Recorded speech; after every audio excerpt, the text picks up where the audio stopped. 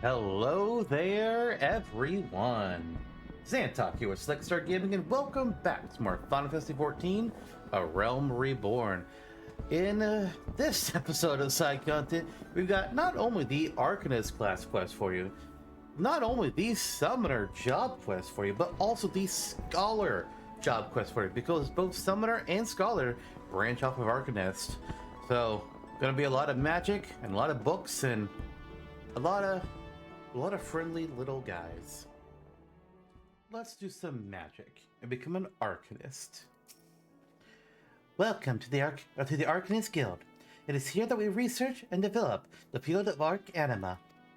Arcanima is the science of employing arcane geometries, intricate patterns that map the unlocked mysteries of existence, to draw forth and manipulate the body's etheric energies.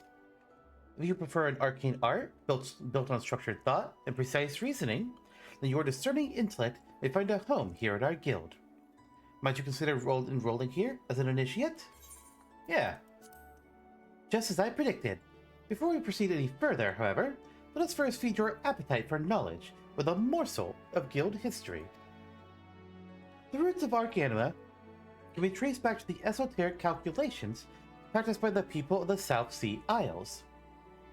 It was these island folk that first discovered a method to express natural phenomena in mathematical terms.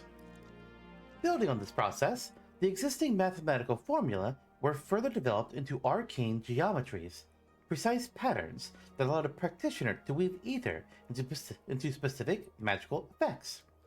The mages who invoked this new form of magic became known as Arcanists, and the school of Arcanima was born. Many such mages, wishing to expand their understanding of the world, took to the seas aboard trading vessels. Upon their arrival in Limsa, Arcanists found themselves welcomed into the academic elite, and soon secured positions in the realms of governance and council. The knowledge of an Arcanist, however, is traditionally passed on from master to chosen pupil. As such, Admiral Merlube counting several wielders of Arcanima among her personal staff, became concerned this exclusionary practice will lead to the eventual extinction of the art. So, at the Admiral's express orders, an official Arcanist Guild was established, and funding was provided for research and training. The complex, demanding nature of Arcanima, however, remains the greatest threat to its own future. If you invite such cerebral challenges, then you have but to reaffirm your commitment to joining our guild. Let's do it. I'm just checking something real quick.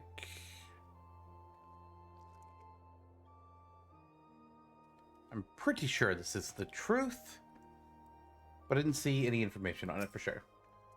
Well, have you decided to enroll in our guild?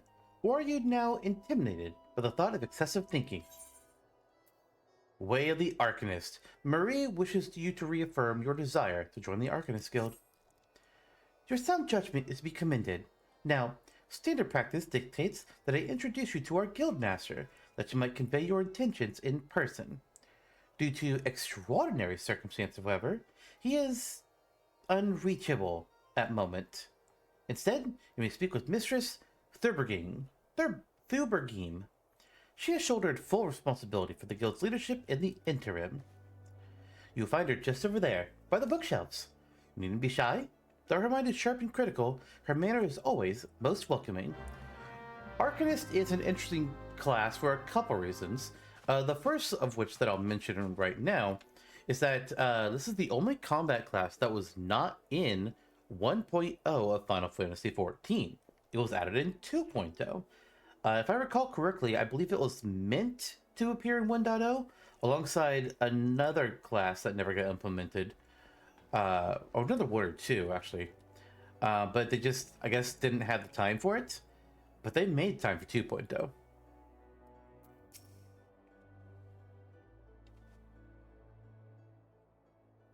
Ah, yes, I am Thubergine. Greetings and welcome to the Arcanist Guild. As Marie has doubtlessly explained, I am serving as acting guildmaster until our wayward leader deigns to return. I assume our capable receptionist also spoke of our art's origin? Allow me then to expound upon its nature. Arcanima taps into the living energies of ether. The evidence of this is represented most aptly, perhaps by our ability to manifest the arcane entity Carbuncle, in the matter of magic which this ethereal ally employs at our command. The core of the discipline, however, is found in the pursuit of definitive solutions to any potential quandary, even on the field of battle. Nay, especially on the field of battle, this principle takes precedence. If one wishes to make certain the question of victory, then one must apply the most effective strategy. An Arcanist is measured by his ability to calmly analyze the situation from moment to moment, and respond with the most appropriate spells at hand. The study of Arcanima will test your mental faculties to the point of perplexity. Are you prepared to reason your way through predicament after predicament? Yeah. An unambiguous response, the kind I most prefer. Let us now see if the clarity of your words is matched with the sharpness of your mind. Here, take this grimoire in hand. We shall next judge your aptitude for our discipline.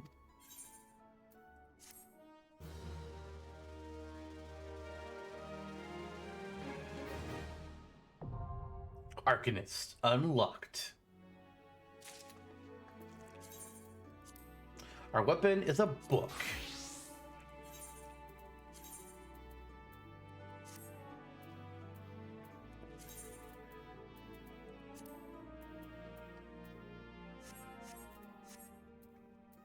Get rid of the shit. All we're left with is ruin. My first grimoire. Acting Guildmaster Thubergine wishes to judge your aptitude for Arcanima. It is a heavy tome, is it not? I promise you, a grimoire's weight becomes a comforting anchor amidst the shifting seas of battle. A fact you'll soon discover. In Lower Lenosha, you'll find, among others, 3 species of pest: wharf rats, little ladybugs, and orelei. I ask that you employ your fletching skill in Arcanima to eradicate 3 of each type of creature. Lead the city through the Tempest Gate, and you'll soon encounter the potential targets in abundance. As long as you remain focused, I do not foresee its opponents causing you or your budding abilities undue difficulty.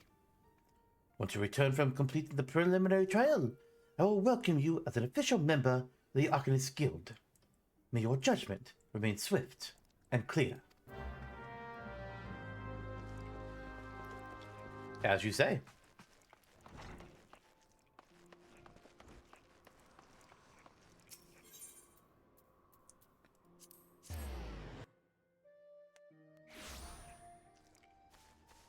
We start with little ladybugs and wharf rats. Oh, too far away.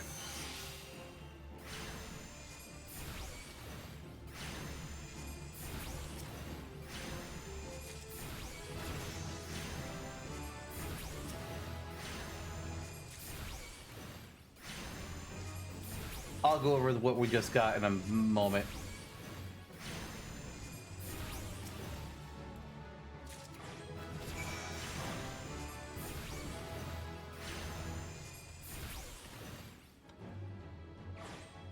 Alright, so when we leveled up there, we got 2 new abilities. Summon Carbuncle and Radiant Aegis. I'm going to move Radiant Aegis up here and summon Carbuncle over here. So, summon Carbuncle. Carbuncle is pretty much what Arcanist is all about. It's a pet. So let's read about pets first. You can now summon a pet to do your bidding. You only have access to 1 pet now, but there will be opportunities to acquire many more as you continue your adventures. Cast the spell Summon from your hotbar to complete the Arcane Pact. Once your pet is summoned, a fixed hotbar known as the Pet Hotbar will appear, in addition to your regular hotbars. The Pet Hotbar is preset with all the pet commands currently available to you, freeing up your normal hotbars for your personal actions and spells. The Guard command orders your pet to guard his master, refraining from attacking until you attack or are attacked. The Steady command orders your pet to refrain from attacking until you specifically order him to do so. The Away command orders your pet to leave the battlefield. Pet orders and actions can also be set to your other hotbars by selecting them from the Pet tab under Orders in the Actions and Traits menu. So, despite what all that is saying, we will never really be using any of these pet commands. The only one that is, like, technically a little helpful is, place. In some fights, if you want to place your carbuncle in a certain location, well, really, it's not even good for carbuncle. It's good for another pet that we'll get, later on. This class used to do a lot more with pets, and being able to command them and do different strategies with them. That is not the case anymore, to some players' chagrin. I'm not going to get to do too much details about that because I didn't get to play when it worked in that way. I only know it in its Endwalker form, Endwalker and above. So now we have this carbuncle with us. It doesn't really do anything yet, but eventually.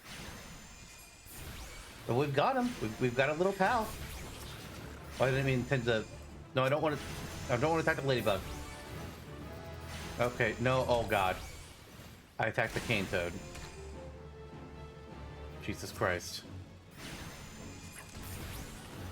Let me just finish up the toad and the ladybug. Jesus. Oh god, another toad. We learned another skill, Physic. Yeah, it's a healing spell. It's 400 potency. Let's put that right there for right now.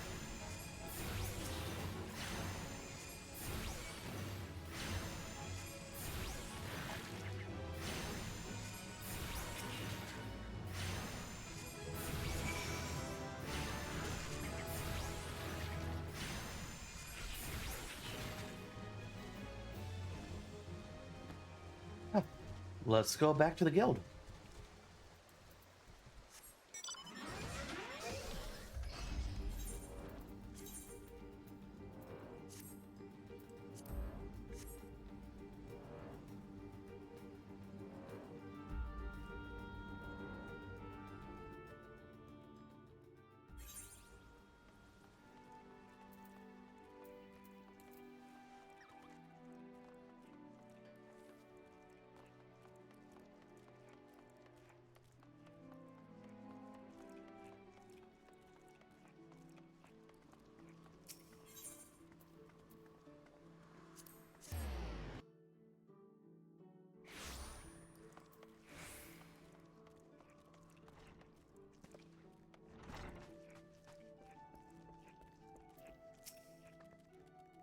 I see the creatures beyond the city walls pose no threat to you. It is with great pleasure, then, that I formally recognize your initiation into the guild. From this day forth, we proudly bear the title of Arcanist. I suggest you continue your forays into the wilderness and keep the pages of your grimoire turning. There is no finer teacher than the harsh mistress of experience. When you feel you can command carbuncle as easily as you might move your own limbs, return to me for further instruction. I'll be waiting. What's in the box? Acting Guildmaster Thubergene wishes you to assess the improvement of your Arcanima skills. Ah, you're in Thay, isn't it? Are you eating well? An empty stomach distracts the mind and leads to hurried judgment. I must often remind my Arcanists to take meals, so ensconced do they become in their studies. Speaking of which, have you been practicing your tactics with Carbuncle? I believe it is time to assess the improvement of your skills. As with your previous trial, I would have you defeat foes in Lower Lenosha, 3 wild dodos, and 3 tiny mandragoras to be precise. Watch carefully the behavior of your opponents, formulate an effective strategy, and utilize your arcane entity to its fullest potential. I expect you back in time for dinner. That's going to be a tight deadline. Oh man, I don't know if we'll make it back in time by dinner, guys. Which one do we want? Lower Lenosha? Okay. Yeah, that order circle made me think that was our place to kill things, but no, it is not. Lower Lenosha! Enemies are a bit far away, it seems, but alright. It's okay. We can fly.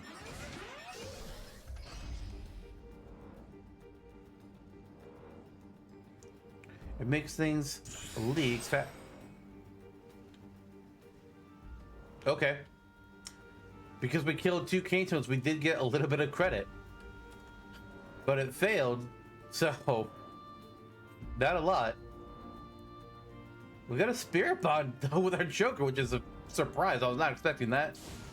I mean, okay, I guess I'll extract my materia now. Anyways, time to kill some dodos.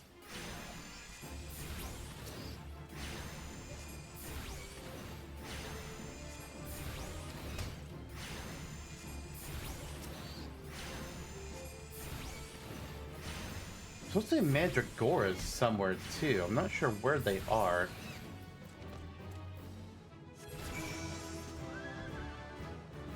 Oh, here they go. Oh! Ooh, here we go. We learned Ether Charge, Summon Ruby, and Gem Shine. Excellent. Okay, I'm gonna put Ether Charge here, Summon Ruby here, and Gem Shine goes right there. So this is the cool stuff with the Carbuncle. So once we get into battle, we're gonna use Ether Charge. This starts a little countdown. Once it hits 0, we'll unlock the power of the Ruby.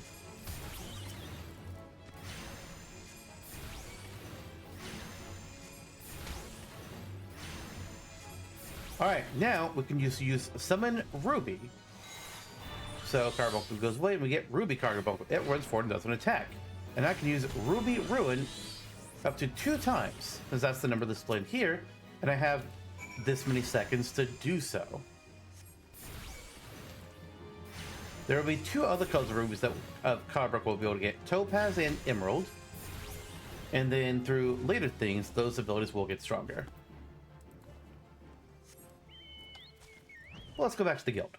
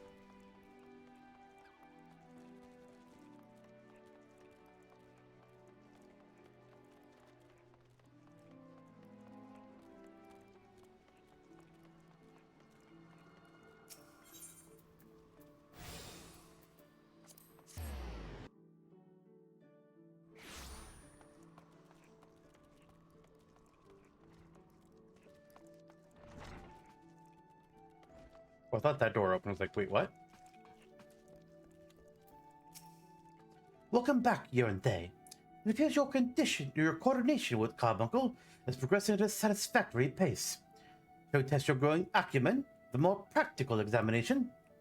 Our work at Milvan's Gate requires us to inspect and record the contents of incoming cargo. To simulate such a task, I've had several crates transported to the cliff south of the Zephyr Gate. I want you to examine those crates and then return the inspected cargo here to me.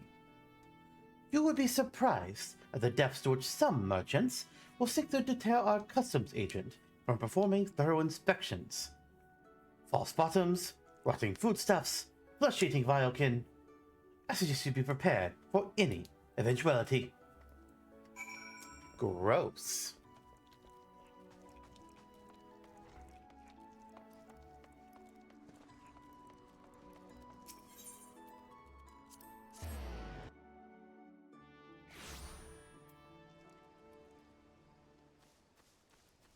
Somewhere over here-ish. Ah, there it is.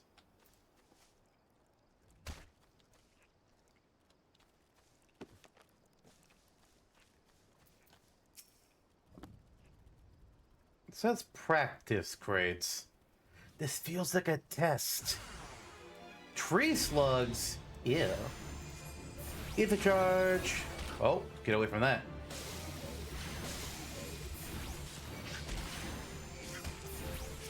Actually, we may not need the ether charge.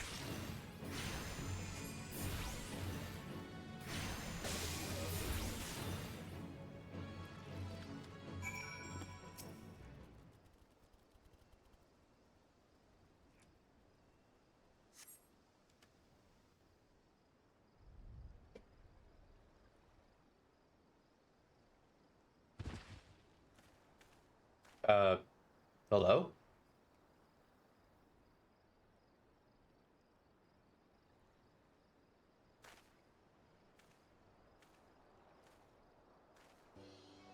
I'm not a threat. Pray, ignore my presence for the present, and allow me a moment to cogitate. Okay.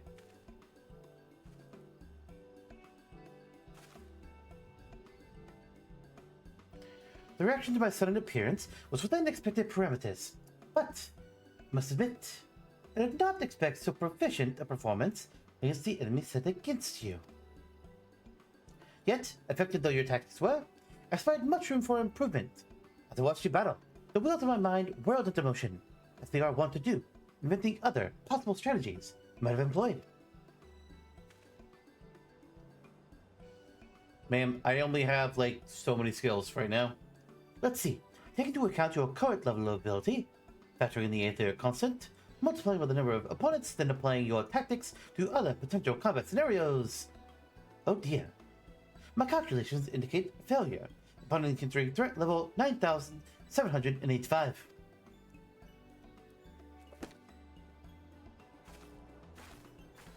Well, we'll have to see what we can do about that. Though the opportune window to do so has passed, I would nevertheless introduce myself. I am Clea, a male Vansgate assessor. Acting Guildmaster Thubergine elected me to oversee your training and provide any necessary guidance and instruction in the field of Arcanima.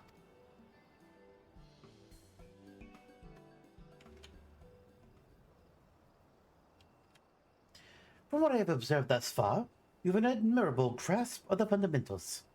I do, however, wish to confirm one small detail. Regarding your choice of arcane geometries, what factor most influences your actions during battle? I simply do what feels right, lady.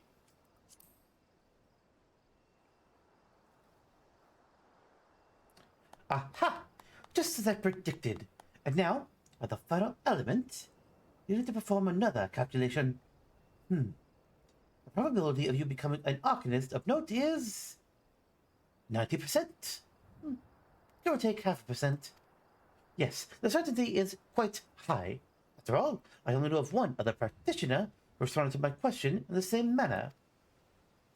It was the man who bestowed upon me this grimoire, the Guildmaster himself. While our inscrutable leader is, as I'm sure you've heard, on an indefinite leave of absence, he did leave us with his most notorious saying to date. Strategy is a tool used to manipulate one's situation into the desired reality. No matter how gifted you and I might be, however, the instantaneous manipulation of reality that might cause us to suddenly become mighty Arcanists is beyond our present capabilities. Discipline and experience is the finest strategy in this case. I suggest you continue to focus on refining your aptitude with Carbuncle. Mastery with an arcane entity will greatly improve your success as a wielder of Arcanima. Here is your lesson for today. Pray, return directly to the guild. I believe Mistress Thubergine is awaiting some inspected cargo. And what of myself? I'm off to the fields, of course. The tactics I reasoned out earlier must be attempted in real-life scenarios.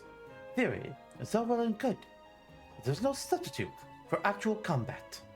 We'll meet again soon.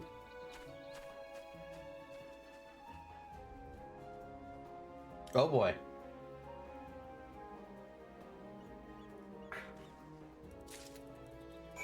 We do like her, though.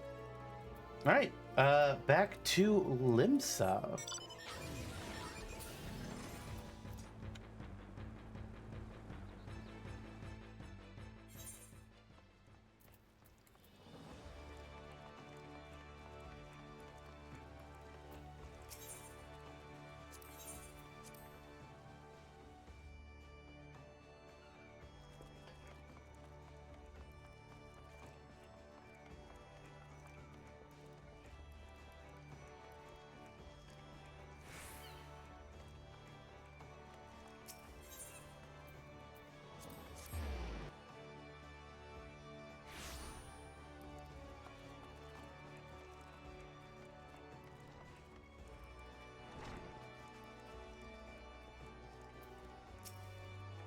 Ah, you're in Thane.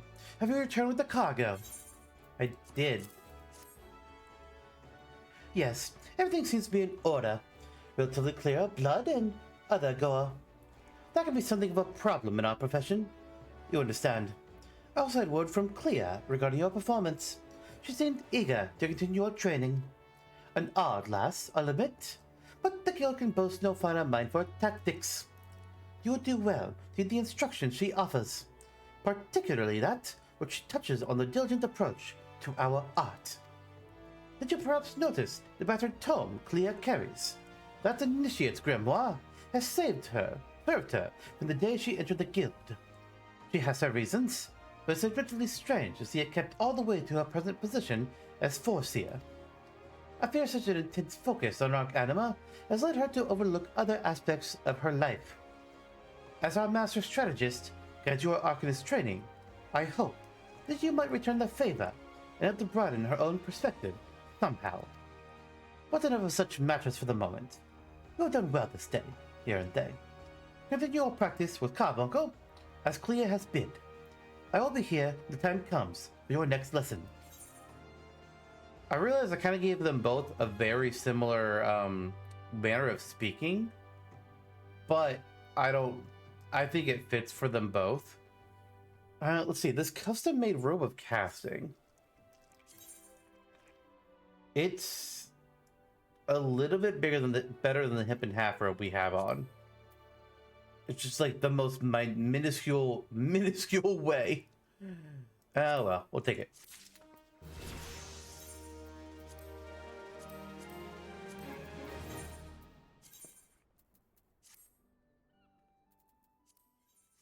Tactical planning. Acting Guildmaster Thubergene wishes to assess the improvement of your Arcanima skills. Yes, Yonte. The time for your next lesson is upon us. You are keeping well, I trust? Taking the occasional brisk walk? One cannot form sound thoughts if one fails to maintain a sound body. Now, assuming you've been following Clea's instructions, you should be ready to face the more dangerous threats found in western Lenosha. I speak of roselings and wild jackals. And yes, I would have you vanquish 3 of each. This is the perfect sample size. The first acts as a preliminary test case. The second, to test your hypotheses.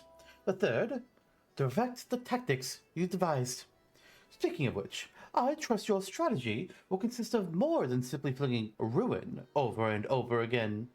You're not the novice you once were, and your skills in the field ought to reflect that.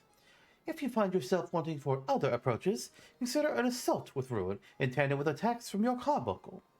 When timed appropriately, you can deal a crippling blow to your opponent. Western Lenosha? And... oh, yeah, that's the airport. Easy, yeah, I can get there. Do I have a direct warp there, actually?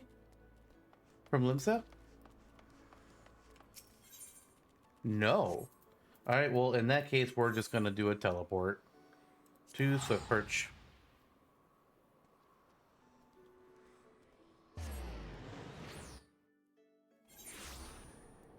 Alright, so right now, as Arcanist, we have 3 main modes of attack. Having our Carbuncle do things, using Ruin, and also Energy Drain and Fester.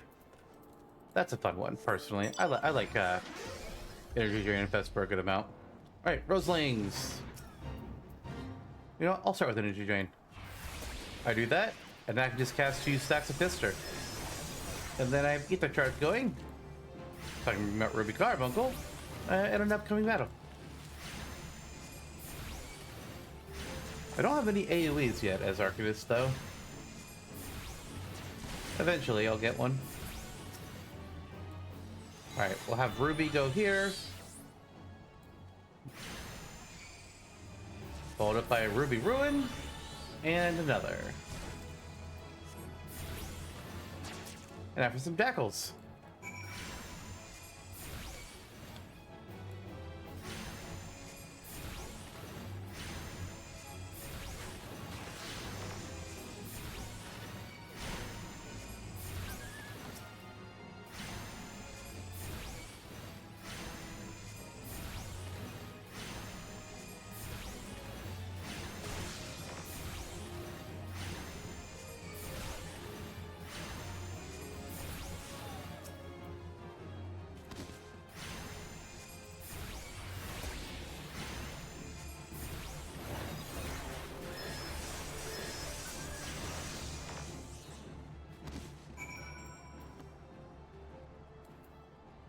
back to the guild. Ooh, wait, actually, I need to walk there.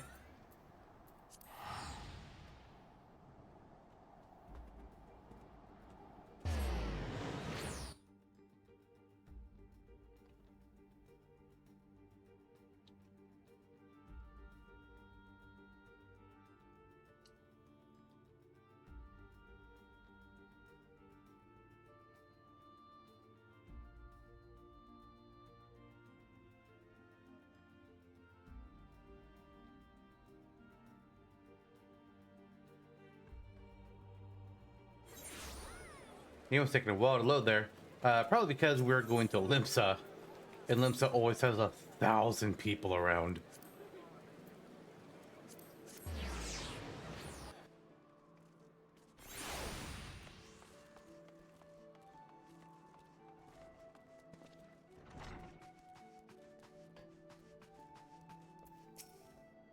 Welcome back, Yerinthe. How did it feel to conquer such ferocious foes? Let us ride that wave of triumph onto an even more demanding and dangerous challenge. Our next training exercise will be accompanying Foreseer Clea on one of her inspections. This experience will afford you the opportunity to witness firsthand the practical application of Arcanima. Pray, do not tarry, Yerinthe. Clea awaits you on the floor below with further details. Alright.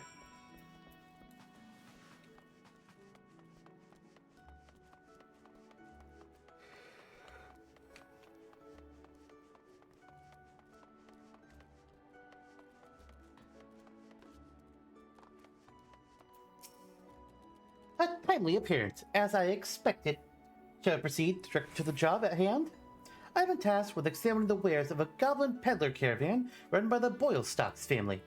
Our agents suspect that these beastmen merchants are dealing in forbidden goods. As such, I've calculated that announcing an inspection has a 60% chance of inviting physical violence. I prepared a strategy to respond to this possible shift into hostilities, but there is an important precondition they should be made aware of before we discuss the finer points of my plan. Though I am considered gifted in the formation of tactics, I lack the reflexes and coordination necessary to employ many of those self-esteem strategies on the field of battle. Pray, keep this factor in mind and adjust your perceptions accordingly. Now, should the goblins offer battle, you are to execute combat pattern 1-3-4-5, otherwise known as stratagem Focus Fire. You and your carbuncle will concentrate your attacks on a single foe, and one by one, the enemy will wither under the combined onslaught. Probability of victory? 95%. Reports place the peddlers in the vicinity of the cookpot in Middle Lenosha. I will depart immediately to assess the situation. Seek me out once you arrive. Okay.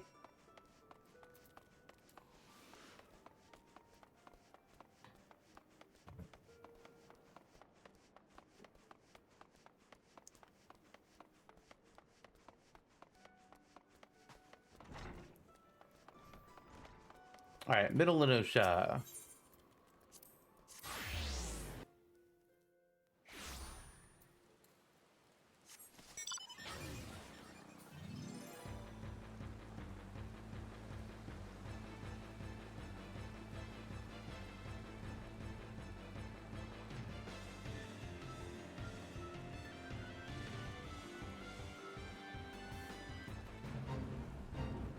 No thank you, I don't want to fight you.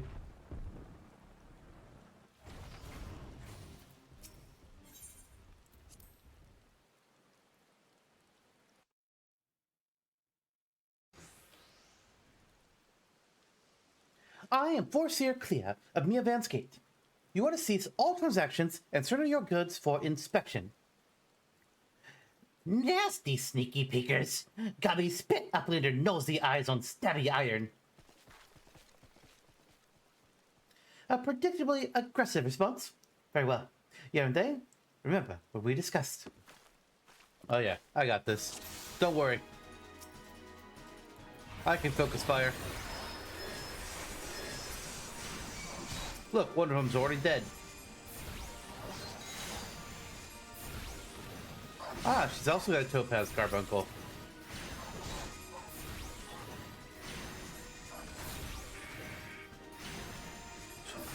Combat pattern 2538 evasive maneuvers. Oh, I see why. All right, Ruby, come on out.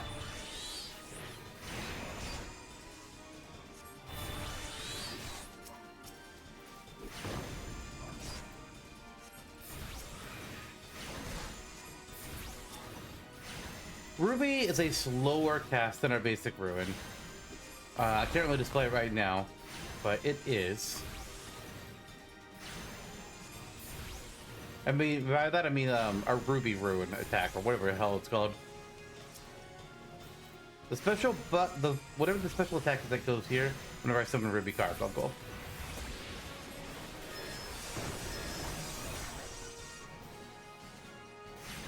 Man, saying that out loud makes me feel very Yu-Gi-Oh! GX. Ruby Carbuncle? Come on.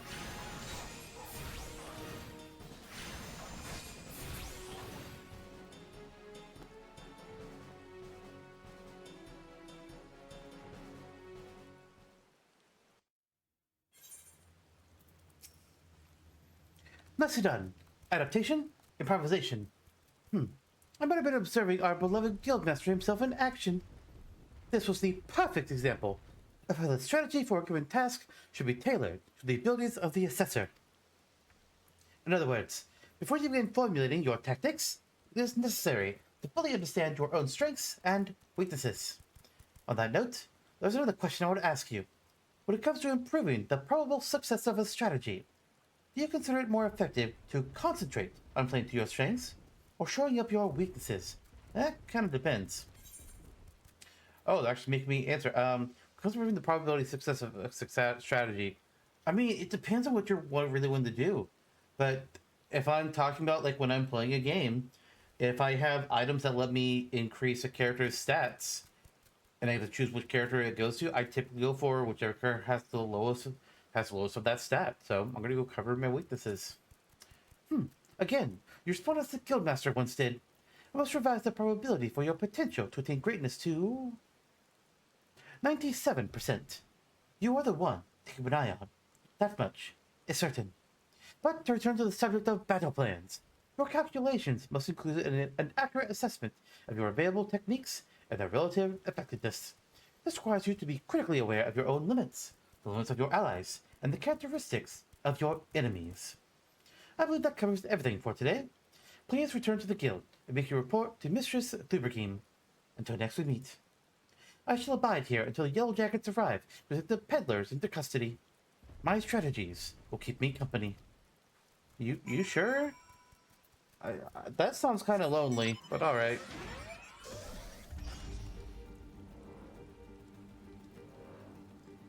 Clea's a fun one.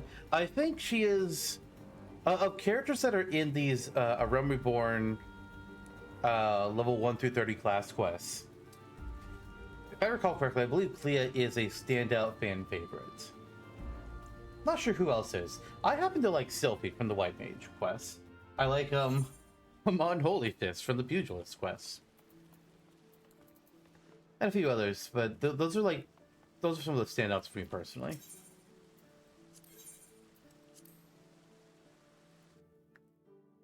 The entire Rogues Guild is incredible as well. Like, that whole group is just so good. They talk a little funny, but they're good.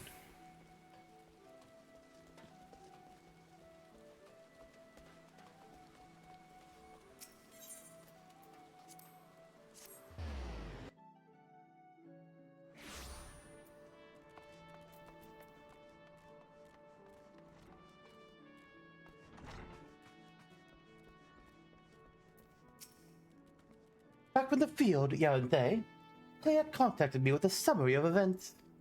It seems you were treated to a lecture on knowing thyself. That particular lesson is ordinarily taught only to intermediate practitioners. Without a sufficient store of combat experience from which to draw, it is difficult to fully appreciate the profundity of such a seemingly simple truth. Nevertheless, I feel confident that you will soon be ready for a more ambitious assignment.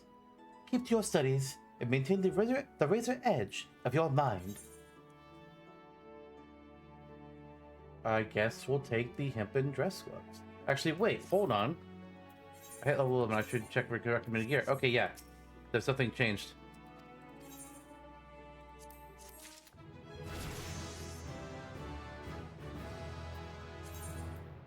Look at that. Oh, shoot. My armor chest for weapons is full. What's something I can kick out real quick? Yeah, one of these random weak wands. Why do I have the chocobo brush in here? I have that for, Pictomancer. I got that for, pre-ordering Dawn Trail. I'm gonna put that somewhere else, because we won't be able to use that for a while. Topaz Teachings. Ooh. Acting Guildmaster Thubergime wishes to inform you of an important task. You seem tired, Yaranthe. Are you sleeping properly?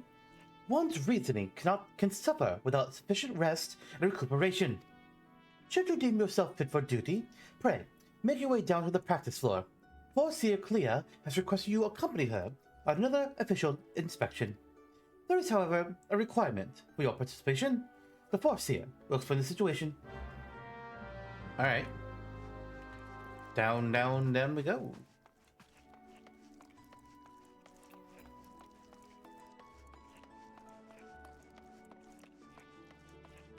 Really do not like the sound of our bite-sized pudding. It's kind of off-putting. Alright, Clea, where are you? There you are. I was beginning to think I'd miscalculated, Yaranthe. Thank you for coming. I will soon be boarding a trading vessel suspected of smuggling. All merchant ships that make use of installments as ports are subject to inspection by Miovan's Gate's assessors. It is a routine I perform daily. In the case of smugglers, however, there is a 75% probability of encountering resistance. Thus, I would appreciate your company during this assignment. It is now that we must discuss the requirements of which you were informed. Though you have full confidence in your martial expertise, it is imperative that you first acquire the ability to summon Topaz Carbuncle. Such knowledge will be released to your contingent on your acceptance of this duty. Yeah, accept. Very good. The Arcanist, given form of the Topaz geometry, will further expand your offensive capabilities. With such an ally at your command, even the harshest of enemies will falter before you. Indeed, we could not conduct these dangerous spot inspections without its support. Please return to Mistress Thubergime and inform her of your participation. I will join you once you have completed some final adjustments to my tactical formula. I think this is going to give us... This is like 2 quests in 1, I think. If we go report to Thubergime, we'll gain Topaz, or we'll gain like summon Topaz. I mentioned before how there were 3 different carbuncles. This is our second. And then I don't think this has been like the entire quest. You have agreed to accompany the Foreseer? Then I shall gladly instruct you in the use of Topaz Carbuncle. Pray, do not hesitate to employ this entity in combat should the inspection turn sour. So yeah, summon Topaz and enhanced Ether Charge, which means now whenever we use it, we'll get both Ruby Arcanum and Topaz Arcanum.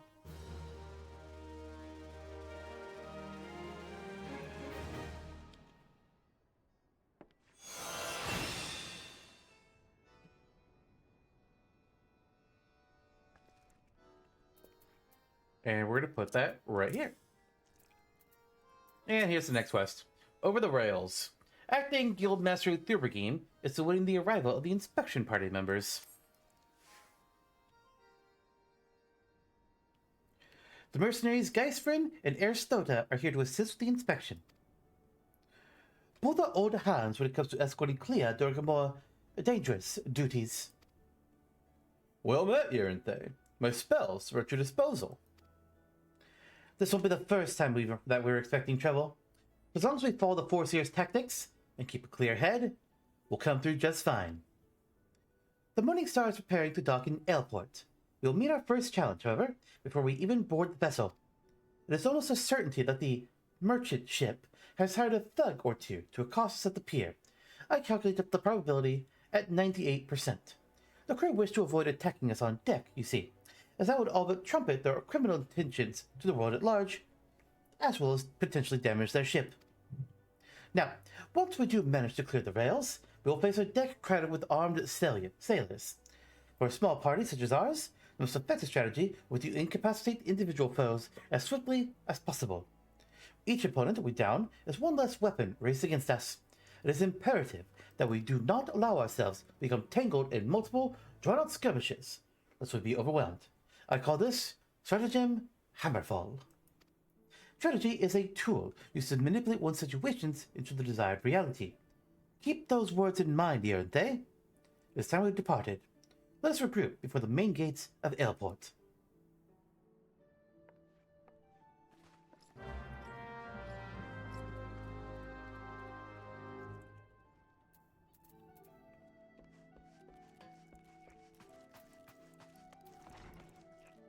Alright, where are they saying? Oh, Airport. I don't think I can port there. Yeah, nah. Wait, is that Minfil? They're wearing Minfilia's outfit.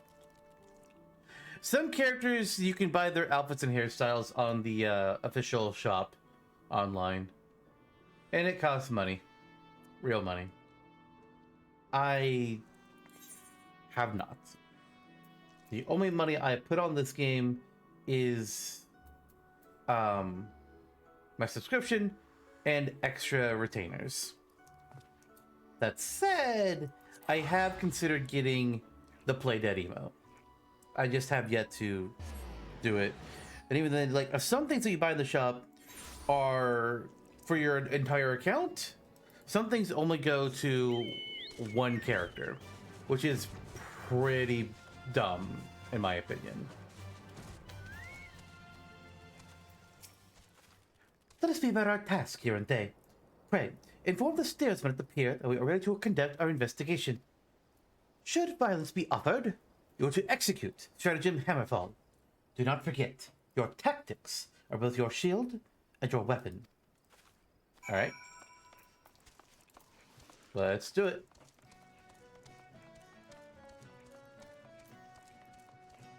I guess I could just fly over there.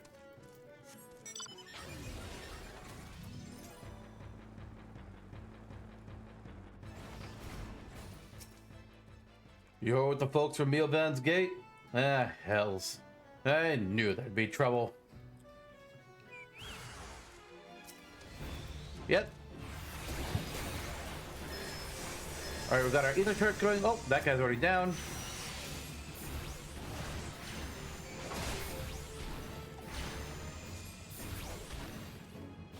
Anyone else?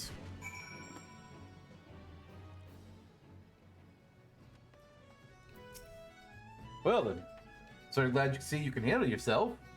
You'll find a landing boat just down here at the end of the ramp. We'll have no part of what comes next though. That sounds like a solo duty.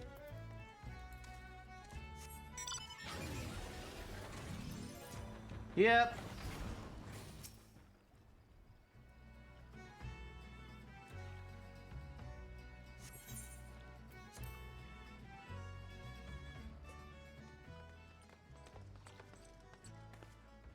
Deftly handled, Yerente. Once again, I'm reminded of our guild master. Thanks to your efficient response, we will be able to commence this inspection earlier than I had calculated. We shall board the merchant vessel out in Bay.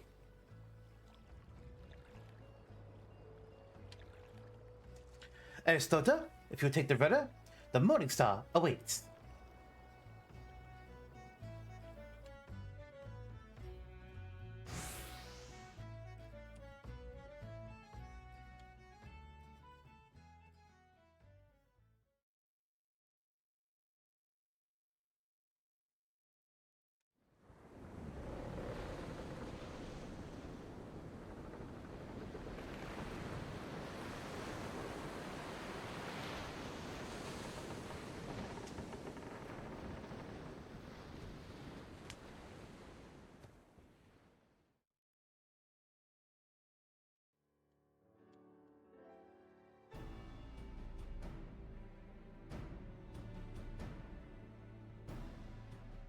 Since their welcoming party at the pier for the terrace, I expect, with a probability of 85%, that our arrival will incite further belligerence. Our objective, however, is not to trade blows, but they gain access to the hold. It may behoove us to employ Stratagem Hardhead. The aim of our opponents is to buy time so that suspect goods may be tossed into the ocean. I do not intend to give them that time. We will bull our way toward the cargo hold as quickly as possible. It is a tactic fraught with risk, but what your presence makes possible. Shall we begin?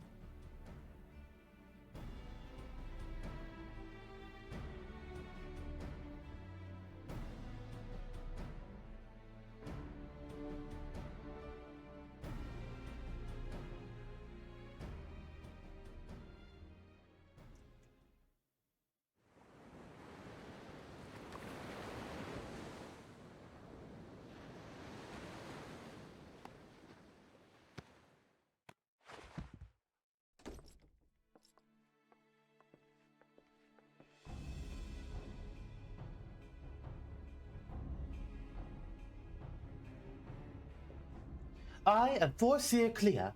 For the authority of Milvan's Gate, I request that you surrender your goods for assessment. Well, now your timing couldn't be worse, lass. The old door's all rusted up, you see. Bloody thing won't open. You'll have to come back another day after we've fixed the hinges. I will see this cargo now. Any vessel entering the port of Limsa Lominsa is bound by law to submit to a routine inspection.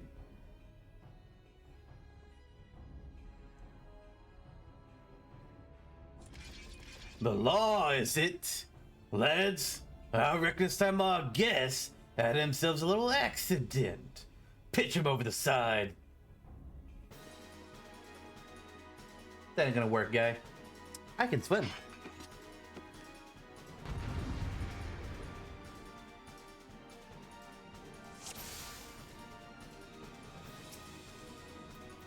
Alright, either charge or you drain the fester. Let's just load them up.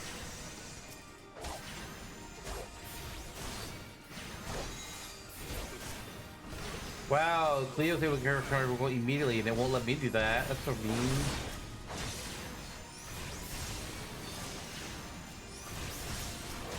Well, I can't bring out my carbos now. I'm gonna wait. Then we can hit the captain. Or the navigator, perhaps. Ah, there's more people. Yeah, I'll go to him. Come in, Topaz! Topaz, I can do 4 at instacast, unlike how Ruby is 2 with a slow cast time.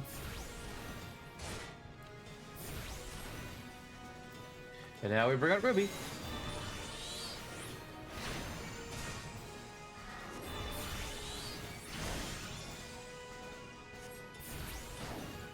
Alright, the navigator's done. Get the charge again. Let's hit more people.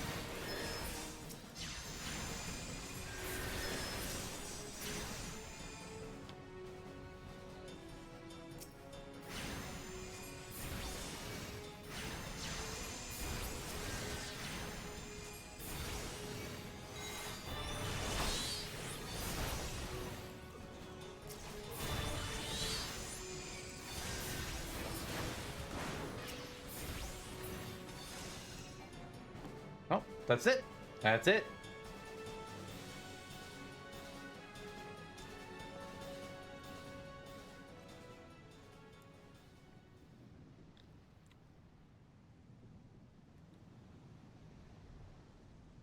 A masterful display, aren't they? Now you can finally gain access to their cargo.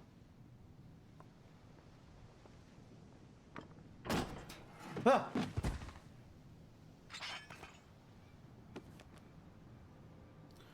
What have we here then? One of the bitch admiral's lapdogs scampering about me ship.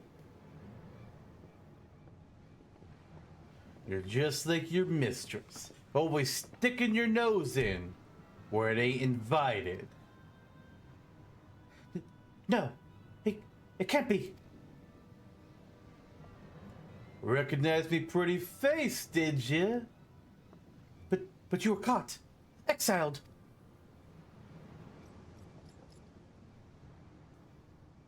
Forseer, are you hurt? Can you stand? Stay back. You stay back from me. Forseer, please calm down. What are your orders? I've had enough of your whimpering, and I've certainly had enough of these bloody books. It's clear you ain't learning anything from them.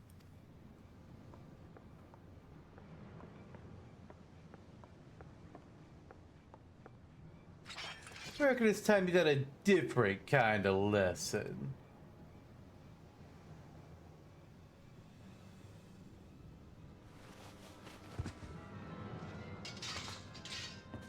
Leah, nothing can preserve us. She's fainted. We must withdraw. Yaranthe, quickly, back to the boat. We'll carry the force here. That's right. You slink on back to your mistress, you worthless curs.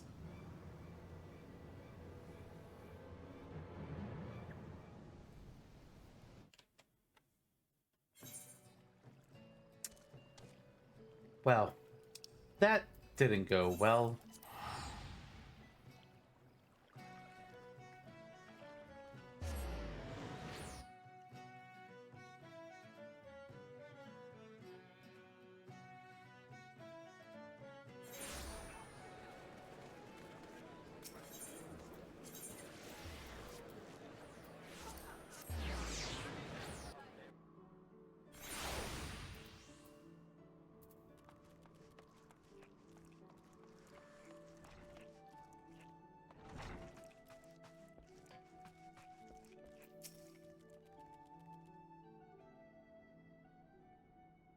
It is good to see you well, Yaranthe.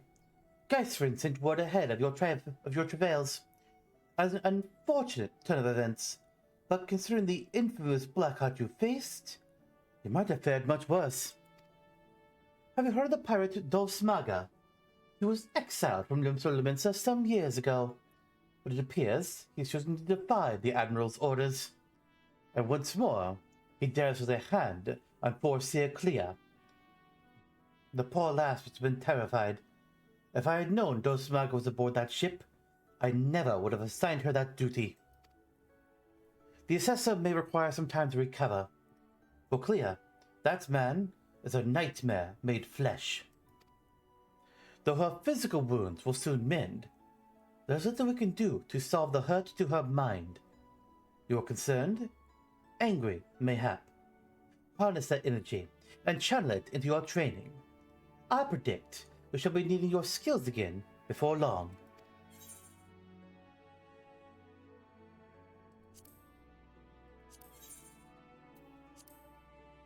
Wait, what'd that say? Okay, we do have one of those already.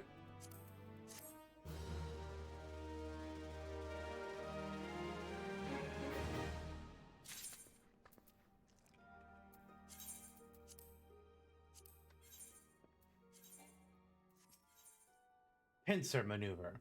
Acting Guildmaster Thubergame appears unusually distressed. Greetings, Yaranthe. In case such doubts fill your mind, you should know that I am ever willing to lend an ear if you find your thoughts troubled.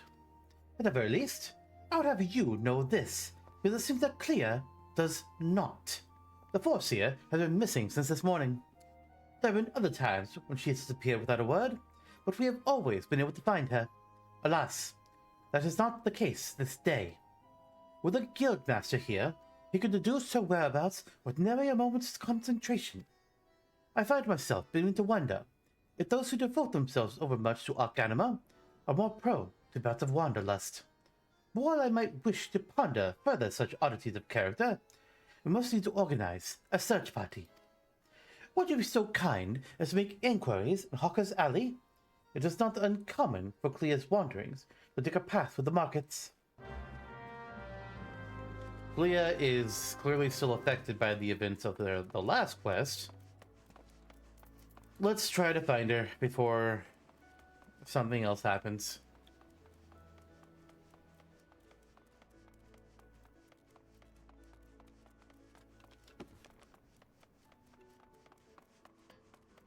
Dodo's on. Weren't you a smuggler that we talked to? Or we did a quest for you. You seek a Mikote agent of Milvan's Gate? Oh, yeah. I've seen her. Spoke with her, in fact. She was, however, apprehended by the Yellow Jackets. The assessor was drilling me for details about a kicker and smuggling ring based in Airport. And the soldiers arrived and took her away. Wish to know her fate? I suggest you speak with Grenade of the Coral Tower. What? Why was she That's... We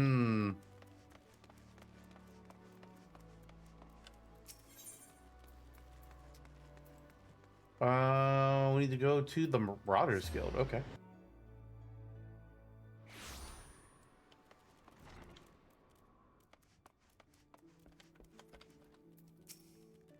For Clear? Oh yeah, we brought her in for questioning regarding the reappearance of the pirate Dos Maga. Remember the Arcanist Guild, are you? Then I see no reason to conceal the nature of our discourse. Perhaps you're already aware of this, but the Foreseer was held captive by that rabid sea dog. Few pirates sink to such depths of depravity as Dos Maga. It has been 6 years now since he was exiled from Limsa for engaging in the worst kind of black market trading. And now the villain has returned. He is, however, both cunning and cautious, and continues to evade our troops. Thus, we hope to borrow the knowledge of Foreseer Clea, whose experiences have given her an intimate familiarity with the way the scoundrel operates. At least, that was our intent. After weathering a barrage of questions from the assessor, we found ourselves instead providing the details of our search. Should you wish to speak with Foreseer Clea, I imagine she has already returned safely to your guild. Really? God damn it. And I'm glad she's okay, but...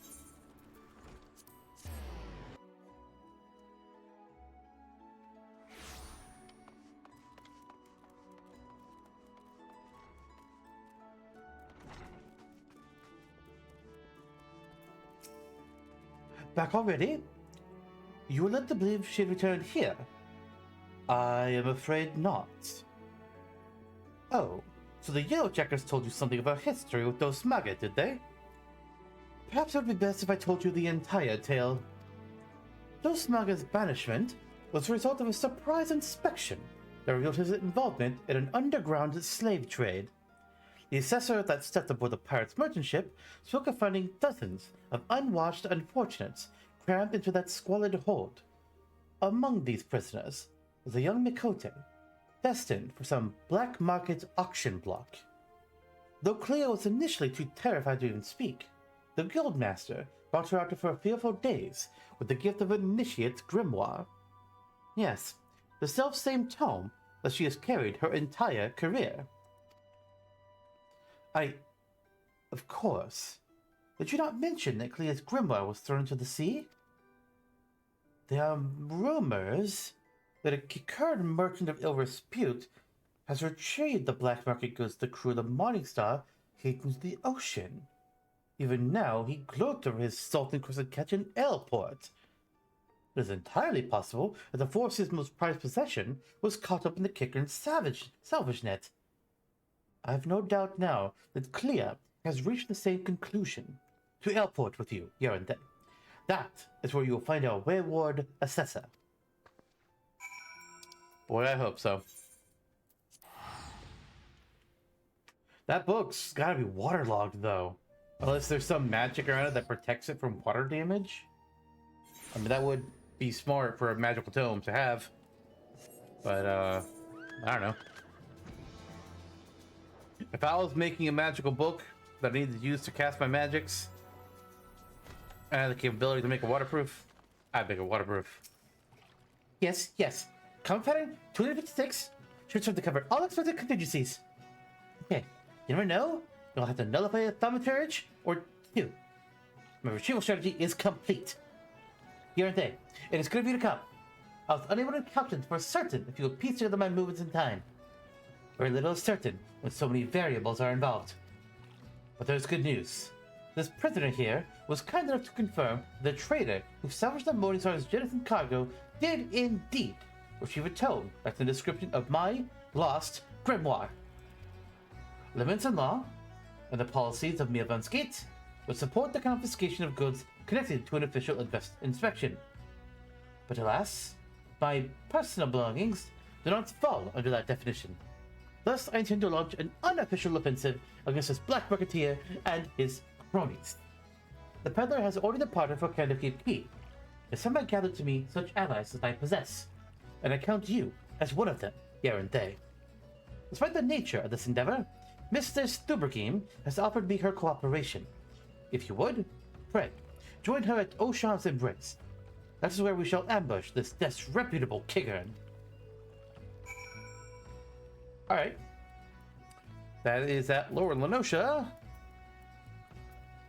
Ooh, it costs 231 to warp there, or I can just do 40 for the goddamn port. Yeah, guess what we're doing?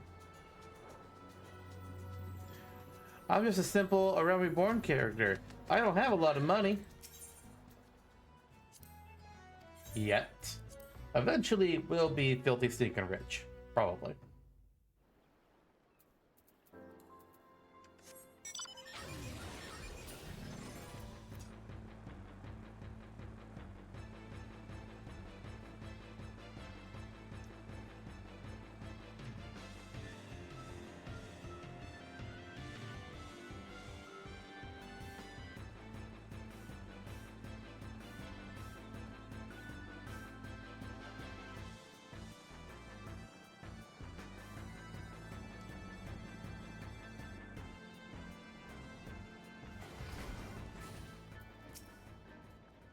Greetings, Yaranthe. Your arrival completes our small company. You are equipped for battle, I trust? Good. We need not to wait Clear's arrival. Once the Kiggern appears on the bridge, we spring our ambush. The strategy for trapping our target relies on the two allies we have concealed on the other side of the ravine. This pincer maneuver was naturally the Four Seers' idea. As for the target himself, the Kiggern is known as a careful and cautious fellow. He travels with a small retinue who's to avoid attracting attention. But do not be fooled. More bodyguards follow at a distance and will likely join the fray after hostilities ensue. Do not, however, expect any assistance from the Yellow Jackets. They cannot be seen aiding us when it amounts to a personal matter, but they are willing to turn a blind eye for Clear's sake. In any case, the Four Seers' tactics account for our limited numbers and individual strengths.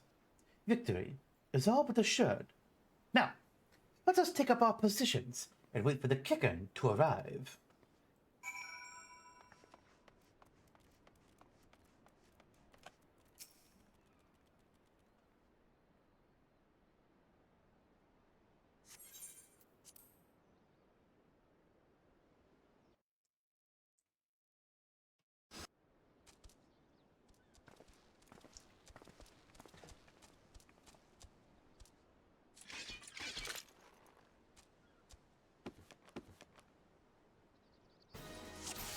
They bring out little knives and we bring out books. Get a charge! Energy drain, faster, faster.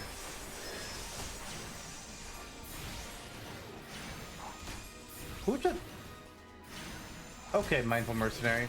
I see you back there.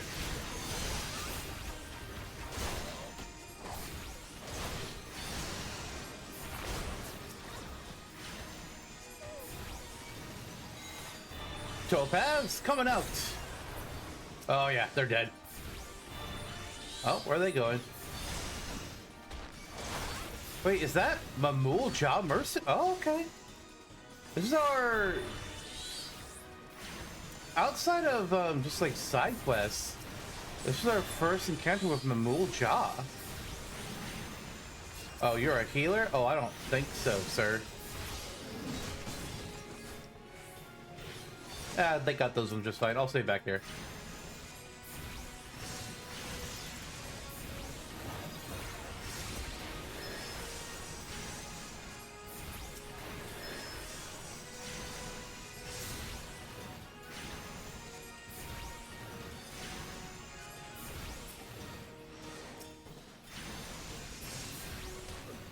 Alright, who's all down here? Topaz!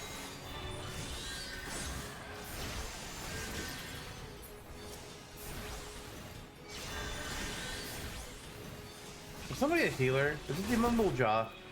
It's probably the Ul'dah. There we go. Now they're gone.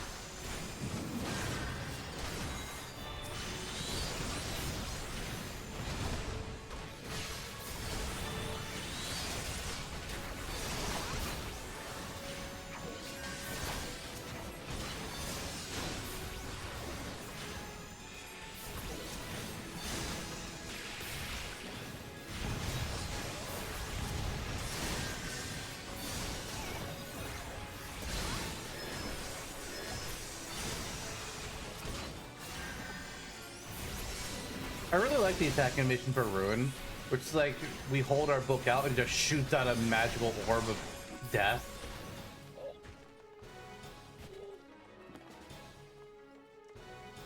Now what? Is this Kicker? Are you the bad guy?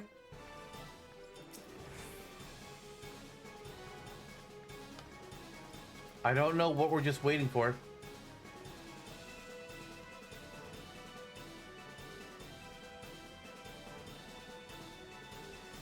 Oh, I'm looking for the grimoire. Okay, that makes more sense.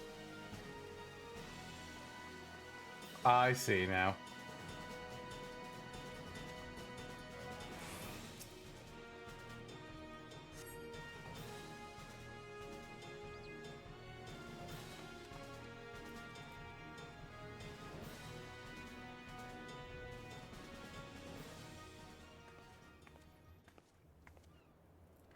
Well executed, everyone. Were you able to retrieve my grimoire? Yanthe, pray, hand over the tome.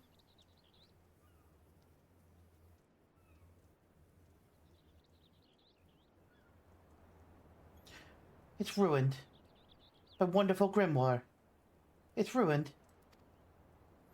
The probability of repairing this damage is 0%. Even the most brilliant strategy cannot undo such ravages of seawater. I have never felt so defeated. I believe it is time I returned home. Leave her be.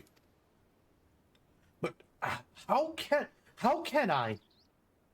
He is right, Estota. You must allow Clea time to process the loss. And you have other matters to which you must attend. Come, Yanthe. It's time we return to the guild as well.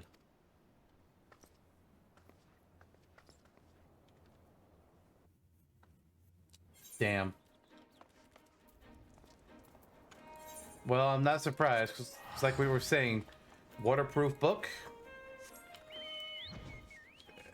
Books don't do good in water.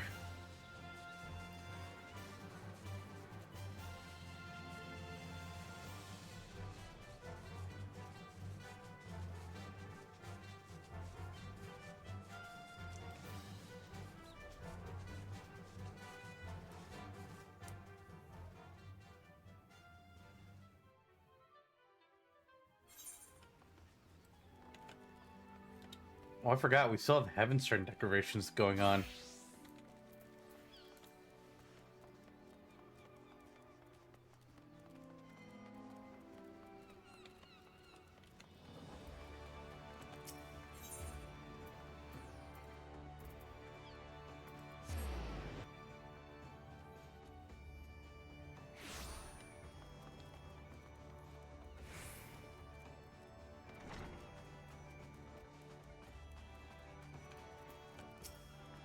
Not quite the victory we imagined, was it?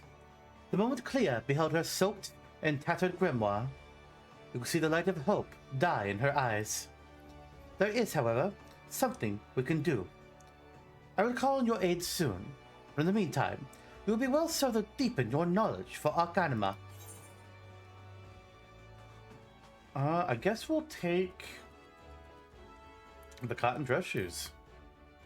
Actually, I want to double check. Okay. Oh no, we already have one. Never mind. I will not grab that. What about the dress gloves? We already got that as well. Okay.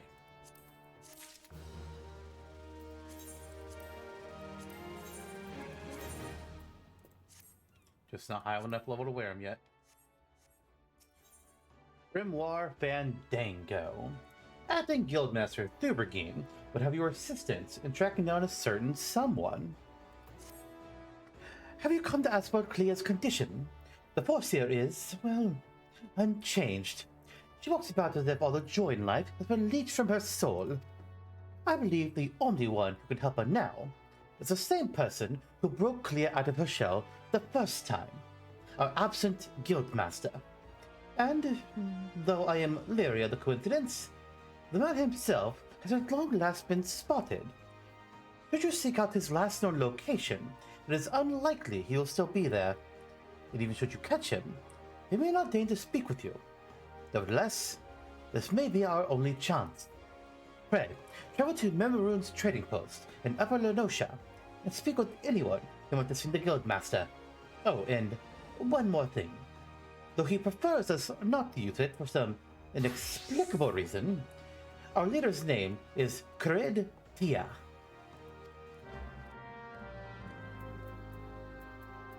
Alright, let's go to Memorune's.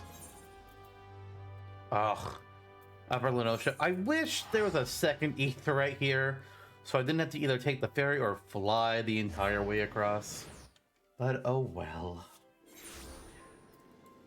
It's a small gripe. I almost started flying the wrong direction. Also, I'm not 100% sure, but I'm fairly certain that this building here is the Wanderer's Palace. The dungeon that we went through before, which was full of tonberries. I might be wrong, but I think that's the Wanderer's Palace. Oh yeah, I zoom in enough and it shows it right there. Yeah, it's Wanderer's Palace. It's fun that you can find like some of the dungeons for the places that you visit, like on the world map. You can't go in from the world map, obviously. You can't like actually explore the place, but you can see them, and I like that. There's a witness. They're called Witness.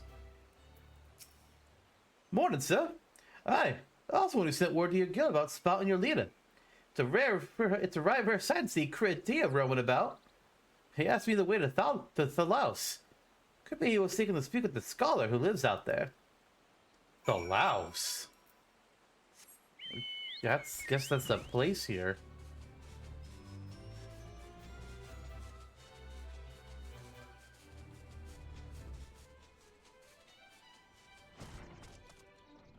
Tonga. Oh, that's great. Oh, hello there. Why, yes, I did receive a visit from a gentleman identifying himself as the Arcanist Guildmaster. An odd fellow, but obviously possessed of a well-rounded education.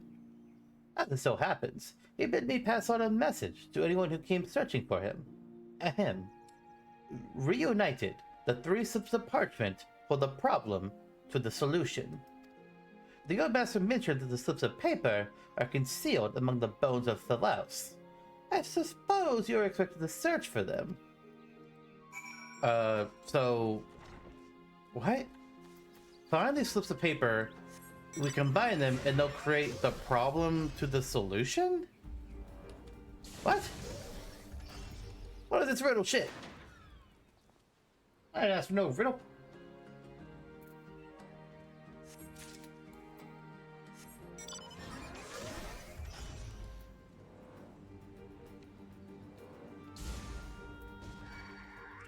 Oh, really, Kobold? I forgot what level we were, so I didn't think the enemies here would be a problem. I forgot we're level 25 right now.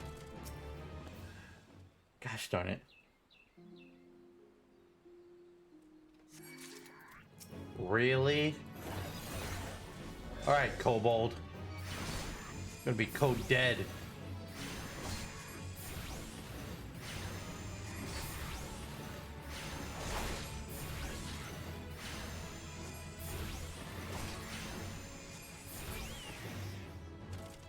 There we go. Where's the last one? Oh, it's actually down here. We skipped it.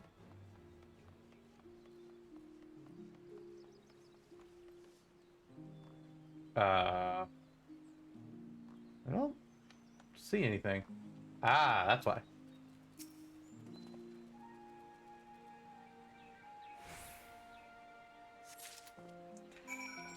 Alright, so you gotta bring the papers to Tonga Tonga. And I guess he'll help us decipher them.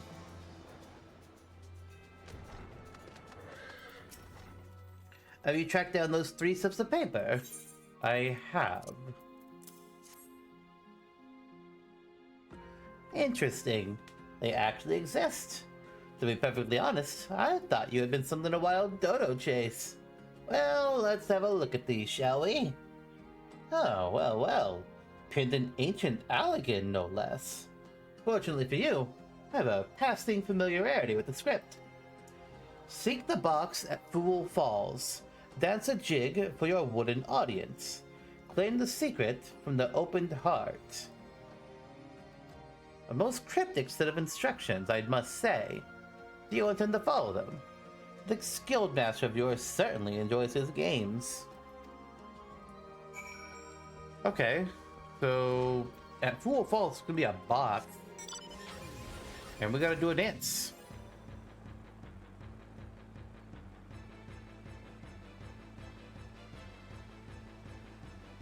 Oh, somebody fighting some merc? You know what? I'll join you.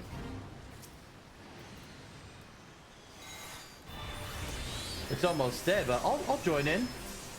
Oh, it's dead.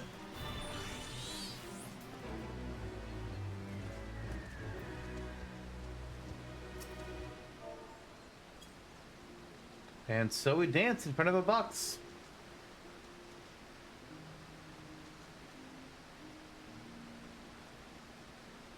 The box rattles and thumps about, as if something within seeks to be freed. It appears the lid has been loosened somewhat.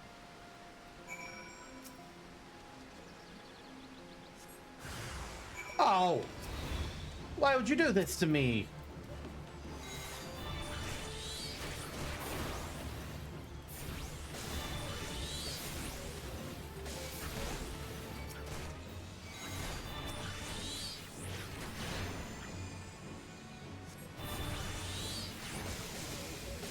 Oh, hi, Squirrel Pup. I wasn't intending to fight you. I guess I am. Oh god, we're actually gonna die. Physic! Oh great, I've been paralyzed. Okay, let's get this tree slug out of the way. Emerald!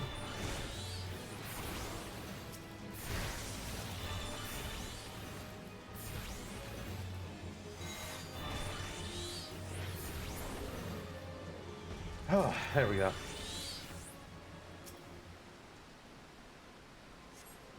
You find a slip of parchment inside the box. If there are answers you would seek, then to the trading post now go. Before the owner, be not meek. With your 2 feet, provide a show. Back to the trading post, we gotta dance again. Okay. Alright.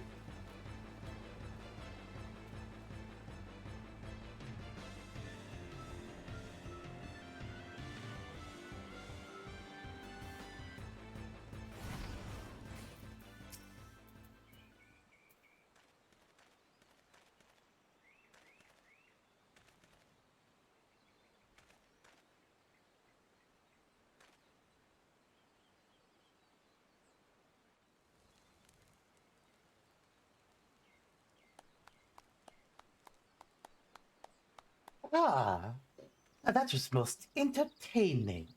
I must have you. I must have something to amuse me during these little jaunts back to civilization, you understand?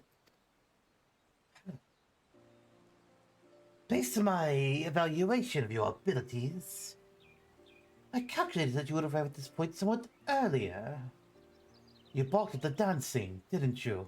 Maybe a little, but it was more so that squirrel pup kind of getting in my way. I never expected you to be shy.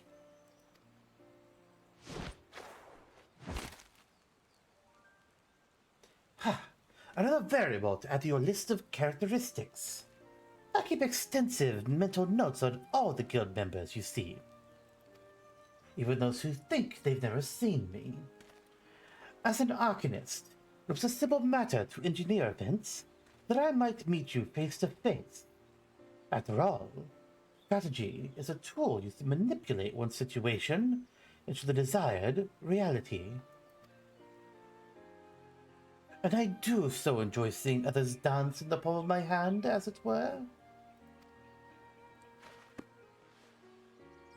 Here, you may have this. Think of it as payment for your performance.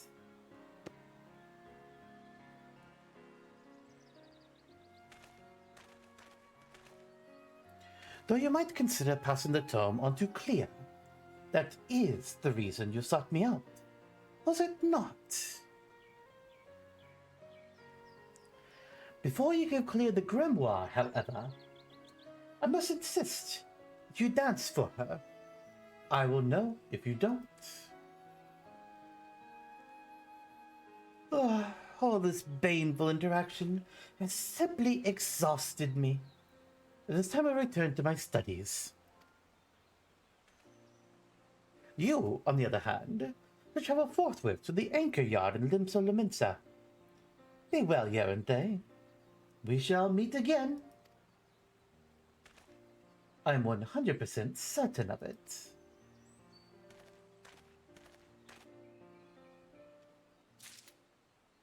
Meanwhile, Memoru is just like, the hell's going on over here? First you dance for me and then this cat jumps from the sky. I'm so confused. Poor buddy. To the anchor yard, because that's where Clea is.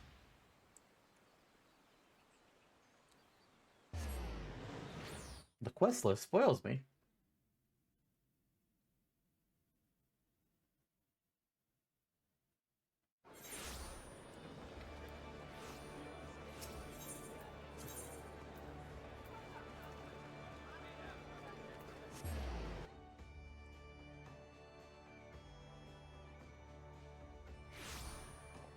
All right, what is the path I want to take here? Okay.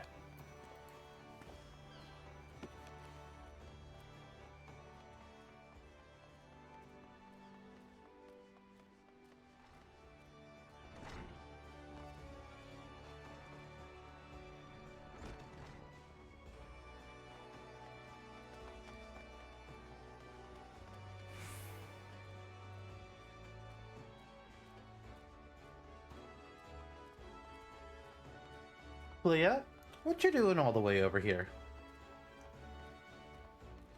I'm not going to ask if you're okay because I know the answer, but what's going on? My mind is ordinarily a whirlwind of possibilities and feints and counterattacks. But now there is naught but silence. That's how it once used to be.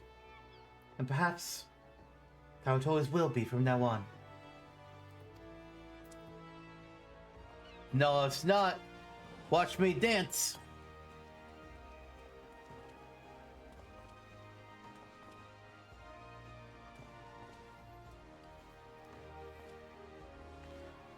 Were you always one for dancing? I don't recall any such preference. You've met our guild master, haven't you? Yeah. That would explain your odd behavior. He does so enjoy seeing people perform unexpected acts of frivolity. But what could have spurred our reticent guildmaster to speak with you in person? Well, you see, I was looking for a book recommendation. He gave you this grimoire to give to me. Uncanny.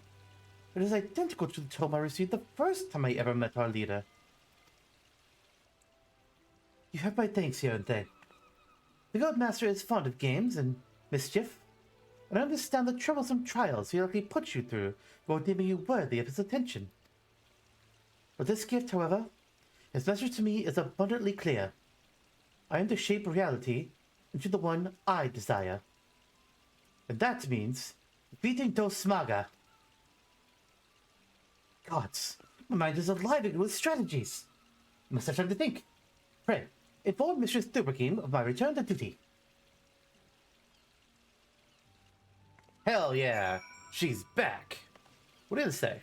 Anything new? Assuming precondition C, introduction of variable M would alter scenario A, and no matter which would pre-force require... Oh boy. Run while you still can.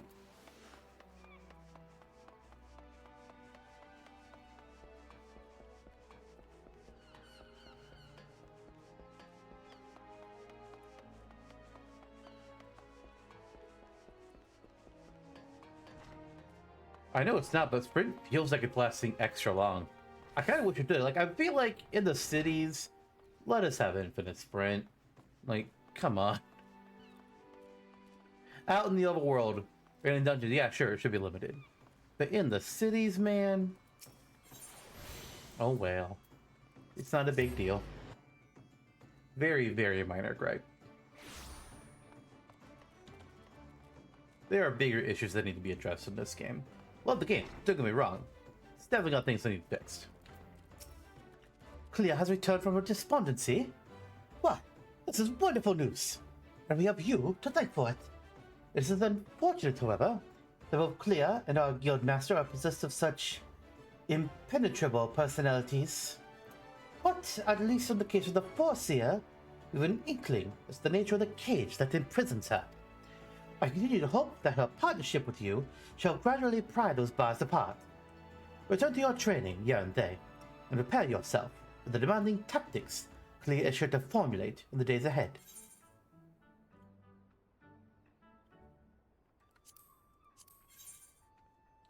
We do already have one of those. Also, I didn't mention it. We have our third carbuncle now. We have Ruby, Topaz, and Emerald, which is all three. We will not get any other colors of carbuncle.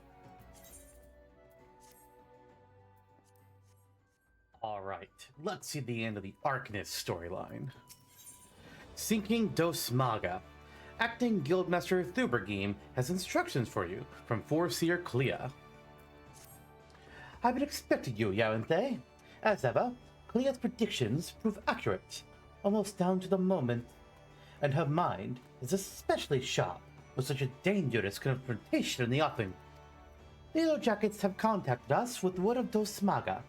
It appears his merchant vessel is presently anchored at the coast of Bloodshore.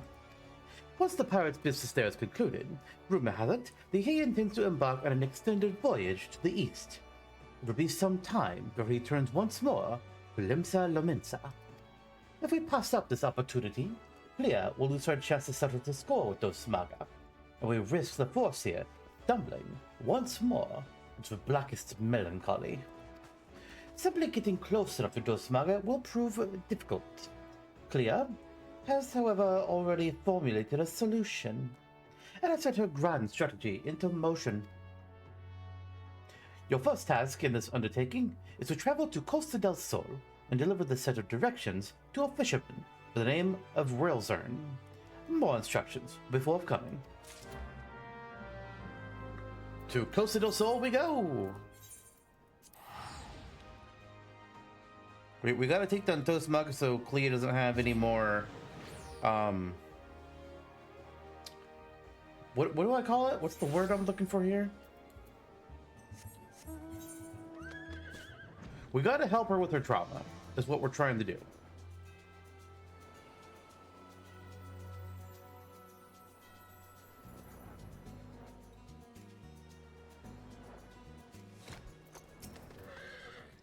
What is it you want, lad? As you can see, I've my hands full with me fishing. I have a note. Oh, thanks for that. I've been told to expect you. Here to take one of me earrings and deliver it to the cook, Opleona. What? Why?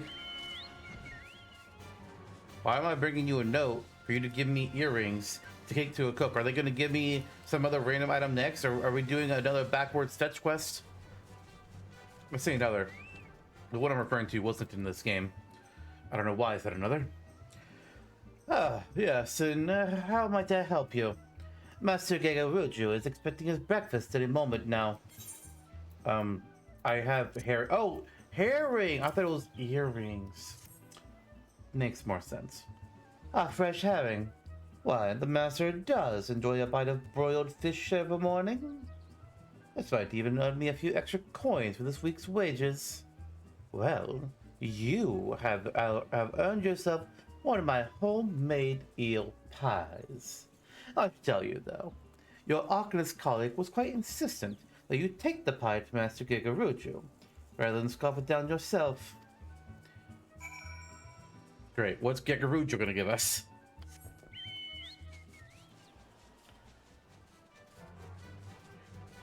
Clea, I don't know what your strategy is here, but I would like answers.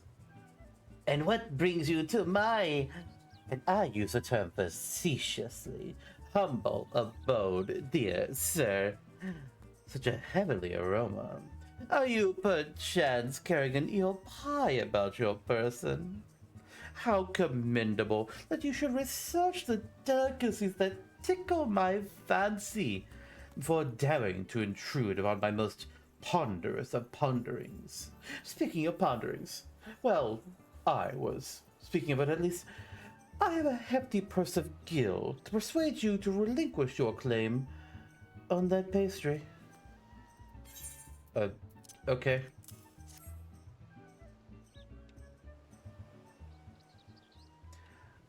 One moment, if you will. I've been instructed by a Milvansgate assessor to hand over this message to whoever delivers an eel pie to Master Gigaruju. What? Take the purse you received from Master Gigaruju and hand it to the dancer Ul'dah as she prepares to return home. From Clea. Clea, what is going on here? What are you having me do?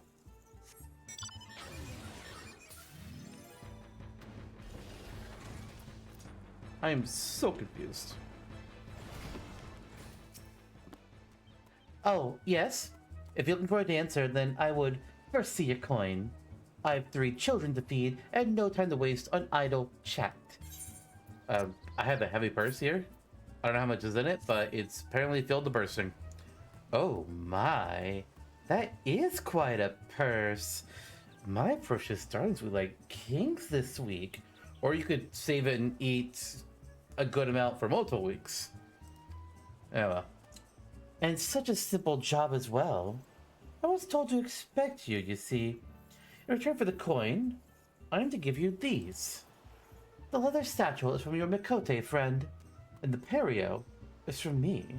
That last item you were to deliver to Drogo, the warehouse foreman.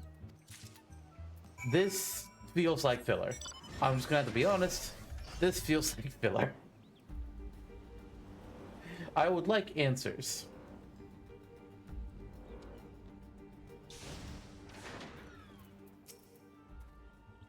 I ain't got time for the likes of you.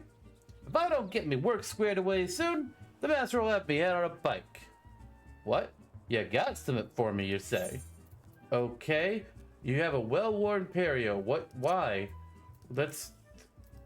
Why would you give this to me? Wait, that's Ul'dah's perio. That Mikote last said something about bringing me a gift I couldn't refuse. And stick me with a pitchfork if she weren't telling the God's own truth.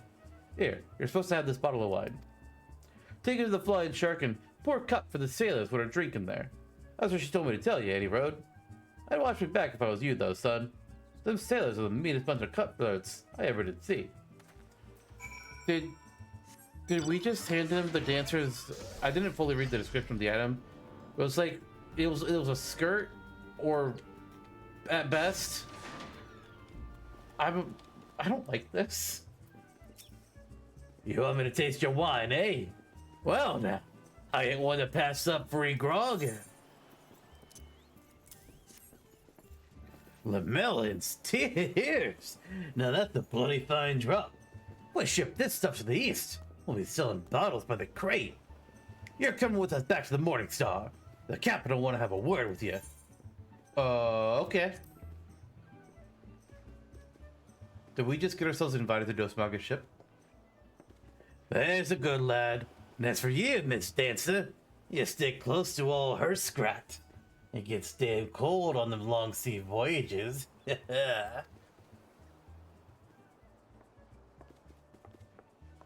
Oh no. Oh, Clea, what have you done?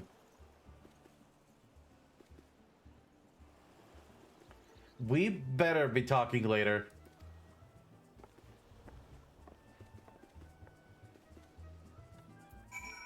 Oh boy. We still have this odd leather satchel. I don't know what that's gonna be for.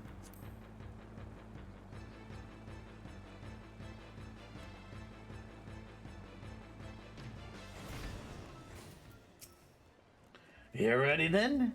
We'll be off as soon as the boat's loaded. Clea, I hope you know what you're doing.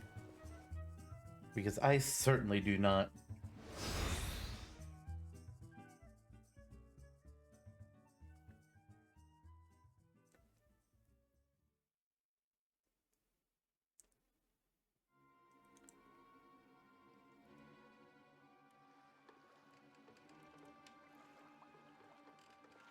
Ah, fine grog and a fine woman. The captain will be pleased with this haul.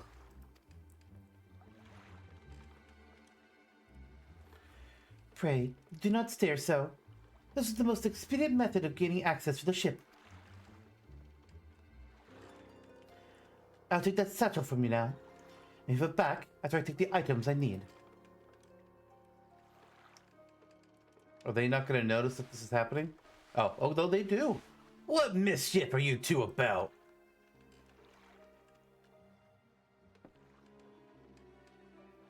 Oh, she just wanted to cover up, guy. I was merely borrowing some clothes. You wouldn't wish me to catch a chill from this brisk ocean air, would you? You'll be dancing yourself warm once we get you on the ship, lass.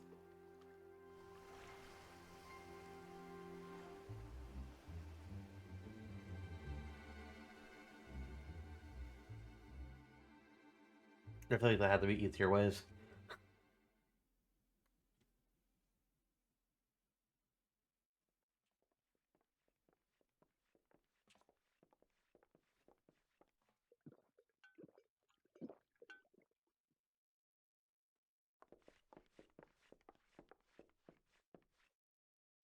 You better slip off that ruddy robe before you meet the captain. Of course, of course.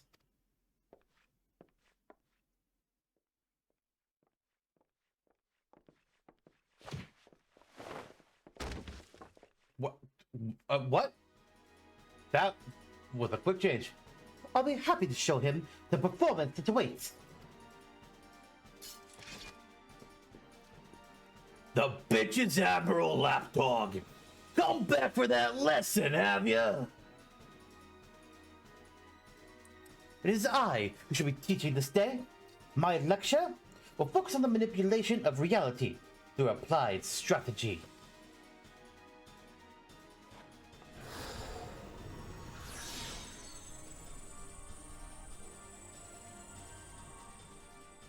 Enough of this damn yapping. By the time I'm done with you, you'll remember who your real master is. Scum.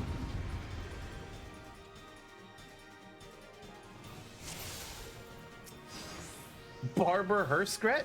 You're just a barber? Well, no, you're dead. Wait, why can't I either turn? Where's my carbuncle? I had it earlier, didn't I? That's weird.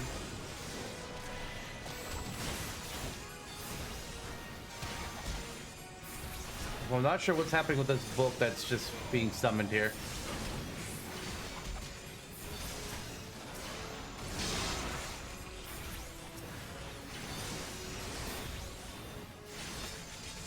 Alright, I'm saving our carbuncle for Dosmaga. Actually, you know what? Okay, maybe we won't. There's more people here. Hey, we carbuncle time!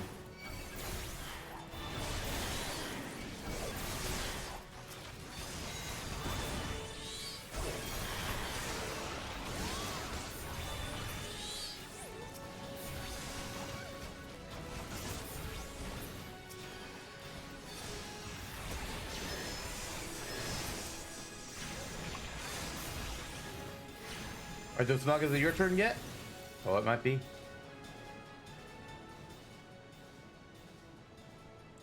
You rabid little cur! Our numbers matter not. It is strategy that will win this battle. Prepare yourself, Dosmaga. With your defeat, will I cast off the shackles you closed on my soul? You think so, eh? Think your fancy magics are a match for my blade? You've got another thing coming.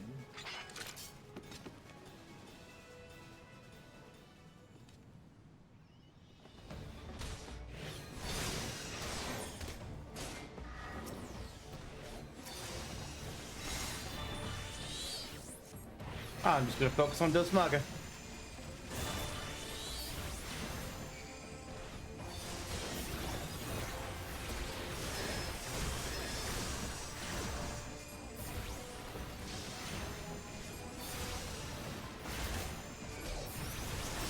And he's down. We win the day.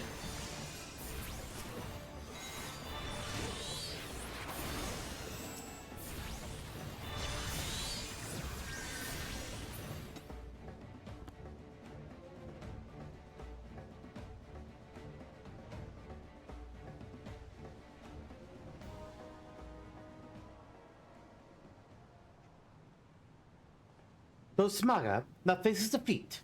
He will flee to the starboard rail.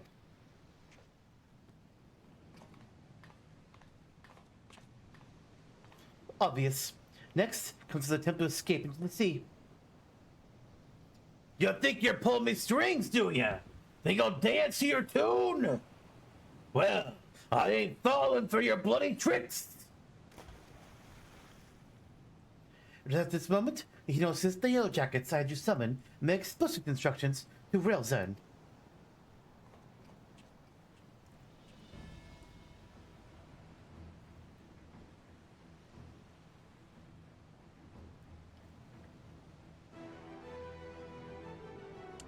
Uh-oh.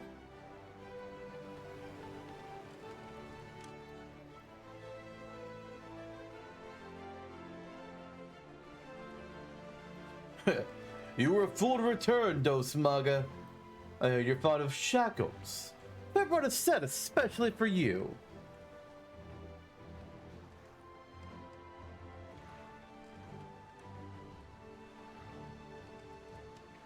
Somebody done fucked up.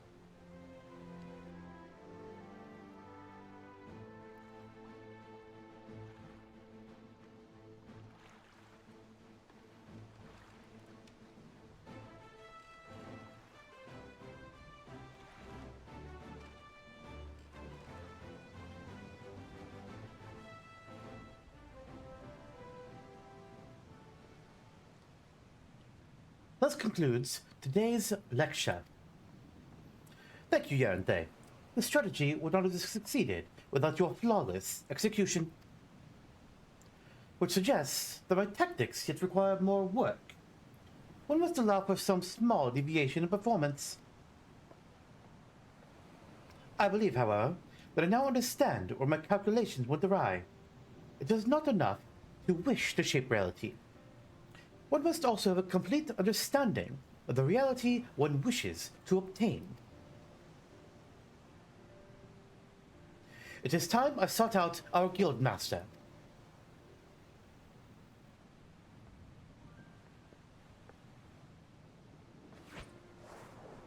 Don't get your book wet! Oh no, I hope she charmed it this time. Okay, she's leaning on a boat. We're good. Pray, convey to Mistress Thubergame my fondest wishes, and my appreciation for all that she has done for me. Who's in the boat with you?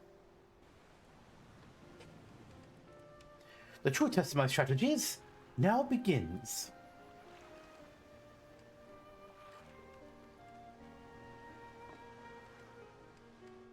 Okay, but who actually is that with her?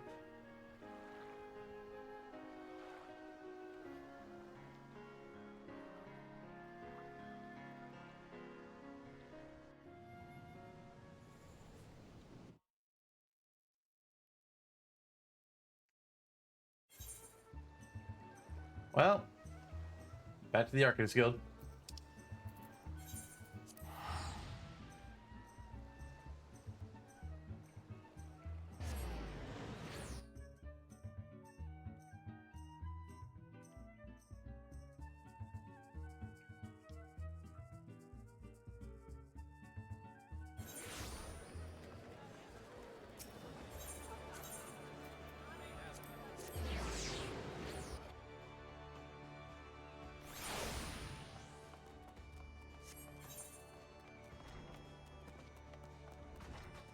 Oh, not the end of the quest.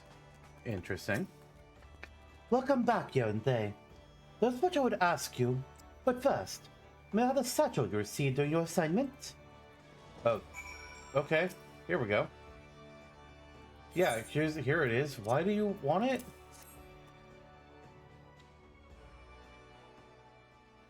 The original owner needs her costume back. I'll make sure everything is returned safe and sound. Now, let us speak of Clea. I am glad to know that she has finally freed herself to pursue her heart's desire, and you are to thank for awakening the Forseer to her self-imposed fetters. The brilliance of Clea's strategies served to blind her to her own feelings, and it pained me to see her suffer so. Your example may even encourage Clea to improve her combat abilities, although such will surely come in time. After all, she intends to study under the Guildmaster's direct instruction. Imagine those two obsessive Arcanists and the complexity of the tactics they will develop. The world would never be the same. It may very well be that your actions in bringing them together will prove the catalyst that sparks a new era of invention in the art of Arcanima. You too should look to the improvement of your discipline if you are to keep pace with all that is certain to follow. To that end, I offer you a new technique. What I pray allows you to more readily drive back your foes on the battlefield.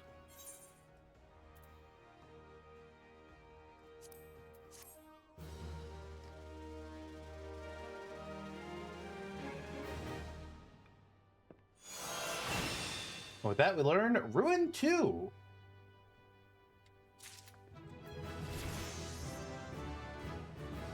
And level up.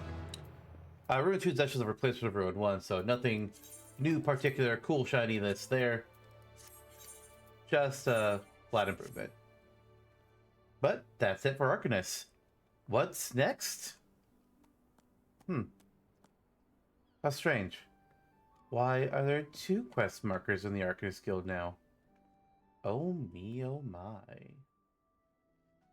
With the Arcanist class complete, let's see what's next in our study of Arcanima. Austerities of Flame. Acting Guildmaster Thubergeme has news of a task which might interest you. Greetings, Yaranthe. It is well you have come, for we have an intriguing matter to discuss. A request has come to our guild from the Sons of St. Koinak, an organization of some of the finest minds of Eorzea, and they have asked for you, by name. It appears that the research the Sons are currently conducting would benefit from the assistance of an Arcanist, and specifically, one who has had the temporary experience of defeating the Primal Ifrit. Though I must admit to some curiosity as to how these scholars knew the extent of your heroic exploits, I suppose the source of their knowledge is of little relevance. If you would answer this request, you will find your contact, a researcher by the name of Imitra, at Apkalu Falls, the nation of Gridania. Gridania? I know that place.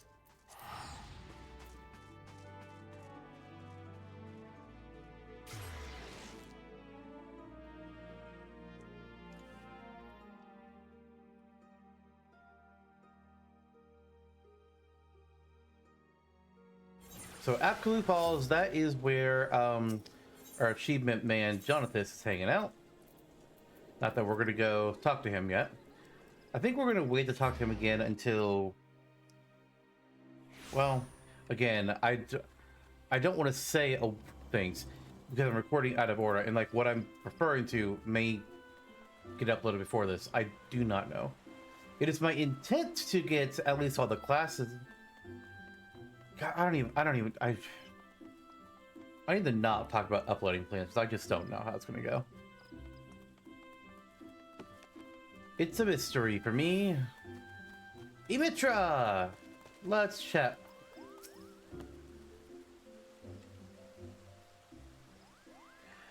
Ah, you are Yaranthe Zantok, I assume. Well met, and thank you for coming. My name, as you have obviously surmised, is Imitra. I'm a member of the Sons of St. Koinak, Ours was a Charlian order that seeks the lost knowledge of the Alekan Empire. And in that regard, we have recently made a singularly important discovery at our dig site in Mordona.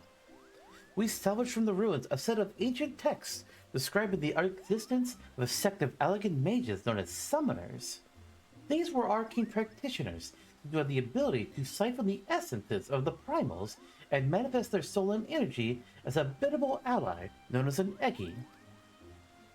Should we succeed in resurrecting such arts, we might well hold in our hands the power to bring this age of conflict to an end. There is, however, as there always must be, one monumental obstacle to realizing this reality.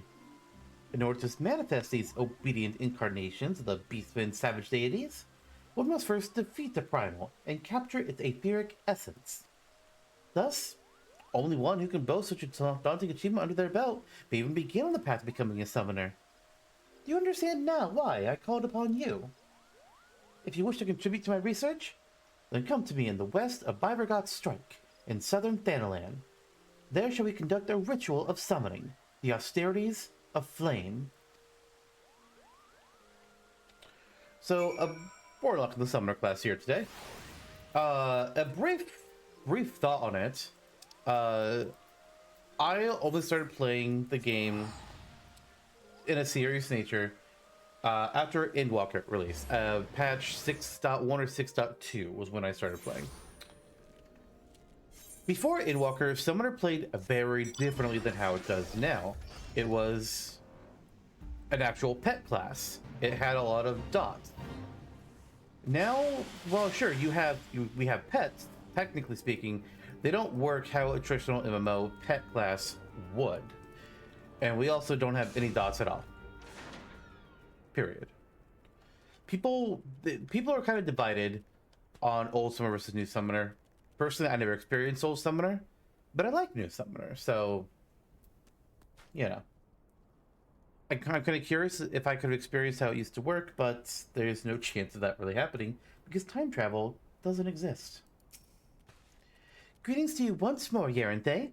I had a feeling this unique opportunity would be nigh impossible for you to ignore. Let us proceed directly to the ritual, shall we? According to the records we recovered, the summoners of old would perform these rites in a land in which the naturally dominant element matched the aspect of the avatar they wish to call forth. Only in such a place might one sufficiently shift one's etheric balance in the desired direction. The element of fire is especially strong here in the Sagoli Desert. I can think of no land more fitting in which to summon an incarnation of the Lord of the Inferno. I can think of one. Inside of a volcano. But I don't think we know where one is. Before I begin, I must insist that you accept this gem. It may appear of little worth, but within its faceted depths dwell the memories of long-deceased summoners. Now, you must focus. Visualize the ether flowing through you, a vibrant current of energy transforming into living fire. Hold this image in your mind, and the raging heat of your life force shall spawn an Eggy reefed in flames. Be aware, however, that this nascent entity will appear before you unbound and hostile. It is your charge to overpower the Avatar and establish yourself as its master. The path of the Summoner is not, if not fraught with peril.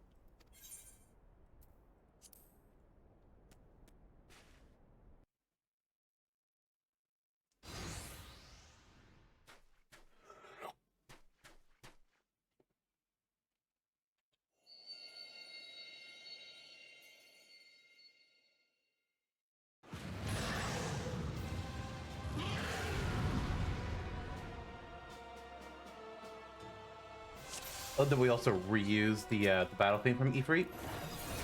So good. Double Fester, Ruin 2!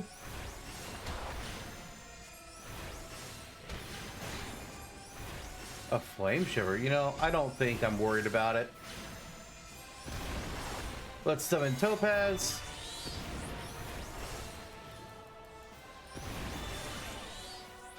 Oh. Just like with Ifrit, we've got to destroy the Crimson Nails. That's actually really cool. Alright, Emerald. That one's dead.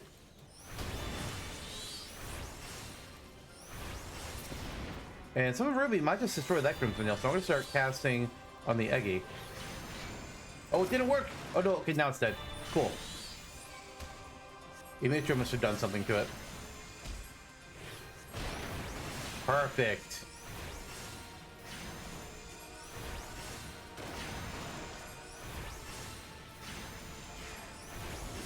If a charge, energy drain, double faster. And we win.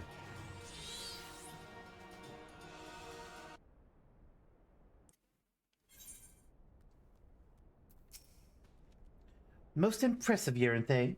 The Fireborn Eggy has submitted to your will. You have mastered the austerities of flame, and that is no small feat. Pray, let us return to Apkalu Falls, where we might further discuss your achievement.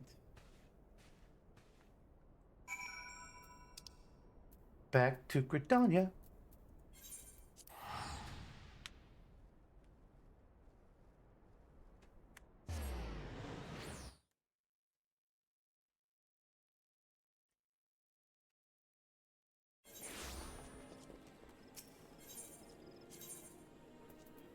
We go up here. Lancer's Guild. There's no, like, really good warp there. It's either this or Miketo's Amphitheater. I don't know if, like, there's one that's actually shorter than the other. I've never timed it. I just typically pick this one.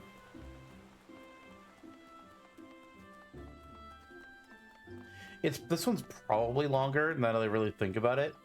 I think going to Miketo's Amphitheater and then going east and north would be a faster method, but who cares?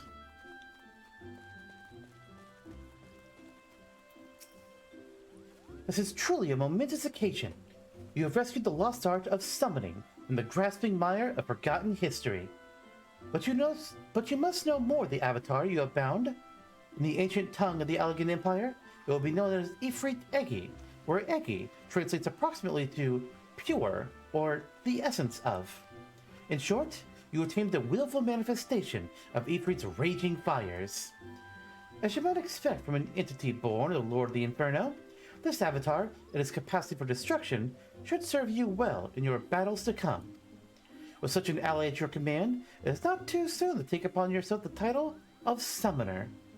You have proven yourself more than worthy of the soul crystal you now possess. Yet be that as it may, the road before you is long and arduous. If you would triumph in this age of conflict, you must needs master more than just the Eggy of fire. I suggest you next fix your gaze on claiming a servant of unyielding stone. You once seized victory against the Primal Titan, did you not? Though I admit, I am eager to progress directly to the austerities of Earth, you must be careful not to overtax your reserves of strength. Rest well, and spend more time to grow accustomed to your newfound abilities. Once you feel prepared to continue with our historic research, you'll find me here, awaiting your arrival with barely constrained impatience.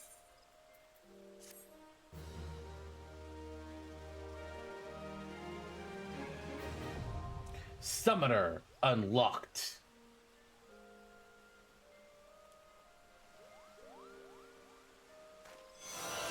You learn how to summon Ifrit Eggy.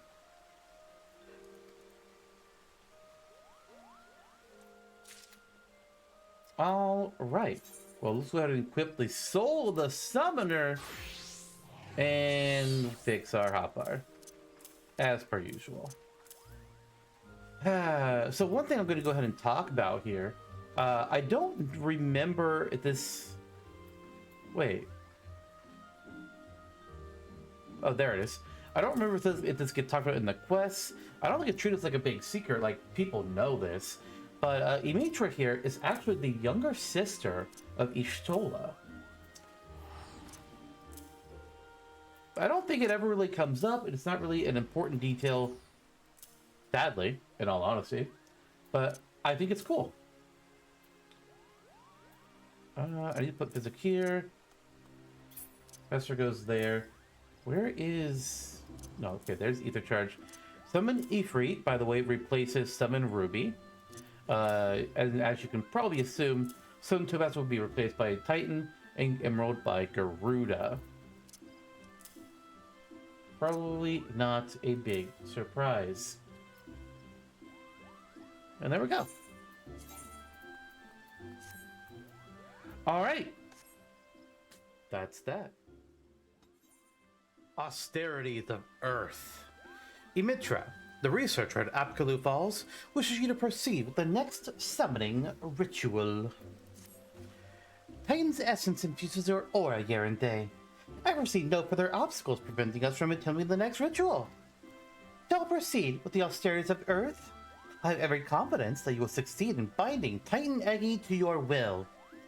According to my research, the most suitable location for the ritual is a place found to the southwest of Ul'dah Springs, in the North Shroud, a heretofore buried layer of ancient rock exposed by the violent upheavals of the Calamity has left the surrounding area an overwhelming earthen aspect. The conditions will be perfect. I will await you at our destination, Yerente. Ul'dah Springs. Okay, so North Shroud. Sometimes I don't remember exactly where I'm going. And then I go, where am I going? But I should just be able to use a small etherite to get there.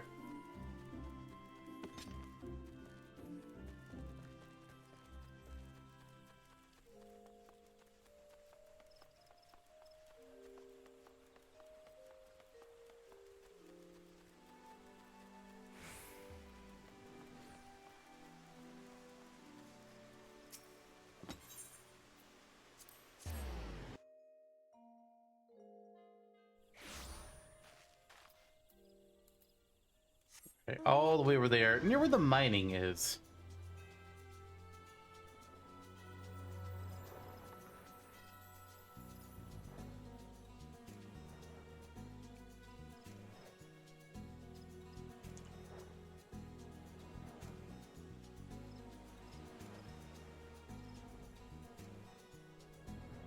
What's funny to me, I'm looking at my hotbar right now as Summoner, and we already have most of the buttons we are ever going to get as Summoner, at least like up to 1100. Like, I want to say there's probably 1, 2, 3, 5, 6 buttons that we don't have. Meanwhile, for other classes like Dragoon, I know there's going to be like a lot more buttons. The ritual you're about to perform is essentially no different from the austerities of flame. Instead of fire, however, you'll be concentrating on shifting your etheric balance towards the spectrum of Earth. Once you've achieved the required state of Earth and affinity, the primal's captured essence will tumble forth and coalesce into the stony form of Titan Eggy. As before, you must demonstrate unflinching authority if you would to convince the newborn avatar to heed your commands. Let us begin.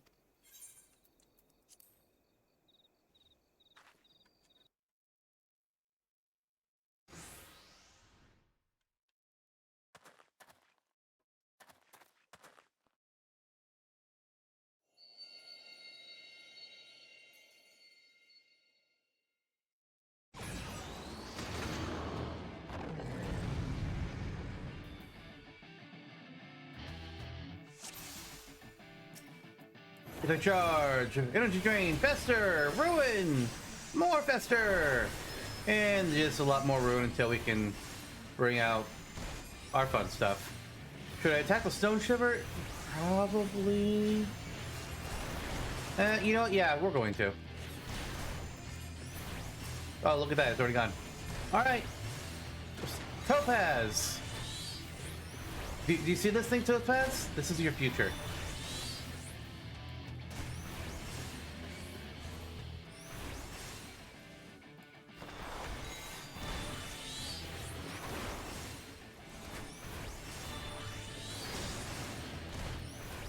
And now Ifrit. Oh, I need to move.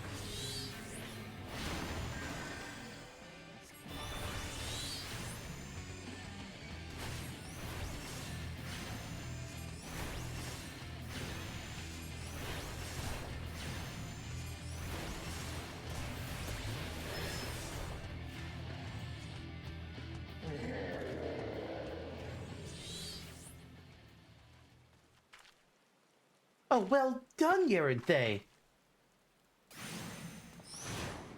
What?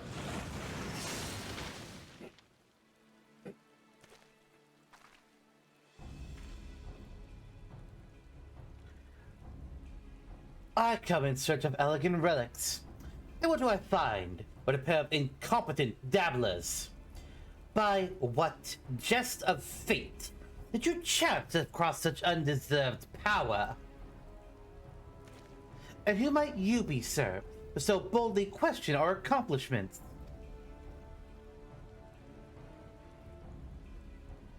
If you have indeed unlocked the secrets of summoning, then you must be in possession of the very treasure I seek. How terribly convenient. I need only slay you both and take what I need from your bloody corpses.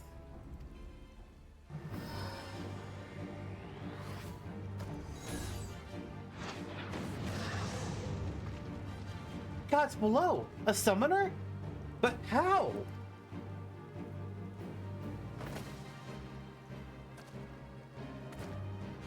Cease your infantile prattle. The continuation of my divine work far outweighs the worth of your pitiful lives. You say so, buddy.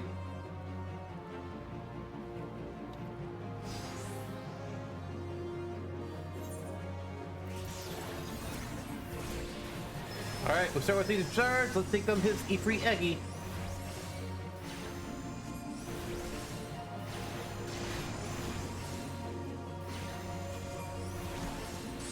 Alternatively, I could just attack Dark Summoner. But A3 versus A3. Oh, mine is small. Is that because of... No, his is just big. His is just big.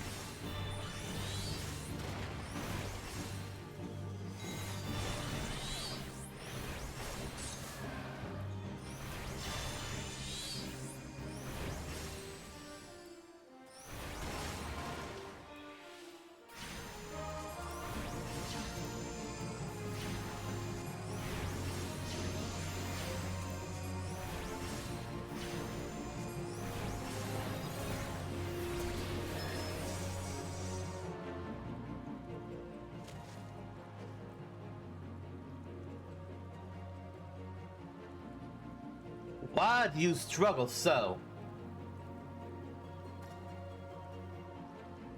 Your unwillingness to accept oblivion, but delays the inevitable. Heed me, Avatar of Infernal Flame! Incinerate these fools in an all-consuming hellfire!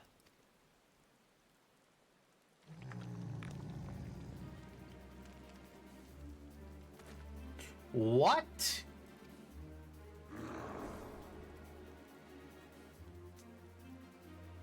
Feel nature's fury, you vile blackguard!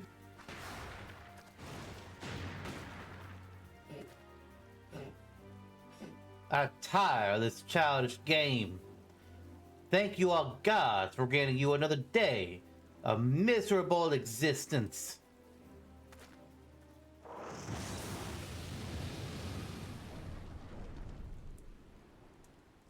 He's gone. What a decidedly unpleasant fellow.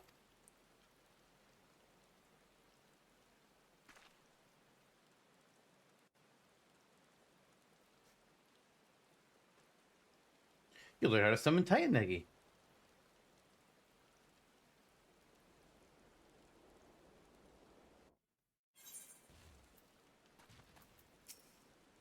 Well, I suggest we return to Apkalu Falls. I have no desire to linger here and chance another encounter with whomever that deranged mage was. Fair.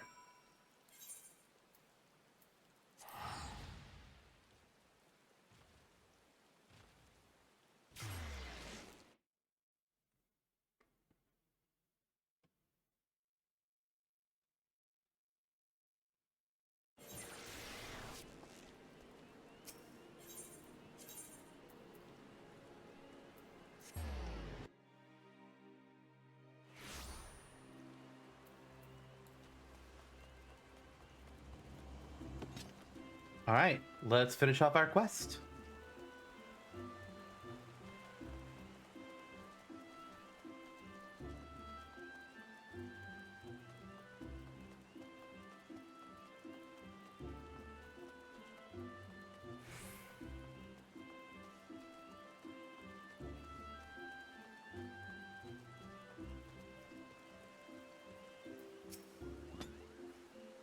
Must say, I did not expect to meet another practitioner of the summoning arts. And I also did not expect to be suddenly fighting for my life. What precious treasure do we carry that this callous stranger was so willing to kill us to possess it? Let mistress aside. I'm most glad that you were able to secure a Titan Eggy before the summoner decided to unleash his fiery avatar. Without its protection, I doubt we would have survived that conflagration. The Eggy of Earth, as was so aptly demonstrated, is not a force to be trifled with. You should certainly take the time to explore its capabilities, as well as its limitations. Be careful, however, not to neglect other magics at your disposal. Meanwhile, I shall confer with my colleagues from the Sons of St. Koinak, and see what I might learn of that hostile summoner. We shall meet anon. I think the treasure was probably our summoner jobstone. That's probably what he wants. We learn our new summoning spell, Summon Titan! And just like how Ifrit replaced Ruby Carbuncle, Titan replaces Topaz Carbuncle. And that's that. Shadowing the Summoner. Imitra wishes to share with you the result of her investigation. How fared you with your training, Yerinde? For my part, I had some success in uncovering the identity of our mystery attacker. We knew that our assailant was capable of summoning Ifrit Eggy, so I perused the records of past expeditions for those who claimed to have triumphed against the Lord of the Inferno. Of these victorious primal hunters, there were 8 names listed as present whereabouts unknown. After eliminating unlikely candidates based on race and gender, I also left about a single name, Tristan. Assuming the records are accurate, this hero was once registered as a soldier in the Immortal Flames. As to how the man came by his skills as a summoner, or why he sought to kill us, I remain woefully ignorant. Nevertheless, I have witnessed him use the art of summoning for casual brutality, and that I cannot countenance. This power should never be employed for the sake of tyranny or personal gain. It was meant to oppose such evils. It is our responsibility to bring this Tristan to justice. Could we stand idle? His reprehensible actions could very well stain the good name of future summoners who have to answer their calling. The art itself could be outlawed, the very mention of it taboo. Through my inquiries, I was able to determine that a war comrade from Tristan's days in the military resides in Little Alamigo. I asked that you pay a visit to this former soldier and learn what he knows of our callous villain. Will we get information? Because Little Alamigo they don't like outsiders. This may not go well.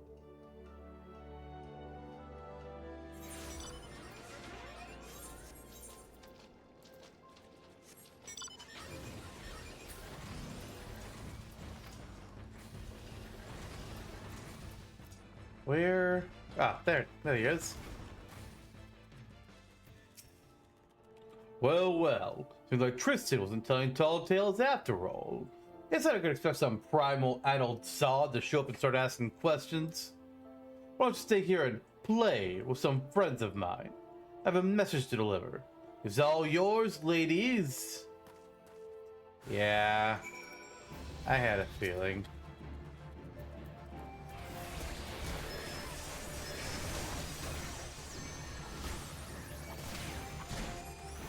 Alright, well that's one down.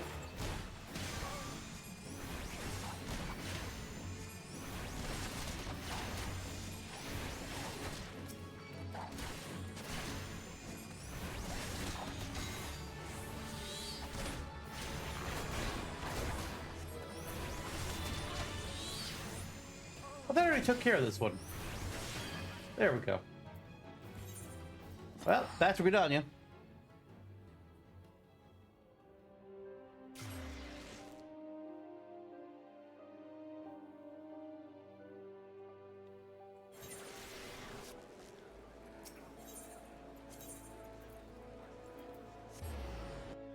So yeah, Tristan already warned his friend and told him that we were primal adults. Like, no. What? Dorothea? This isn't your game. Get back to Fire Emblem. Not a bad Dorothea cosplay, though. I definitely see it.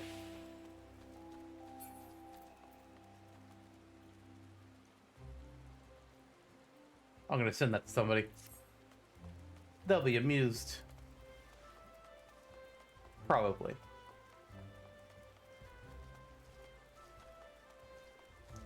I know I'm often amused when I find somebody that's like cosplaying as some character. You were set upon. The fiend is one step ahead of us. I'd wagered 10 years of dig site findings that Tristan warned his old allies long before you set foot in that settlement. They thought you were the tempered, a mortal enthralled to a primal's will. In addition to being ruthless, it appears that our opponent is highly intelligent, not quite as deranged as I first assumed. Such a level of planning hints at the existence of some greater scheme, but it's still all we know. For the moment, we must be content with the knowledge that he perceives us as a threat, and is aware of our efforts to track him. Speaking of which, you did exceedingly well to survive the trap into which I blithely sent you. I must apologize for my carelessness. I will not underestimate this man again. On a happier note, however, my efforts to decipher the elegant text proceed apace. Here, you must read this. With your skills already tried and tested against the Eggy, you should have little difficulty in mastering a secondary summoning technique such as this. Let us put this day's disaster behind us and focus on the wonders that lie ahead. We're learning Pain Flare. Which I think that's what it's called. Seems right. You learn a new summoning spell, Pain Flare. Got it. So Pain Flare is an AoE version of Fester. So that's gonna go right there. Elegant attire. Dimitra wishes to share with you her thoughts on dealing with Tristan. Greetings, Aranthe. Though it is good to see you, I'm afraid I have yet to ascertain Tristan's ultimate objective. I only know that he is cunning and brutal, and will stop at nothing to achieve his purpose. As matters stand, we but chase after this man's shadow. Such a straightforward pursuit will, I believe, leave us ever one step behind. Our sole advantage is the treasure we possess that Tristan appears to covet. Eventually, his desire will bring him to us. Where and when Tristan will strike, I cannot say, but it is unlikely to be on a field of our choosing. Thus, I suggest we prepare for this inevitable conflict as best we may. As fortune would have it, the ruins of Mordona may have provided us with a new source of strength. Word among the Suns is that a set of Evoker's attire has been unearthed. Made during the reign of the Elegant Empire, these enchanted garments were sewn for the exclusive use of summoners. I can only imagine the degree to which they will enhance your already impressive powers. The man supervising the excavation efforts at St. Coinac's find, Rambrose, is a dear friend of mine. In light of our circumstances, I am certain that he will consent to a request that you be allowed to don the attire. Shall we pay him a visit? That's right.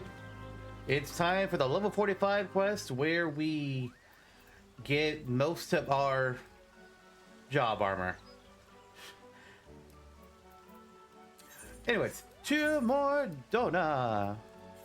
We actually get to go to a section I don't think we've been to before. Like, I don't think we've gone to this eastern half of the Mordona map yet. Or at least not in order of recording. I don't know about order of uploads. We'll find out when that gets to start happening. Going the wrong way. Fly up over all of this. Oh, I'm at the ceiling. Can I make it over? Oh, I can't. Damn it. Shite. Let me out. Thank you. Oh god, that actually brought me further in. There we go. Now we're out.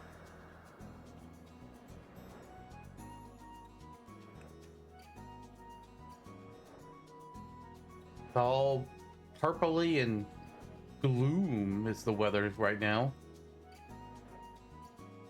I don't really know what gloom's supposed to mean.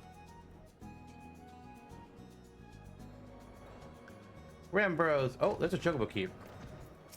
Oh god, there's a leave meat. Nah. Deal with the leave meat at a later time.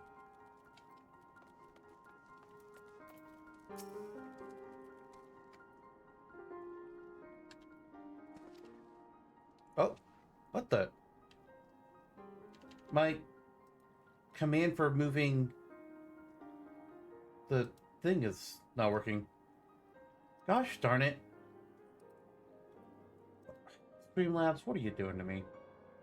It screwed up a couple things before starting this, and now I'm learning that it screwed this up. Give me a moment. Yeah, it's still set to be binded. Go. Now it's working again. Yes, hopefully the first of many. Now, pray, tell me, Rambros, has the discovery of Allegan-made Evoker's attire been confirmed? It has. Truly, a historical find. Then, I would ask a boon of you, my friend. You recall the predicament of which I spoke. Our chances of survival will be greatly improved if you would consider allowing Yaranthe here to wear the Allegan garments. Huh. Well, I mean, he is a summoner. And I must confess to no small degree of scholarly curiosity as to the effect the attire will have on one with the appropriate training. These finds are, however, the result of much sweat and even a few tears on the part of our excavation team. It was a frustrating task at times, and I fear they will be loath to part with the garments without some measure of recompense for their efforts. Allow me to offer a solution. Metallic monstrosities of elegant construction, known as mirror knights, have risen from the dig sites scattered across Mordota. Needless to say, they pose a dangerous threat to our excavators. I suggest you speak with my 3 field researchers and dispose of any such nasty hindrances to their work. I dare say, they will then gladly surrender the pieces of the attire they hold. Once I have confirmed our dig site suitably empty of armored horrors, I will see you rewarded with the garment that I myself recovered from the ruins. So yeah, we're only going to get 4 of them. Then we'll have to get our 5th piece with the level 50 quest. Fine. It's a little annoying, not gonna lie. Because it also means that like the chest piece has a different item level than all the rest. And it's like, why would you do this? Why would you do this? A mirror knight lurks just over yonder. I can scarce think straight with that thing wandering about. Oh god, it approaches! So it does.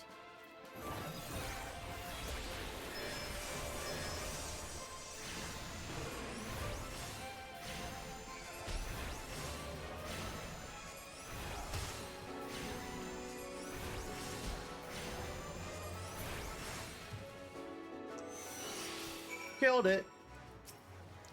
You have my thanks. Now I might finally be able to concentrate on my tasks. If I'm not mistaken, you're in search for the Evoker's attire. I have one of its wondrous pieces right here. You're most welcome to it.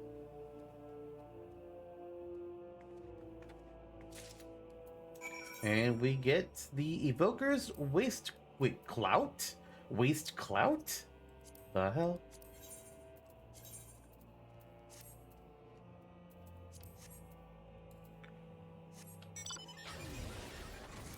Next up, we're gonna go up north a little bit and talk to...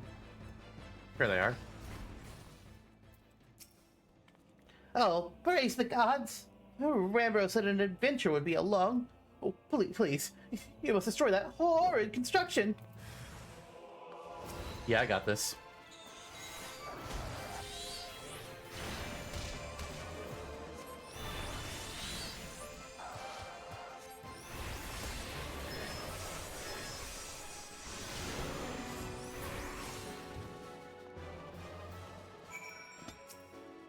Thank you for eliminating the source of my recent nightmares. I do not ordinarily stutter, so you see, but abject terror has an effect on folk. Now, I hear from Mimitra that you have need of this Allegan garment. I should be glad to see it put to practical use rather than shed away in some dusty vault.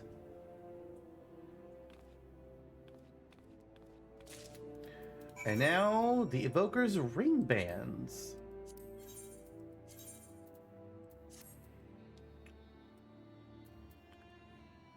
I actually like those gloves.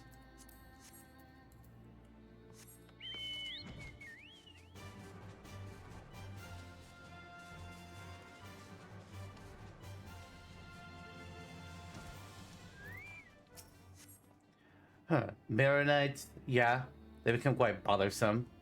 I'm most appreciative were you to eliminate the creaking pest that has been plaguing me of late. Can do. Where is it though? There it is. Sometimes I am blind. And I cannot find things in front of my face.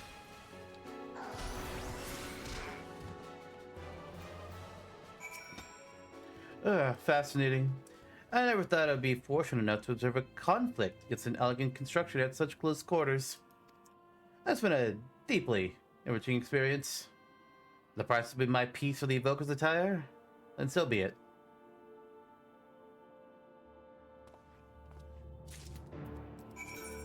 And we get the Evoker's thigh boots. Oh. I don't know that I like the front of that. But that's what we're wearing now. Alright, back to Rambros. Is there going to be a 4th Mirror Night, or is this going to be a freebie? I thought that said Sylvie at first. I was like, what? What are you doing here? You know, that's not her name, it's Sylvie. Isn't it? Shit. Ah, the champion of my researchers returns. With the ruins now free of Mirror Knights, the excavations can proceed at a far more satisfying pace. Trembling in fear for one's life makes it astonishingly difficult to handle ancient artifacts that have a tendency to crumble into dust. You have performed a valuable duty for us here and day. As promised, you shall have the summoner's garment uncovered by my own hand as your reward. Imitra mentioned she would await you at Apkaloo Falls. It seems there was no doubt in her mind that you would succeed here. And we get the Evoker's Horn. Can Vera wear it? No. Oh wait, yes they can. I just had the hide button checked for some reason. They can. Honestly, I wouldn't have minded if we couldn't, because I honestly do not like... I don't like it, to be honest. I've never been a fan of how summoners in Final Fantasy are often portrayed as like having horns or wearing horn equipment. It looks okay in Final Fantasy IX, but like I don't like how this looks personally. Oh well, enough of my bitching. Back to Gridania.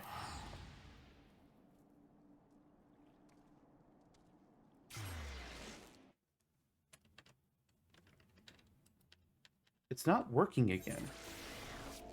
Why can't I?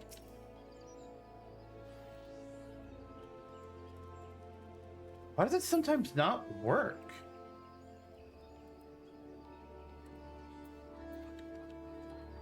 I'm gonna have to investigate that, because that is frustrating. I use the image of Gaius in the Realm Reborn logo to hide the chat in case anybody in chat is being weird. We just don't want to show that kind of stuff. But what the hell? Streamlabs, sometimes you just like to break things, and it's very frustrating. Oh well.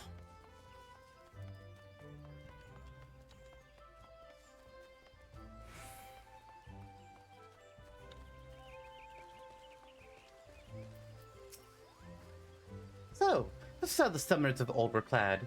Well, more or less. It is unfortunate that the ruins have yet to surrender the final piece of the suns. These garments, aside from the coloring, are identical to the garb that Tristan wore. You'll find no edge against you through his equipment, though. When next you face that murderous cad, victory will be decided purely by who is the more talented summoner. To that end, it is time you drew on your experience of defeating the primal Garuda. Yes, her aura of fickle violence is palpable upon you. It is daunting to imagine an Eggy born of the Lady of the Vortex. Such unpredictable ferocity should serve you well. I'll search for a suitably airy location to perform the austerities of wind. You, my dear summoner, must please prepare yourself body and mind for the trials ahead. I shall be waiting.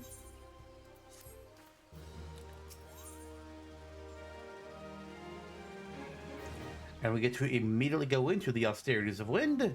So, we shall. Imitra wishes you to attempt the next summoning ritual. I sense Garuda's restless inner essence railing within the confines of your etheric channels. It is time we granted it release with the austerities of wind. Thankfully, I've already have in mind a location that well suits our elemental purposes.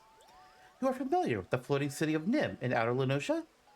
As you might imagine, the aspect of wind is entirely dominant in the area of those suspended isles.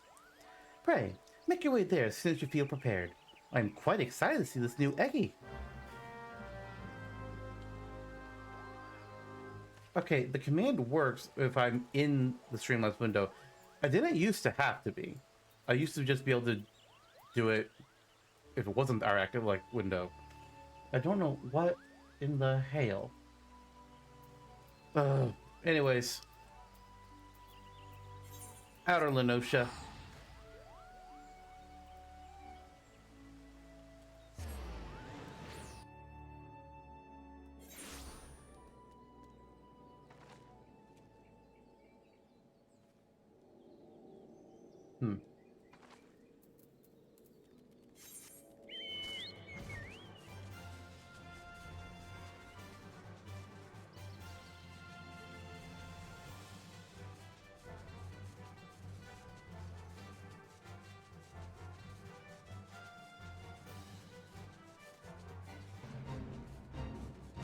Solo duty time.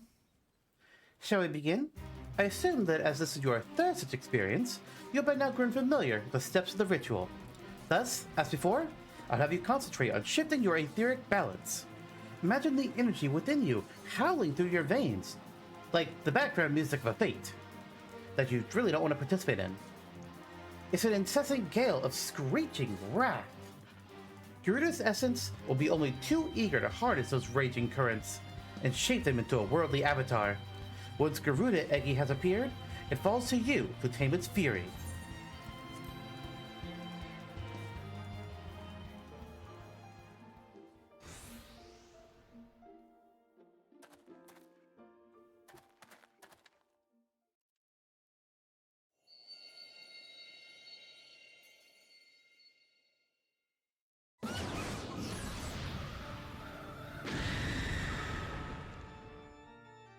I've always thought that, of the three Eggies here, the Garuda one looks the least like Garuda. It looks more like a pterodactyl. As far as, the upper half. The head just looks like a dinosaur, and it's the big old dinosaur wings. They ain't Garuda's wings, and it ain't Garuda's face. It's weird to me.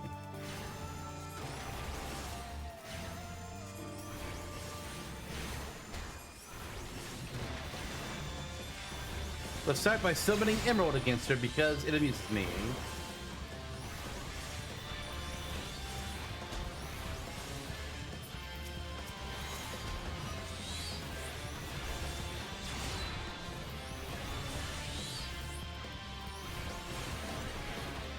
Oh, Eggy plumes.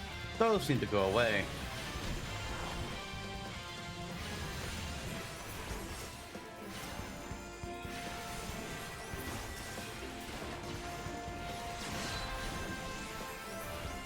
Alright, Ifrit. And you summon more plumes, really? Come on, Garuda. You know what? We're actually okay. Oh, maybe we're not. Ow, ow, ow, ow, ow, ow, God. If we try some help, would be nice. Tirada, Eggy. Oh, shit. And Suparna. I don't think we actually saw them when we fought Garuda the first time, but yeah, Garuda can summon out allies, Tirada and Suparna. We might see them in, spoiler alert, future fights with Garuda. But I don't think we saw them in hard mode. Or, not hard mode, the fights we did before. Hard mode comes later, spoilers. We'll get there.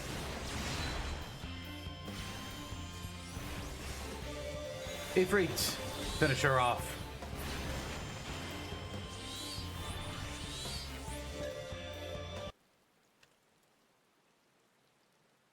You learn how to summon Garuda Eggy. I don't know if it's Eggy, E-G, Eggy. I don't know what the pronunciation is. It's probably not Eggy, because, that sounds weird. but whatever. Masterfully done, Yaranthe. Garuda Egi's power is now yours to wield. Your aptitude for the art of summoning has exceeded my highest expectations. I honestly could not have found a more valuable partner for my research. Let us return to Apkalu Falls. I'm sure you must be exhausted after this ordeal. I'm fine. Oh, it's been too soon. I can't return to Gridania. Fine, we'll teleport there.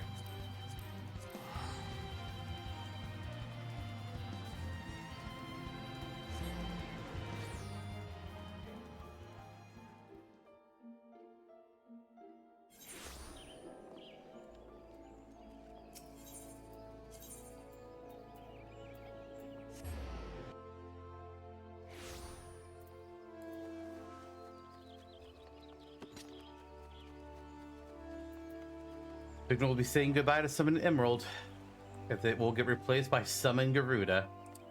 Unless, you know, we end up doing dungeons lower level than 45.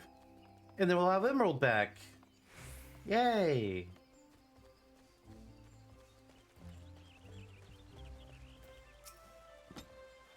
With the addition of Garuda Egi, you now command 3 powerful avatars. As you have no doubt realized, each of these entities has a particular role in which it excels. For Garuda Egi, that role is unleashing magic to strike down distant foes. I must admit to feeling equal parts of joy and apprehensive at how faithfully the summon being displays the original Primal's volatile disposition. Experiment with your Egi allies, and the most effective use of their individual abilities will soon become yours. With such a master of the art at your disposal, I shall almost pity Tristan when next he chooses to confront you. Before that time comes, however, I will endeavor to piece the mystery of his motivations. May your discoveries bring you new confidence, Yaranthe.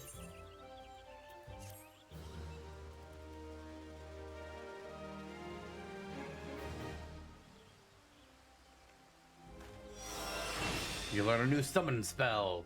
Summon Garuda.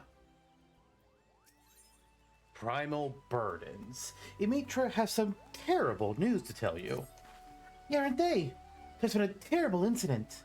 My poor colleagues at St. Quinnex find murdered. The reports are confused, but they all mention the same black-robed attacker.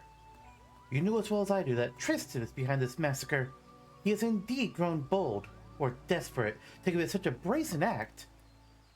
We should set off for Mordona at once and speak with any survivors. It may be that we can glean some idea of what that cold-hearted monster was after. Or where he might strike next. We must stop him, Yaranthe. We really must. I'm pretty sure that the prize he wants is our job stone. That's what makes the most sense to me, the soul of the summoner. Like, I don't know what the hell else we could have that he needs from us. Like, nothing else makes sense. He's already got the full gear outfit. I mean, maybe it's not as special as the ones that we were able to obtain in our last quest, but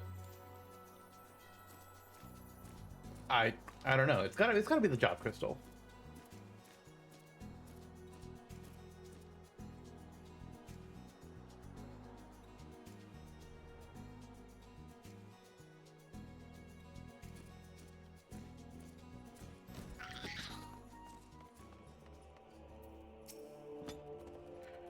Yes, I am absolutely certain it was the same dark summoner whom Imitra described to us. We were celebrating a recent find, the soul crystal of an elegant summoner, when a man in black robes suddenly appeared and demanded we surrender the gem. Naturally, we objected to this arrogant imposition, but simply sneered at our refusal. The next moment, the world exploded into flame. Through a haze of agony, I saw him snatch up the soul crystal from his smoldering body and stride off towards the singing shards. A bastard slaughtered my friends. There was no warning, no negotiation. If the gods grant you the chance to exact vengeance, then I pray you show him the same mercy he afforded us. Oh, don't you worry. Another soul crystal. Yes, it makes sense that he will shift his attention to a more easily obtainable gem. After all your progress, you would now make for a most formidable opponent. I must apologize for not sharing my theory earlier. I suspected that Tristan might desire the soul crystal you carry, but did not wish to draw any premature conclusions without sufficient evidence. I mean, it makes sense. I'm at a loss, however, to explain why he seeks to collect more of these elegant relics. Because he wants to have power? We should just have to ask the villain himself after we corner him in the singing shards. But it's beyond our way. Hell yeah, let's go. Solo duty, kick his ass.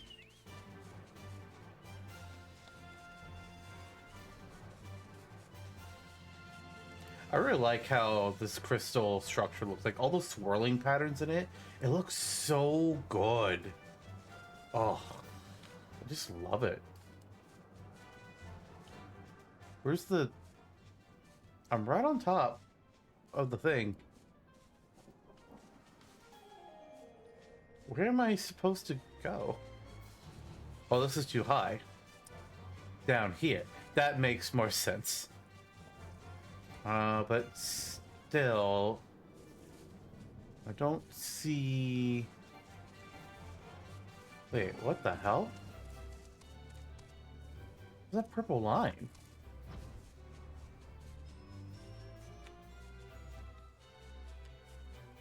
What is this line supposed to be for? Oh, shit! I see. It's walk past the line, then it starts. I've never seen one like that. Or not that I recall. I wonder if it's the only one. That's wild.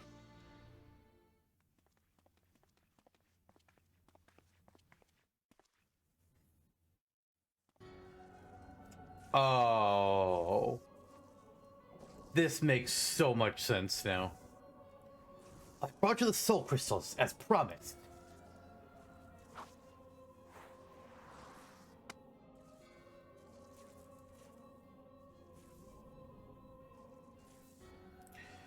Yes, these appear to be authentic, elegant artifacts.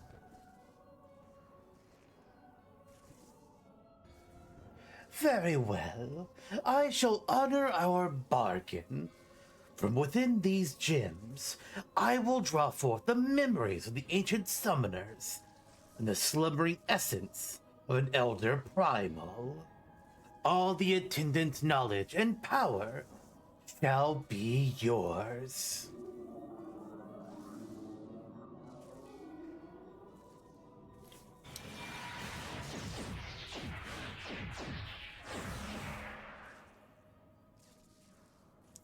Oh gods, the pain!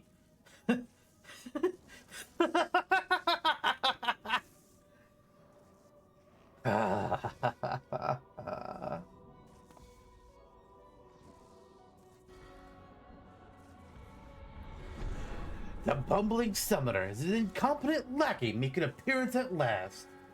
You think to capture me? Fools. They have orchestrated your every move.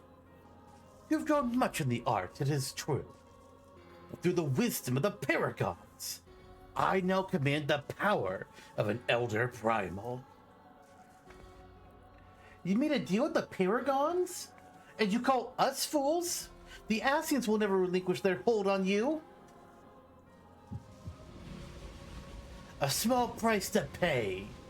If you could but feel the strength that fills my entire being. It is indescribable.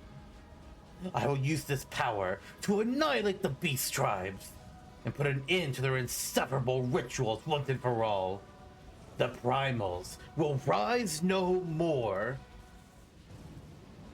Hear me, Demon King of the Devouring Flame. Feed on my ever-burning anguish and be reborn. That's just Ifrit. The culmination of my sacred duty is at hand. But first, there's one more soul crystal that must be mine. I will tolerate its wasted potential no longer.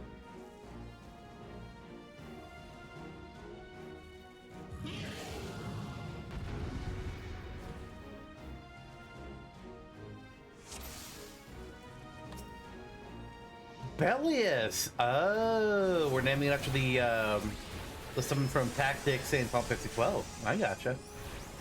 Alright, well, let's defeat Bellius. I'm gonna use Addle so it's weaker. I'm gonna move out of its way.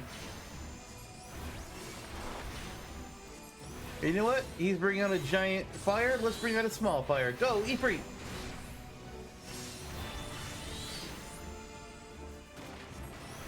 Now go, Titan!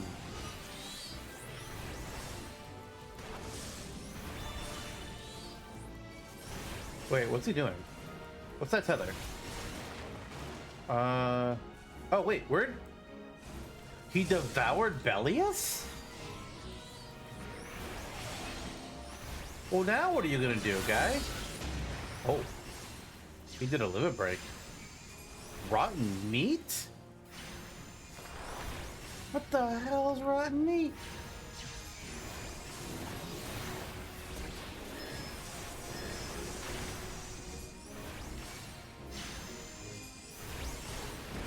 Onyx Claw?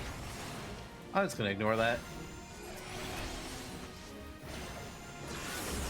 Goodbye, Tristan.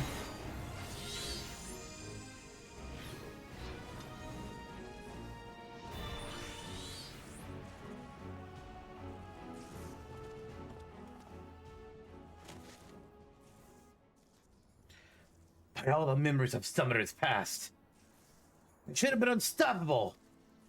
Will sear the disease of beastmen from the face of the land.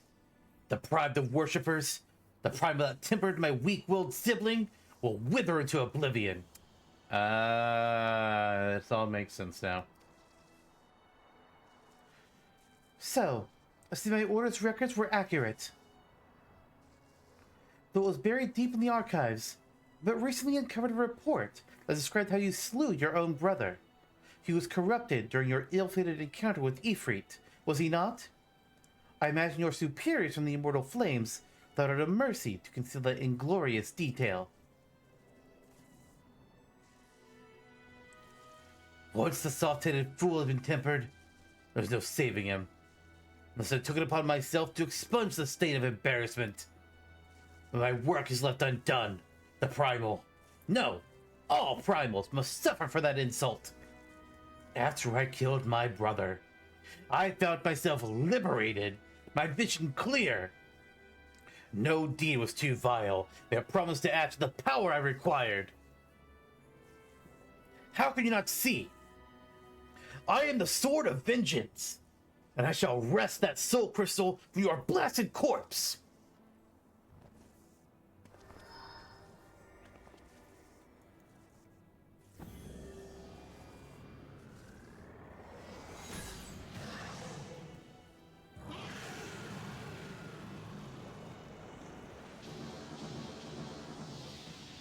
Is Ifrit using self-destruct? Or does Tristan just not have enough power to keep it?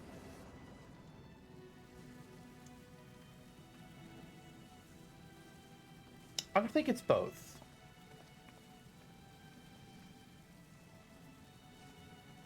But if you don't see a body...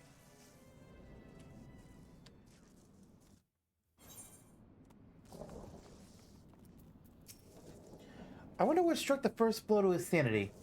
The despair at his brother's tempering, or the guilt from slaying his own kin? It is ironic to think that, discounting the merits, or discounting the means, our purposes were fundamentally one and the same. A summoner employs the savagery of the primals to conquer the primals themselves. Had Tristan approached us as an ally, we might have found ourselves aiding his cause. Alas, he chose to walk the path of bloodshed. Each vicious act must have pushed the man deeper into madness until, eventually, lust for power and vengeance was all that drove him. The mind of the primals carries with it a burden of responsibility and a measure of danger. I hope never to see you corrupted by the potent energies you wield, Yarente. Me too. It is time we return to Apkalu Falls. The Dark Summoner is no more.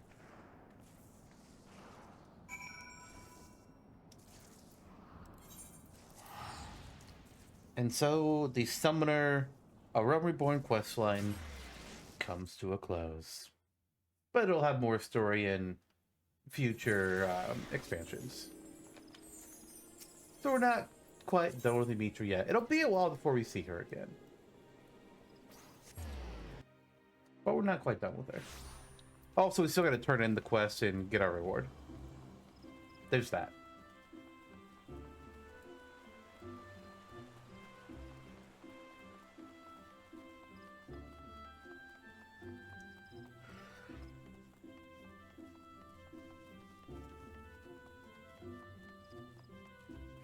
Ba-na-na-na-da-da.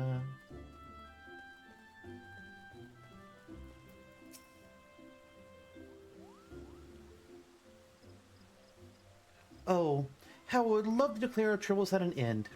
But I fear the Ascian with whom Tristan made his bargain is yet afoot. These so-called paragons prey upon men and women who are at their weakest, speaking honeyed words to lead them down the road to destruction. In this manner, they seek to plunge the realm of Eorzea into chaos. It is reassuring to know that heroes like you exist to foil their never-ending schemes and foul plots. An outright war against the Ascians looms closer every day. Thus, would I have you armor yourself with this last piece of the Evoker's attire.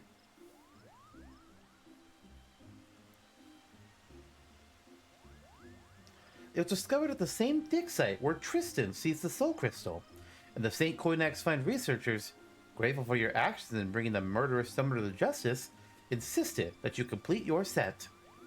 One can never be overprepared when heading into battle against the Paragon. Wear it proudly, Yerinthe. Speaking of preparations, were you aware of the deeper layer of power hidden within your avatars? A technique exists that allows you to tap into the full potential of your Eggy. You've seen Tristan employing this ability. During the final battle with the Dark Summoner, you would have heard a whisper emanating from the Soul Crystal. Still your mind now, Yerinthe, and you will hear the voices of the ancient summoners instructing you in their greatest achievement. The true power of the Eggy will be yours.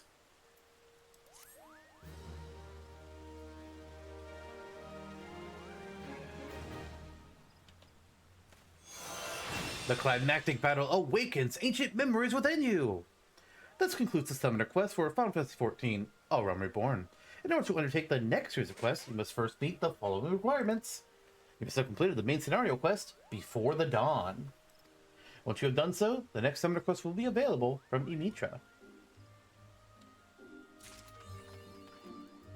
Soul Summoner 1. Alright, so from that, we got the trait, where did it go? Enkindle. Enkindle's on a new button. It basically just powers up each of our summons. So I go here, actions and traits. Yeah, here it is. So yeah, the main attack like that we'll use with I think it's like whenever they do their summon attack actually. It's just stronger now. Ifrit's Burning Strike turned into Inferno. Titan's Rockbuster became Earth and Fury, and Garuda's Aerial Slash became Aerial Blast. Now, I want to see... We've got the coffer. I want to see, like, both summoner outfits. I'm just going to, like, compare them. Because I'm curious to see, like, color-wise, design-wise, which one I would prefer over the other. Oh, dear. Let's bring this here. This screen is so small. Actually, I can cut that out and bring this over here. We'll do that for the moment. Okay, so let's grab... Because these aren't like the strongest things we can equip anymore. Or, not all of them are, at least. I think we're still wearing that, yeah. Oh, there we go. So this is the full Evoker set. Oh, I like the wings on the back. That's pretty cool. Outside of the horn, I like how this looks on us. And also, I'm not a big fan of the boots. But now, let's see what the upgraded pieces look like. I didn't see the difference with the gloves.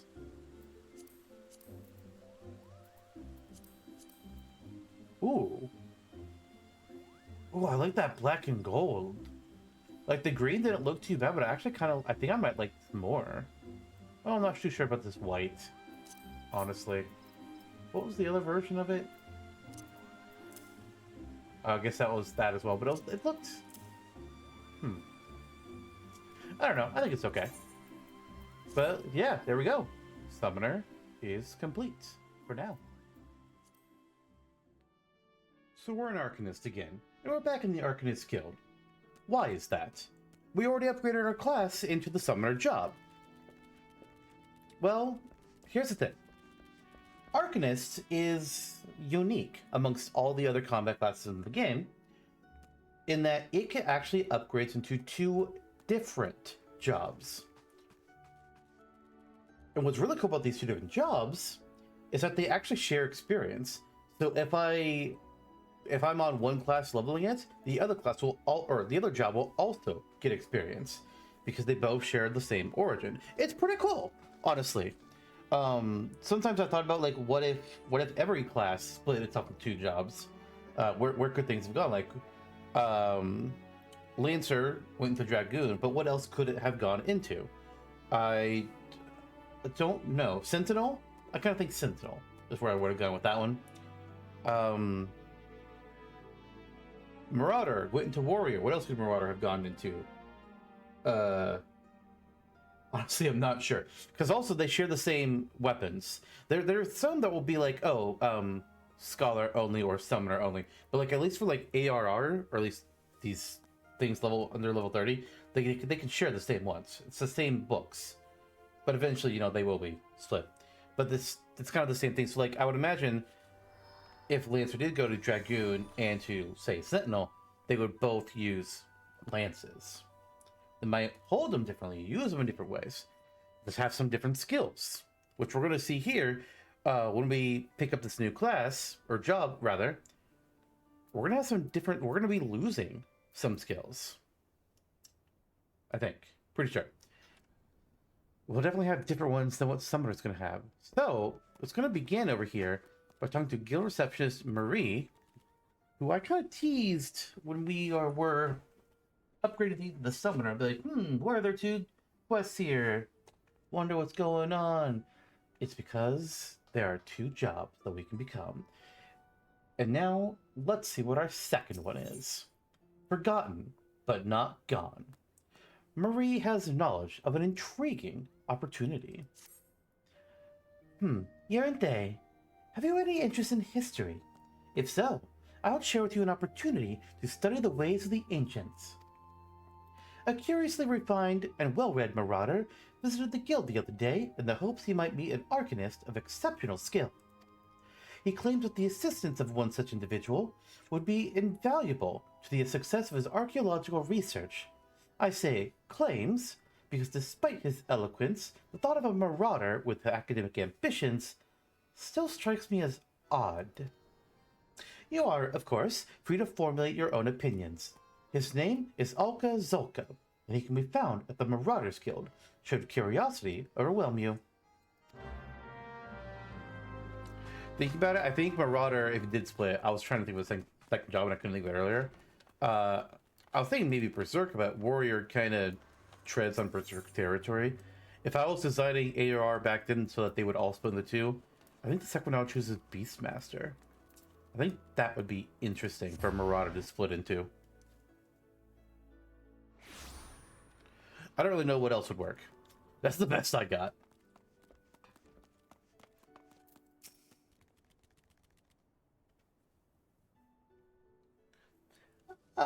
Thank you for setting aside your preconceptions, Yerente. I am acutely aware how unusual it is for a marauder like myself to conduct research, as it were. Although that said, you are also a marauder, and yet you also study Arcanima, and thaumaturgy, and conjury, and a bunch of other things. So, maybe it's not so strange, or maybe you're the really strange one. Well, we can be strange together, I suppose. However, you shall soon understand that I am not at all like my more muscular brethren. Rather than rush blindly into the enemy's maw, I formulate and execute stratagems to great effect. My archaeological pursuits are but an extension of this practice, for at present I am researching the military tactics of ancient Nim. It would not surprise me if you were unfamiliar with Nim. The civilization flourished some 15-odd centuries ago, during the 5th Astral Era. The Nimians lived during an age of wonders, when the magical arts flourished. But magics can be wielded for weal or for woe, and this period of peace eventually gave way to the Great War of the Magi. The nations of that bygone era brought earth-shattering magics to bear against one another, yet Nim, with only a handful of mages to support its army of mariners, repulsed would-be invaders time and time again. Precisely how a military force of this composition could defy its stronger neighbors is a mystery which has long puzzled military historians. By translating extant Nimian tablets, which I have recently purchased, I mean to solve the riddle at long last. As my knowledge of Arcanima is cursory at best, I require an experienced Arcanist to assist me with my analysis of any text pertaining to the magical arts. Will you be that Arcanist, Yerente? There is, however, a complication. The Nemean tablets and other assorted relics, for which I paid an exceedingly large amount of money, were stolen en route to Limsa Lamensa. The information inscribed upon those tablets could be of untold significance. I will not allow thieves to sell some rich Ul'dah collector for a pittance. Pray, accompany me to the Raincatcher Gully docks and help me reclaim my relics. I have strong reason to believe the perpetrators can be found there. Alright.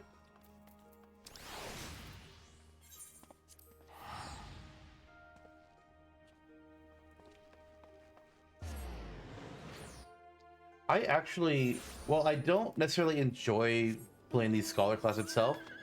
I mean, we've seen me... It's another healer class. So, Arcanist goes into both a DPS and a healer job. Which is, while a large part of why Scholar is not my jam. I really like what they do for its story. They do a great job with the quests for this one. As I suspected, they are not more than broken men who have seized the docks and taken the robbing of a passing ship. Come, let us put an end to their banditry and take back what is ours.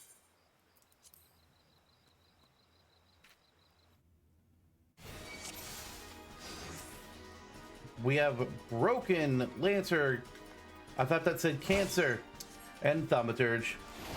Either charge, energy drain. That guy's down. Oh, he's not. Wow. Now he is.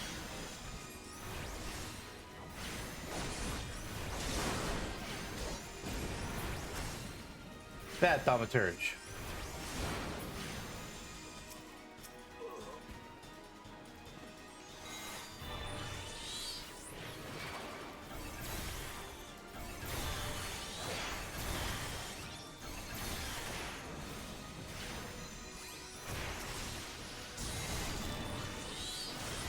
Oh, that Lancer's gonna come up here and be like, hey, what's going on? Why can't I? Oh, so I'm targeted on the wrong person.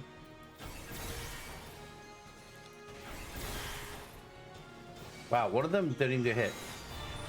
Now the Lancer's involved. Took yourself a little long.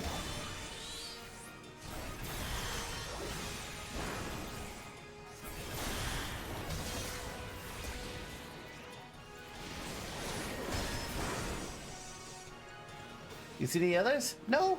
Excellent. Let me search for the tablet. They're probably in this stolen crate.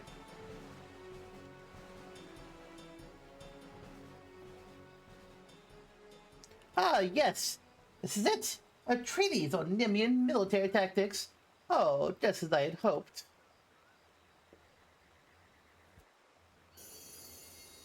And a piece of candy with a fairy inside.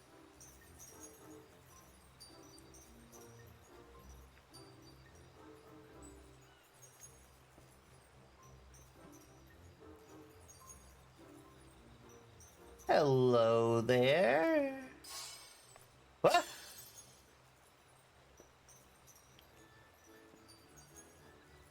Mayhap the tablet could explain this? Okay, let's see here. Scholars, familiars, fairies? The sunlight of Eos doth soothe and shield. The moonlight of Selene doth silence and strengthen.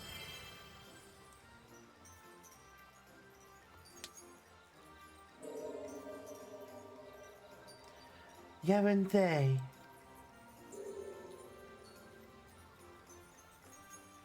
By the 12! Have you any idea what this means? We have to rediscover the long-lost magical arts of Nemean scholars!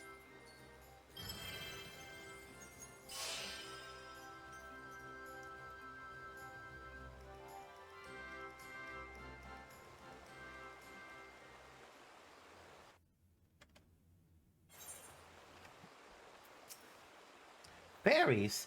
Honest to God's fairies! Well, Now I have seen everything.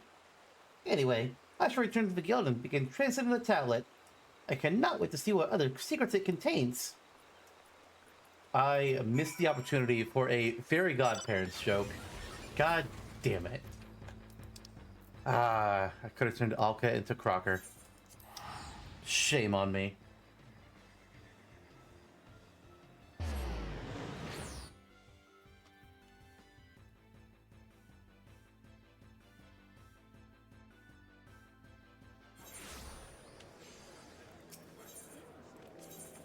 Back to Marauders? Yeah, Marauders Guild.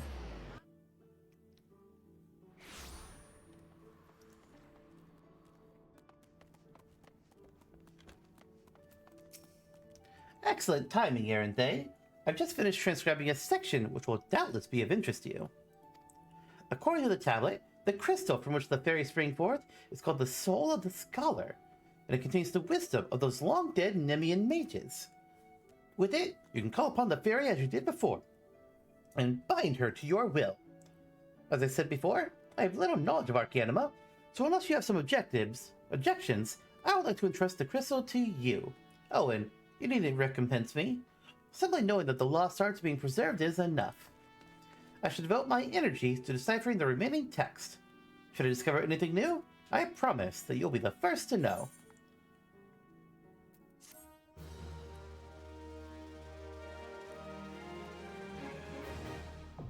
Scholar unlocked.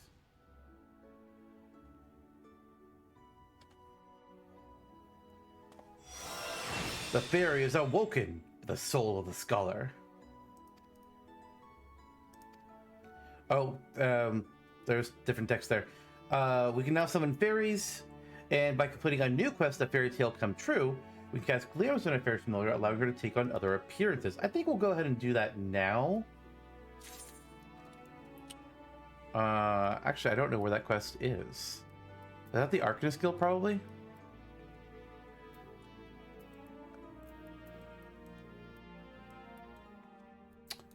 I don't know. Probably that's where that is.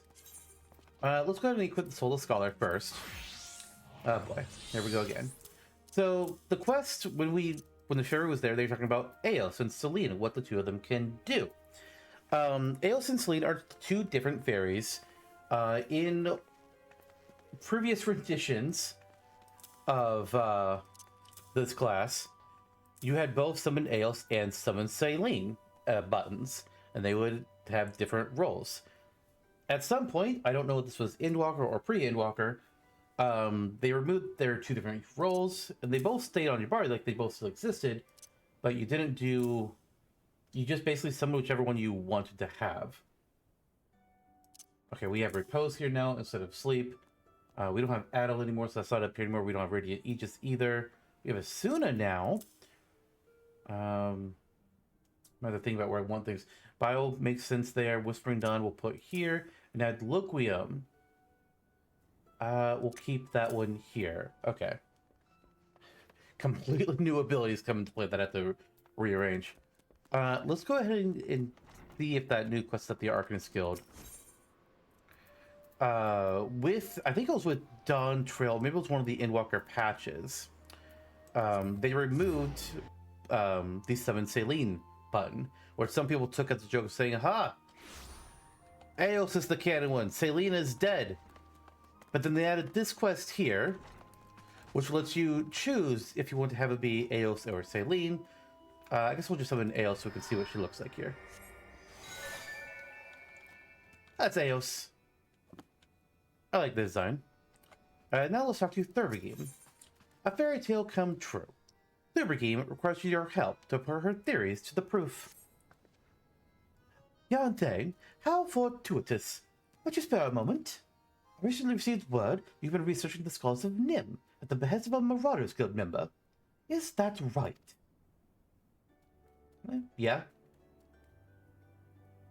I see. And as a result, you can now call upon a fairy to aid you. Fascinating. Might I trouble you to meet me downstairs in the practice area? There's something I very much wish for you to try. Also want to see, Becoming a healer class has changed what is our best equipment. There we go. If you're wondering why we only had one healer class up until now with the White Mage, well, Scholar is why. Scholar is the second healer available in the game.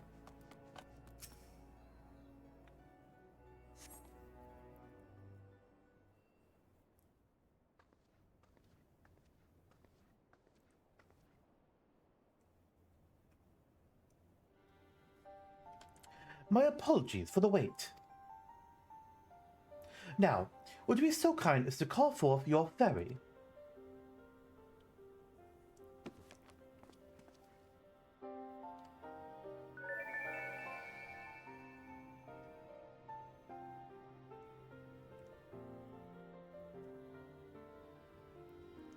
How charming! The tales do little to capture its beauty.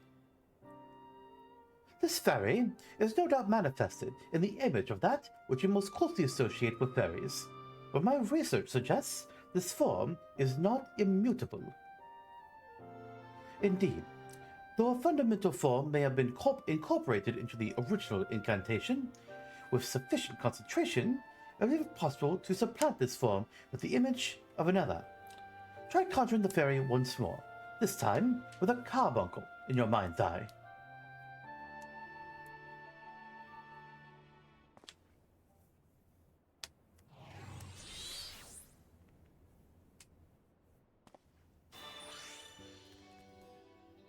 Hello, Topaz.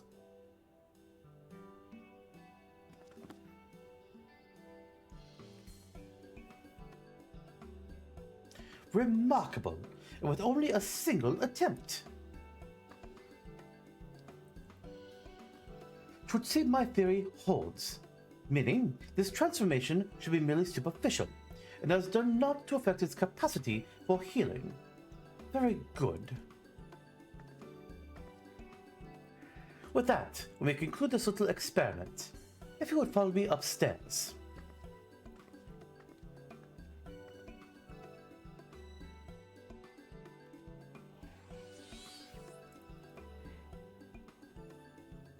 So yeah, the core of this quest is that Thuber Game here is going to teach us how we can basically change our fairy's appearance from being Eos to Selene or even a carbuncle. Summoners can also do this. They can change their base carbuncle to look like one of the primals, always. That said, you'll still summon the proper primal whenever you use, like, summon Ifrit or summon Garuda or whatever. But you cannot have your fairy look like a primal Eggy, and you cannot have Summoner's carbuncle cannot look like a fairy. Lockdown. Thank you again for your help, Hyundai. That would be quite the spectacle.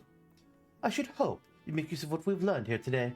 I dare say, your fairy's appearance may be without limit. Are you going to actually teach me the commands, though? Or am I going to have to Google this? Your fairy's appearance can now be altered by using /pet glamour in the chat. For example, if you wish to change the appearance of Eos to appear as Ruby Carbuncle, use the text command /pet glamour, in quotes, Eos, space, in quotes, Ruby Carbuncle. For further details, enter /pet glamour.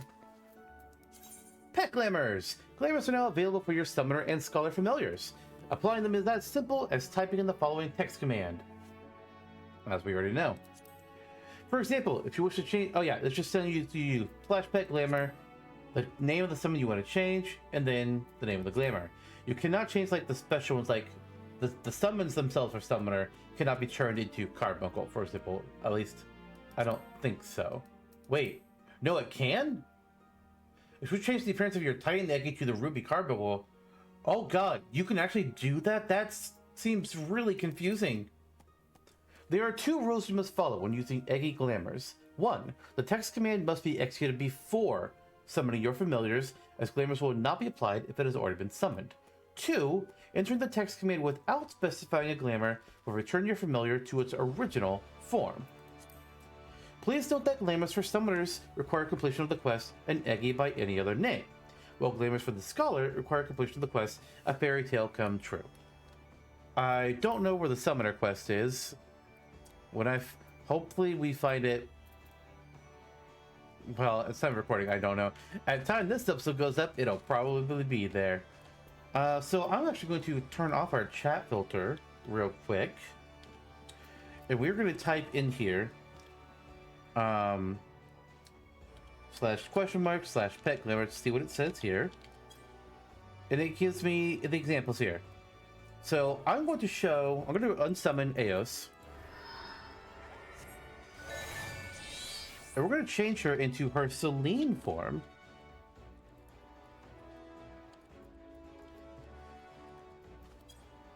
The next AO summoner will appear glamored as Selene. And there she is! I think for Yeranthe here, we'll have his scholar use Selene, because she's now the quote-unquote non-canon version. And so I think moving forward in life, unless people know about Selene, she's going to be a forgotten memory. Well, not forgotten memory, but like new players aren't really going to know her. But I think it'd be fun if we just showed her anytime we're doing scholar activities. I just think that'd be neat. The last remnants. Alka-Zolka wishes to share with you his most recent discoveries. Ah, Yeranthe. I was hoping you might come along. Deciphering the treaties has proven more difficult than I anticipated, but I have nevertheless made progress. It contains a wealth of military knowledge, much of which entails the role of scholars in Nemean units. Apparently, a single scholar could provide effective support for an entire party of marauders. They would employ their magics to heal the wounds and enhance the abilities of their allies. Moreover, they often served in leadership roles as they were all highly trained tacticians. But how swiftly the remembrance of all things is buried in the gulf of eternity. The treatise indicates that Nemean scholars wielded a far more diverse repertoire of spells than you currently possess. Precisely why you lack these spells, I cannot say. However, the fault may lie with your fairy.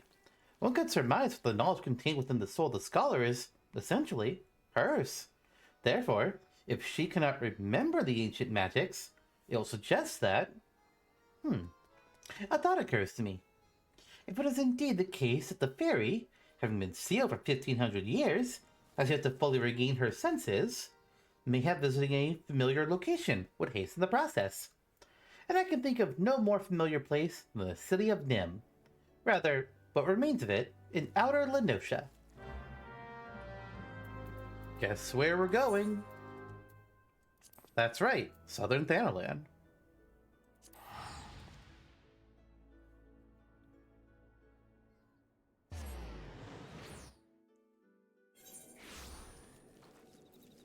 Alright, so explore the floating city of Nim.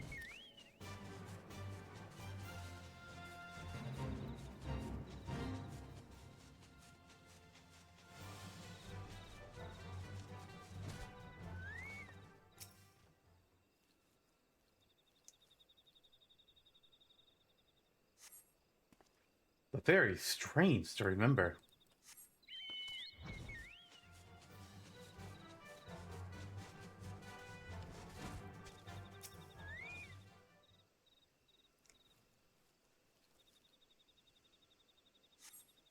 But very strange to remember.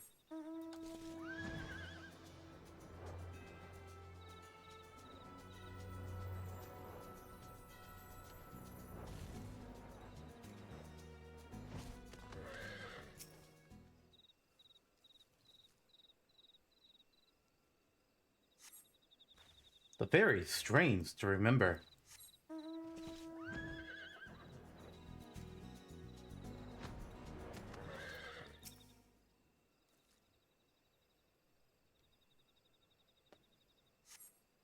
But very strange to remember. Poor fairy. She's having a hard time.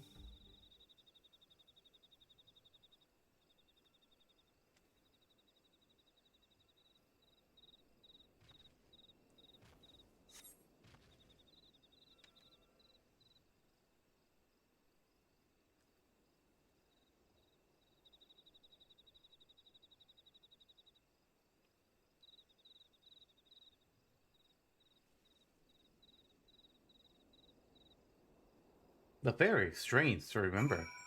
Actually, the Forgotten Whispers of Nim have rekindled the fairy's memories. Good job, Celine. Back to Okazoka. Is he... Yeah, he's still in Limsa.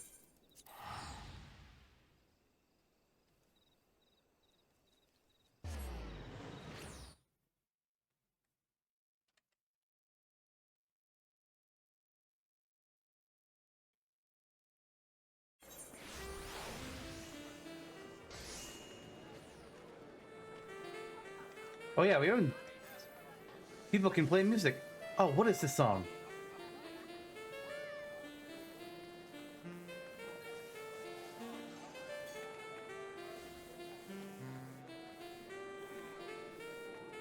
It's Pokemon.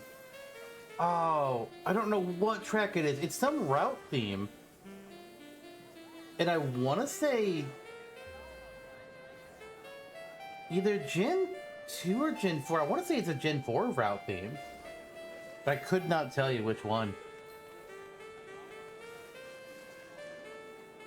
Yeah. Play Bard. And you can unlock how to play music. It's pretty cool, honestly. Alright, anyways.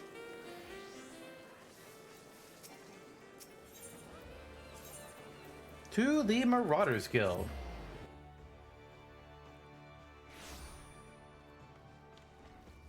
There's some people I know that used to play the game and used to put it on weekly shows. And I enjoyed listening to them, but they no longer do them in this game. They do shows in another game now, though. And I liked trying to figure out, like, oh, what track is this? And sometimes, like, sometimes I do real music, and obviously I didn't know this because I don't really listen to real music.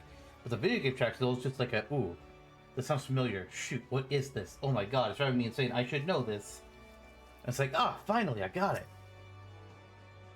Welcome back, Erenthay. Now the experiment met with success. And this strongly suggests that each fairy is a distinct individual with her own thoughts, feelings, and memories. Well, I must redouble my efforts to translate the remaining text. At this rate, your discoveries threaten to overshadow mine. Not to bemoan your accomplishments, but I've yet to decipher any equally amazing stratagems. Soon enough, though? Soon enough.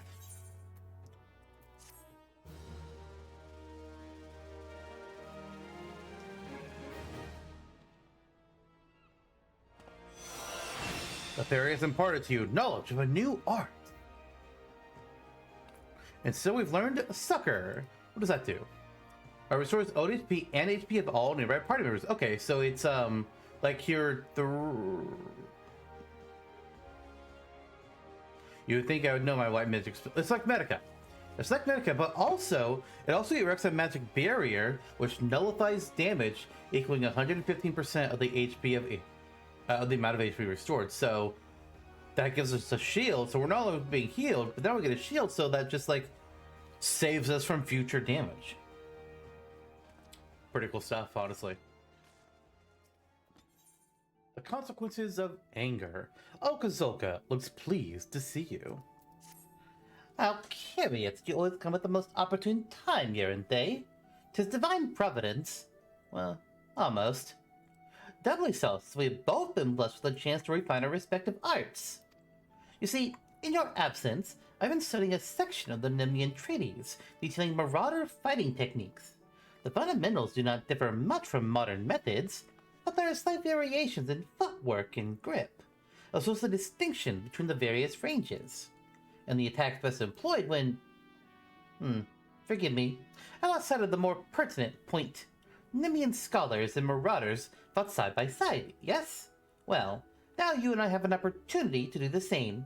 A Tonberry has been spotted in Bronze Lake, and the Marauders Guild has been asked to dispatch it. Since Tonberries dwell within the Wanderer's Palace, an ancient Nemean temple recently discovered in the wake of the calamity, there is a strong possibility that the creatures have resided there since before the fall of Nim. Do you follow my reasoning, Erenthay? These malevolent creatures may have overrun the temple and claimed it for their own at the height of Nemean civilization. They may have posed a major threat to the ancient people, even. If so, then surely facing one in battle would rekindle the memories of your fairy. Even if I'm mistaken, the Tonberry poses a threat to the locals. Moreover, I would very much like to put my newly learned Mimian techniques to the test. So, we will rendezvous outside the Wanderer's Palace, yes? I suppose we should. Also, the thing about Scholar and Summoner being able to level at the same time means that if I don't touch Scholar and I just level it as Summoner, I'll switch back to Scholar and be like, oh, when did I get these new abilities? What the heck? I now just have like a better version of Ruin 1 with Ruin 2. I guess, oh god, where am I going to put these? I also have Fey Illumination now, which I can tell my Fury to activate. She increases healing magic proficiency for all nearby partners by 10%, while reducing magic damage taken by 5%. Ooh, that is good. I like it. I'm going to put... I'm going to put Ruin 1, honestly, over here. Get it out of the way. Ruin 2 is better. Oh, wait, hang on. Yeah, it is. It's slightly more MP, but it's... Oh, wait. No, it's less damage. Oh. Then... Because it's an instant cast. What? I'm sure there's a reason for it to exist. I just don't know what that is. I'm gonna leave it right there in the meat. Well... Oh, God, I don't even know. We'll just do...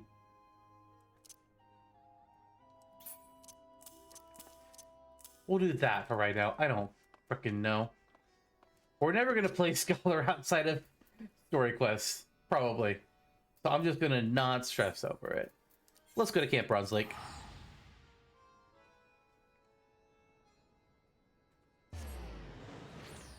If I was going to pick up a second healer of the 4 that currently exist in the game, it probably wouldn't be Scholar.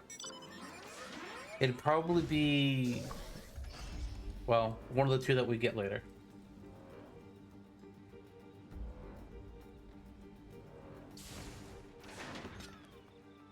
Oh, actually, while I'm over here, I want to take a look and see. The other day, when I was over here, I saw... no, I think it's dead. Damn, somebody killed it. I've mentioned before how there was a Tonberry hunt target called, I don't know if I actually said its name, but it's called Marberry, and it's changed its form over the time, and it's, I saw it in its Black Mage form, so it's like, okay, that tells me that Scholar was its original form, and I just couldn't remember. Oh, what? Solo duty? Oh, shit. I'm going to fight a Scholar. Oh, no.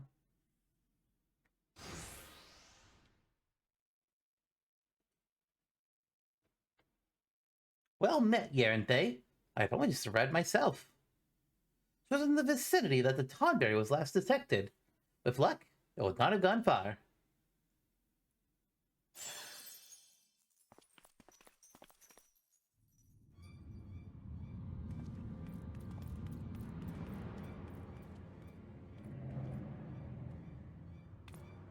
Look! Atop the stairs!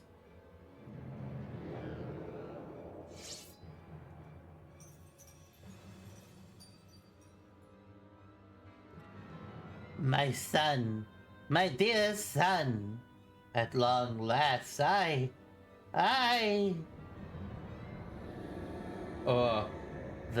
rancor, it rises, it rises. It comes.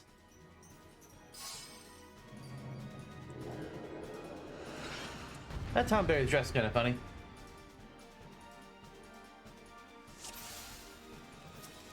Oh, you are coming down those stairs quick. I'm going to put a bio on you. And then I don't really know what else I'll do.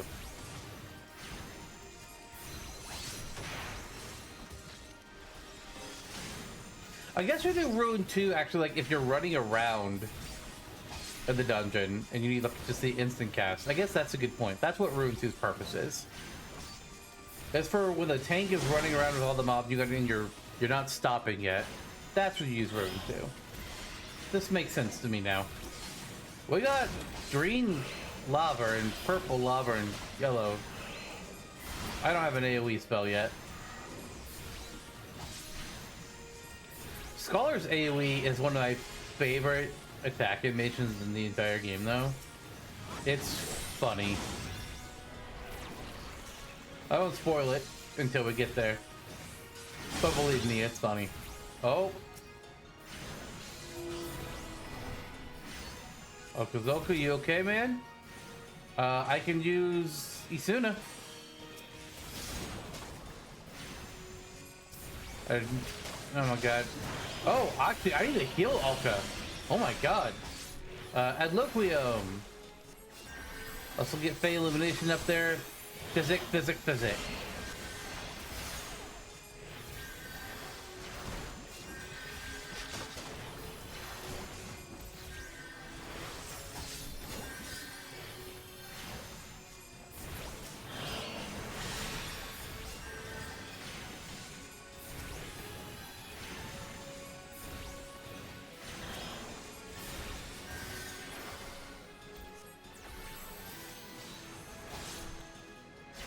Oh my god, the green lava's still alive, really?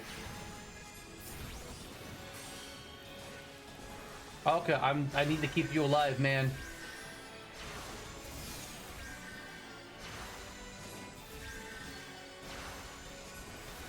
I'm just purely healing you. Okay, good. The Tonberry is now targeting me. That's actually okay.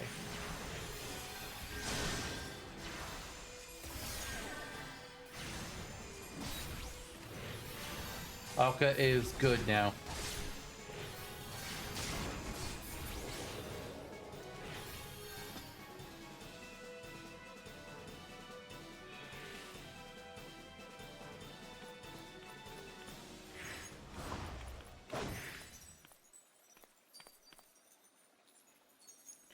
What are you doing? Move, damn you! My... Oh, confound it all!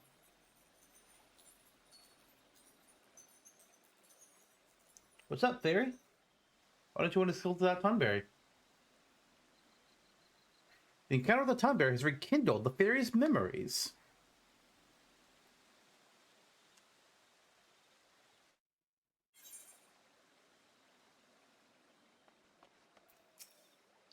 Ah, what happened, Yaranthe? I thought you could control her. I apologize. I know you've only just begun to work with the fairy.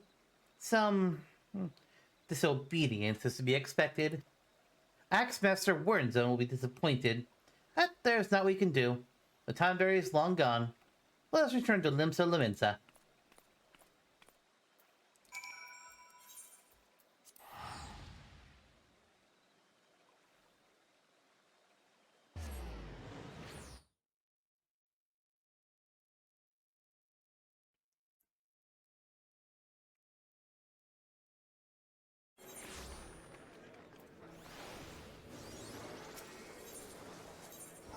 To the Marauders Guild.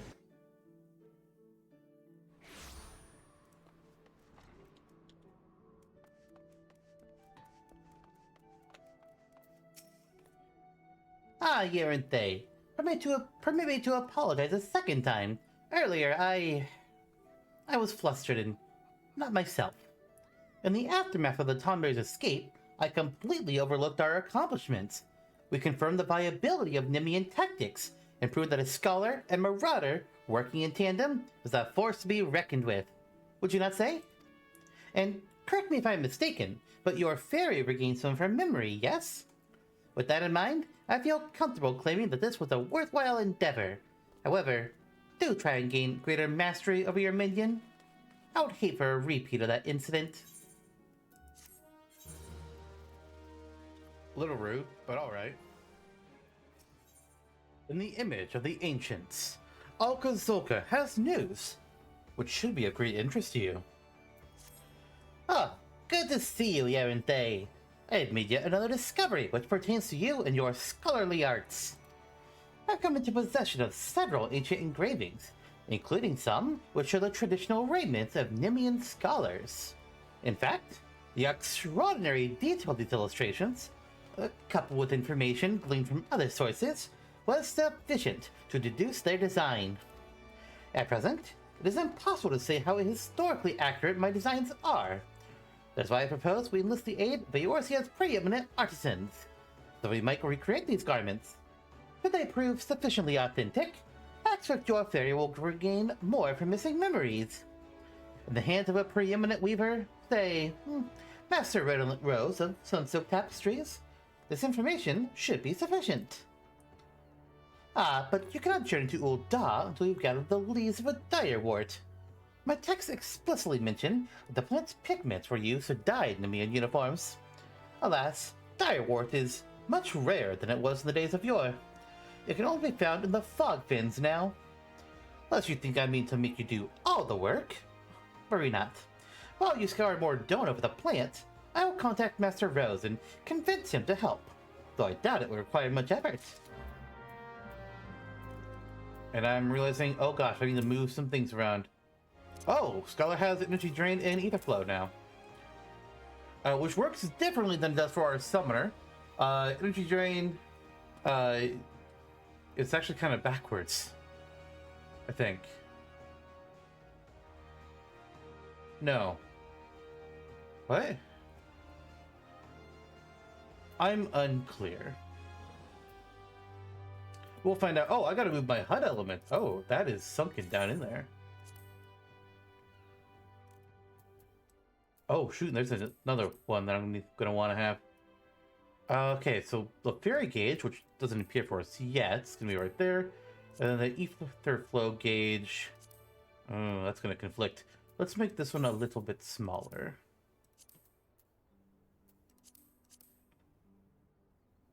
That'll do.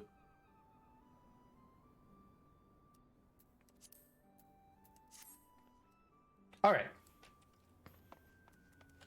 Easy thing to forget to do when you level Summoner and not Scholar. Let's go to Mordona.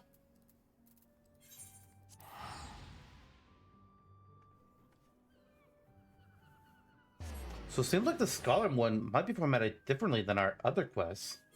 They're saying, hey, go get an ingredient, and then Redolent Rose will just make all the garments for us? Seems odd. But we'll see. I'll be surprised if we break the pattern, but who knows? Maybe because Scholar is kind of a bonus job class or job in a way. Maybe they're doing its quest a little bit different.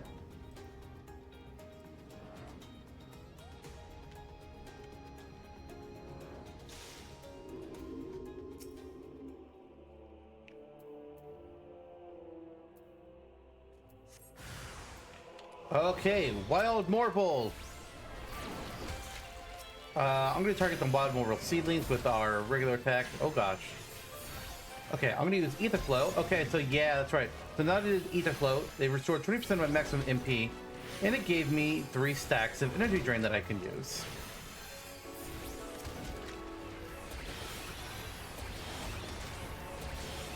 Which can be used to absorb health.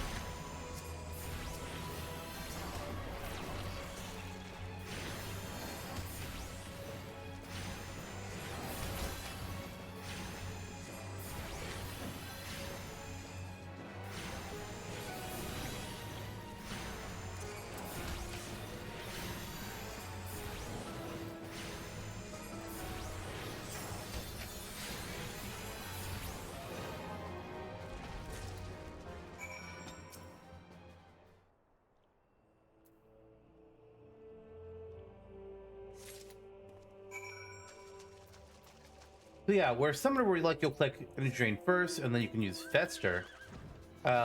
With Scholar, it's you do Ether Flow first, and then you can use Energy Drain. It's kind of odd. I feel like that's something that should be addressed in a future expansion where they're redoing classics. You know, they like to rebalance classes every now and then. Dragoon actually got a slight rework for the latest expansion. Not the biggest fan. It's okay, but I think I prefer the older way better. That's just a personal thing. They also worked on another class that we haven't gotten to see, we haven't gotten to do anything with yet. We'll get there in Heaven's Word. That one I kind of like better with its changes.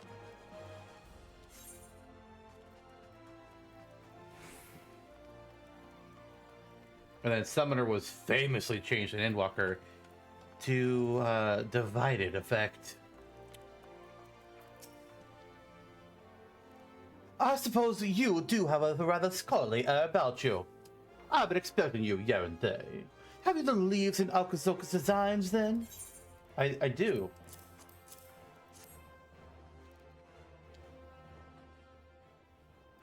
Crafted raiments that have not been seen in 1,500 years. This is indeed a daunting challenge. But this is one I suspect I will enjoy a great deal. For rare as the day a weaver revives ancient fashion. I shall begin at once. You may observe if you like, but be aware it will be a lengthy process. That's fine. I got time.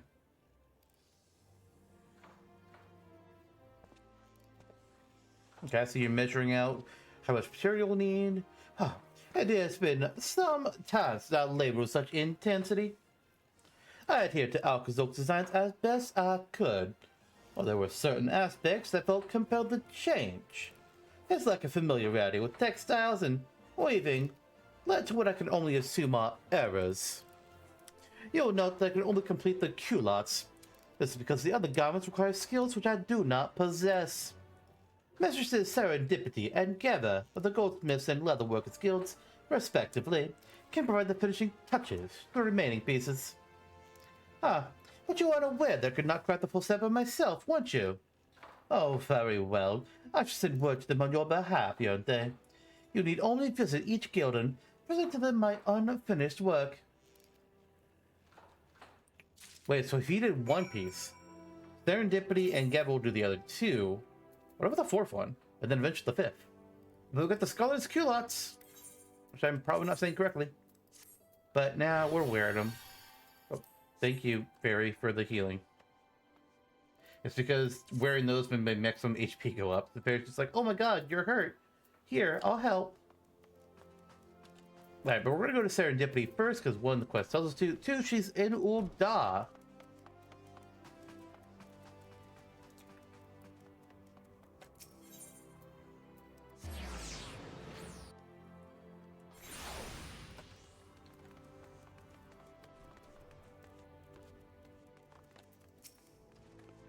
Greetings, Yarente. Red said you'd be along shortly, so let's see that mortarboard.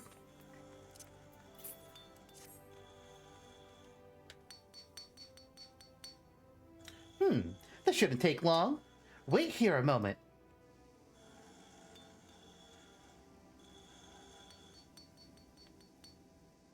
Yeah, I'm assuming she's working on the headpiece. Here it is, as promised. Amazing what difference a mithril tassel can make, isn't it? Wear it with pride, Yarente. Now off you go, and be sure to enjoy your times with Gadanya. Either that, or maybe it's the gloves. It is the hat, the Scholar's Mortarboard. I really hope we can wear this, but I have doubts. Big sad. Oh, wait. Yep, big sad. Well, to Gadanya. Geva is probably going to make us the boots. It makes sense. Geva is the leader of the Leather Workers Guild.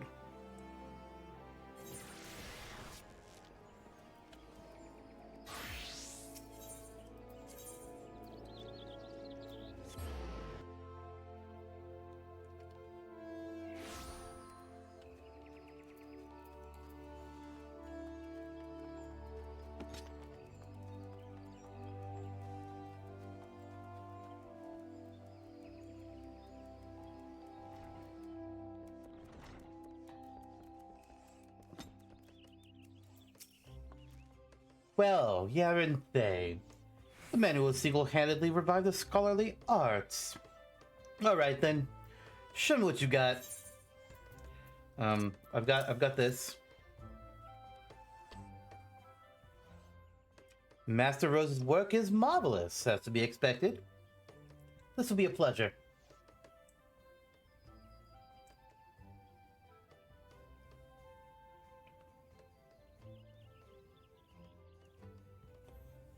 And there you go. One pair of fingerless buffalo leather gloves. Perfect for the scholar who prefers that his protection does not come at a cost to dexterity. Oh, the boots? Oh, Belly will see to those.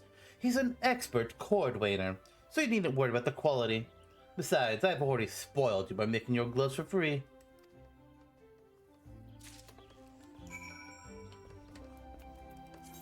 And here they are, the scholar's gloves. Let's see what they look like.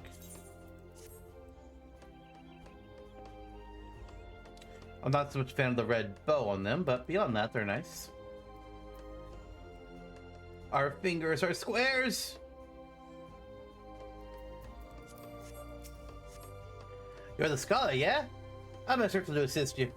If you would please let me see Master Rose's work.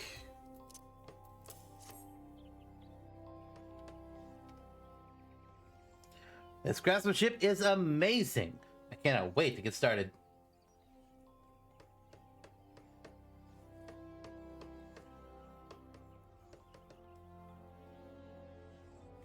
Here you are, sir. Made with the finest boar and buffalo leather, in accordance with Alcazar's designs, which are very impressive, I must say. You must be dying to see the completed set. I know I would be, having gone to such great lengths. You ought to surprise him by wearing the garments when next you meet him. Why couldn't Alka design the body piece, though? That's weird. Okay, that looks a little goofy. I'm not gonna lie.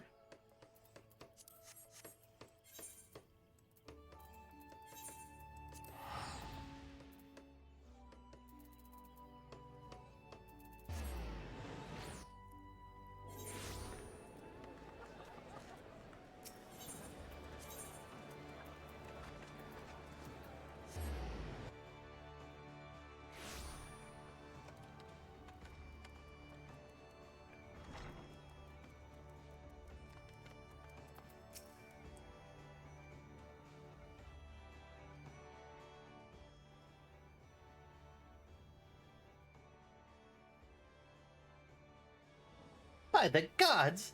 I feel as though I've been transported backwards through time. You're the very image of the Nemean scholars of Eld. Well, minus the gown, but still. Never in my wildest dreams did I think it would turn out this well. Huh, I see you approve as well, little one. Suffice it to say, we can consider this a great success.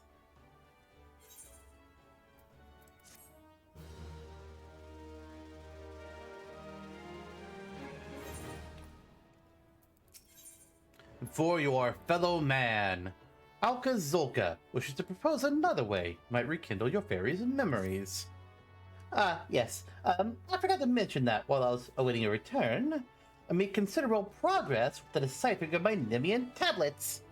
Much what I have learned until now has pertained to the roles of scholars within the military. However, these latest texts offer insight into a scholar's activities during times of peace. As you can imagine, they're not the sort to let their restorative magics go to waste. One particularly stirring account describes their selfless efforts to combat the spread of a virulent plague, which at one point threatened to engulf all of Nim. Naturally, they did so with the aid of the fairies, which is why I believe that similar acts of charity may serve to further awaken your winged companion. If you are invited to test my theory, why not journey to Camp Bronze Lake? You'll find no shortage of the sick and wounded there. Rukasa Farusa would doubtless welcome your services if you don't offer them. He presides over the Warm Wine Sanatorium, so be sure to have a word with him if you decide to go. Oh, I decided to go.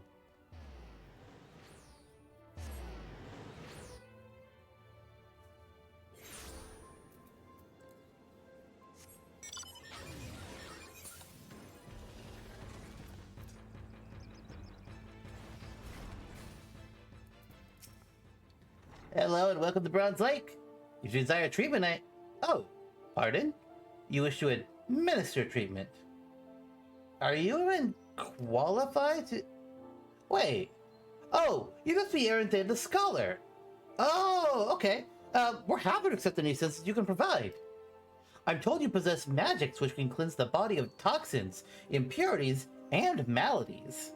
At the present, we have 5 patients visiting the springs who would benefit from this kind of care. Pray attention to these individuals and return to me when finished. They are spread out. Oh, a short-breathed invalid. Oh. So we need to cast Isuna on these people. Where's my Isuna? There it is. My lungs. I can breathe again. Bless you, sir. Bless you.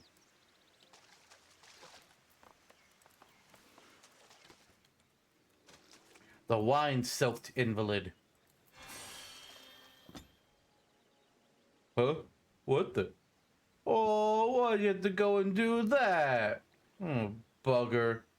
That'll take me wide away. Ugh.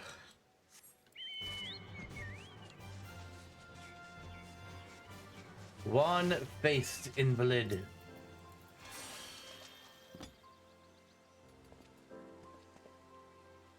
Huh? What'd you do? You took something from me. Something bad. I don't know what you did. I'm glad you did it. Thank you. What? Corrupted ether.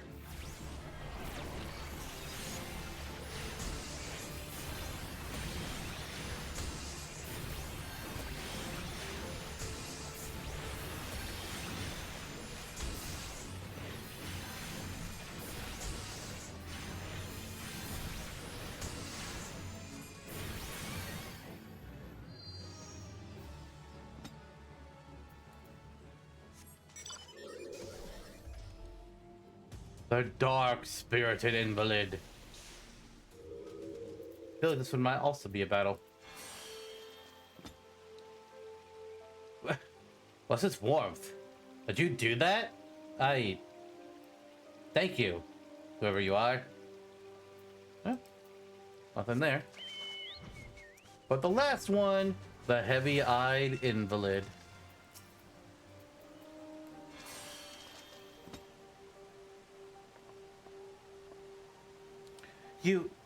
You've set me free. I no longer feel his eyes upon me. Okay, yeah, that's definitely, yeah, corrupted ether.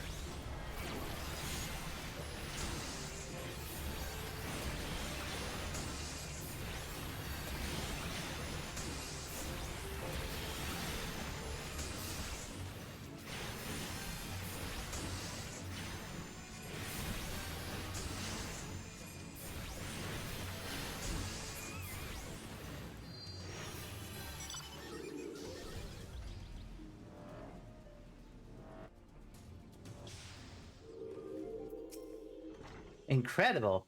Absolutely incredible. What you did for those patients was nothing short of miraculous. The commanding officers will be pleased here that they can return to active duty. You and Alkazoko have my deepest thanks here, and they.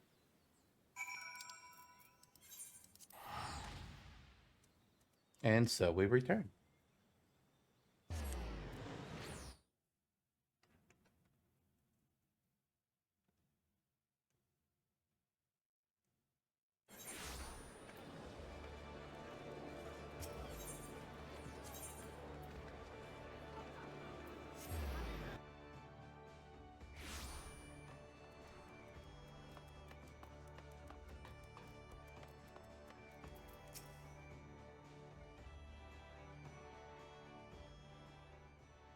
Ah, here aren't they? Ruka tells me that your potent magics exceed all expectation. Had a good time, did you? Aye, I thought you might. It warms my heart to see the two of you making such great strides. It reminds me that I must work harder to see that I am not left behind.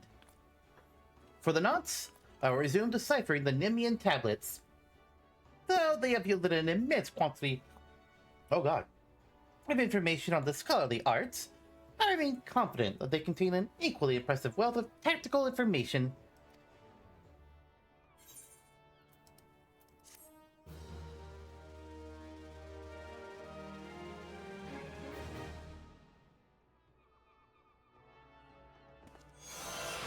The fairy has imparted to you knowledge of a new art. Lustrate. The hell does that do?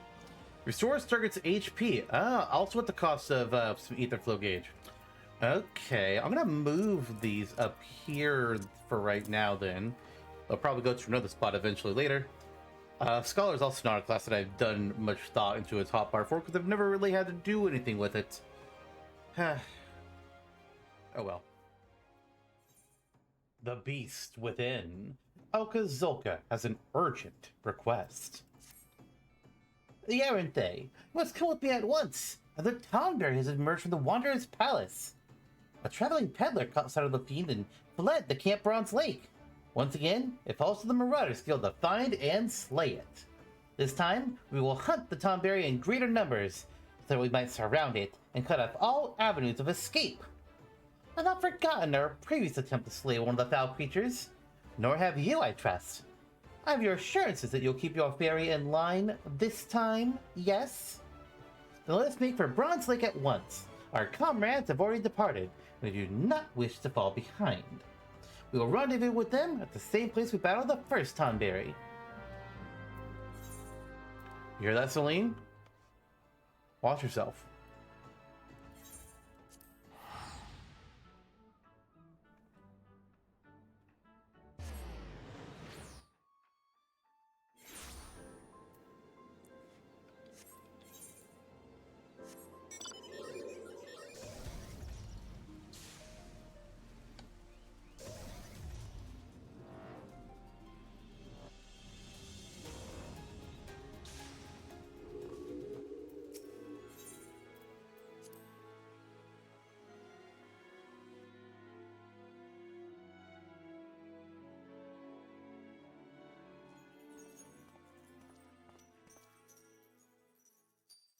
Thank the gods you've come, Yaranthe.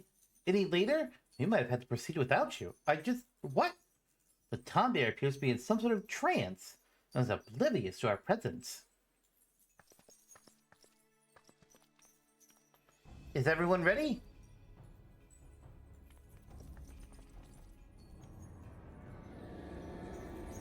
Uh-oh. Excellent. Remember, we must surround the fiend. It cannot be allowed to flee. My son, my dear son, stay away. I cannot. Actually, I don't know if that's the voice I want to use. Oh, what the? Ah, damn it. Not again. It seeks sanctuary inside the Wanderer's Palace. Are we gonna go in there? Come, let's follow and finish this once and for all.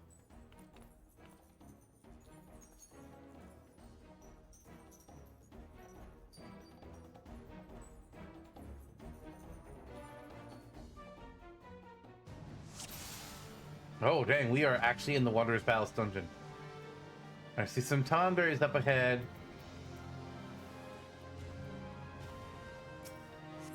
Tonberry Creeper. Oh, bio.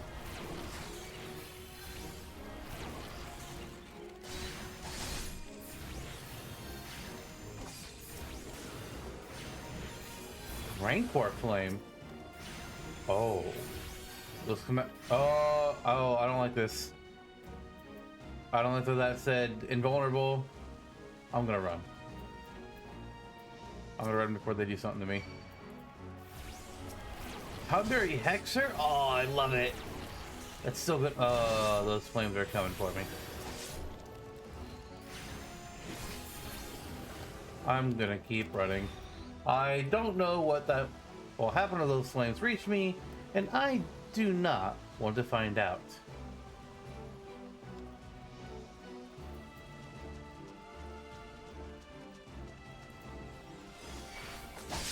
Ah!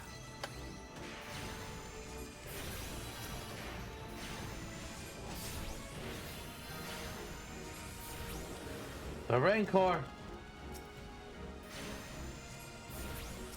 But behind us?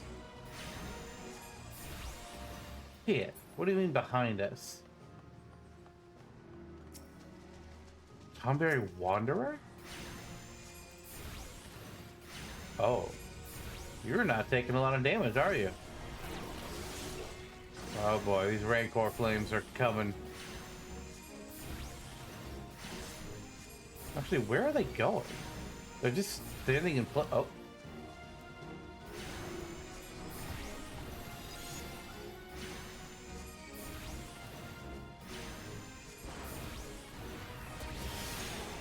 Well, the Tiber Wanderer is on me now. Oh, there's a hex. Oh, gosh. A fetid fairy? You know what? Speaking of Whispering Dawn.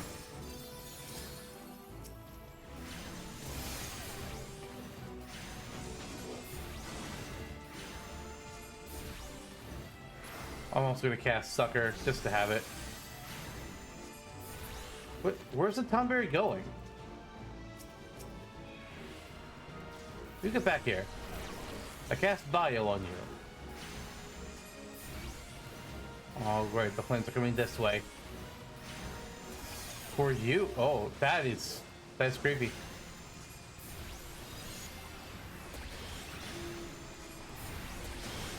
Oh, God. They're... What are they doing? Ow!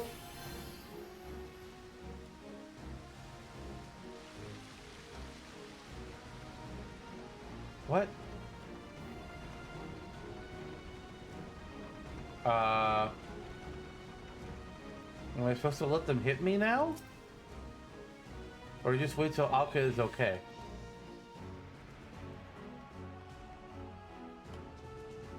I do not know. I am going to cast Sucker to give myself a shield. I'm going to do the same thing with Galvanize. Alright, just hit me. Are we done? We're done.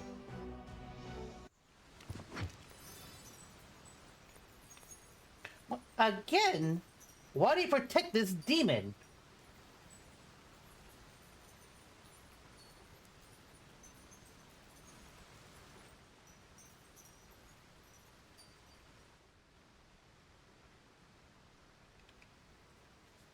Heal the Tomberry Wanderer? Okay.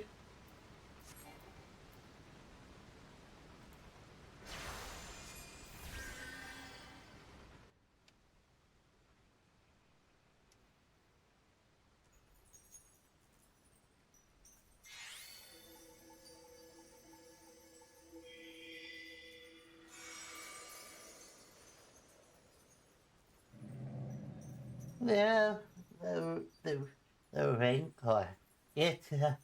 I. Oh.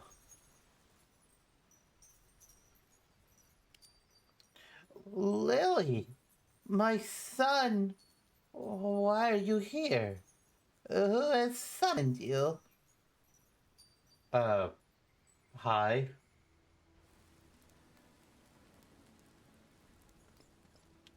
Then Nim is no more. 1,500 years. Can it truly be so? I was Cerrito Carito, before the sickness from the sea transformed me. The traders, they were the first. As their ears and noses began to atrophy, their limbs grew shorter and their skin.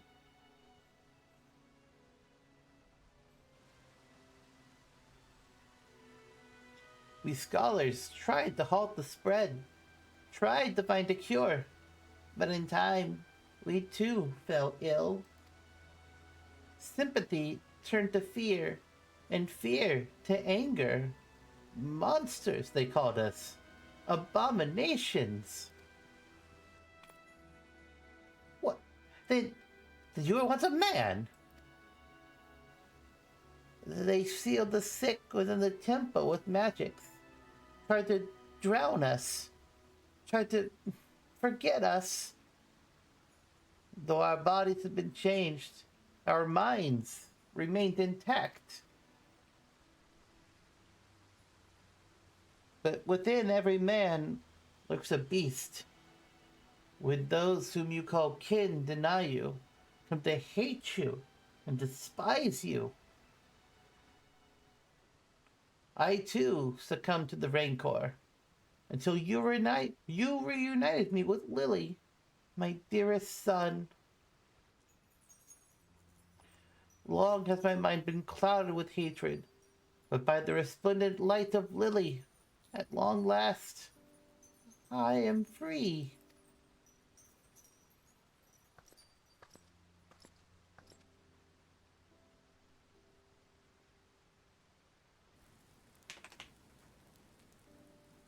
Nope, guess we don't need to kill the Stormberry then. Oh.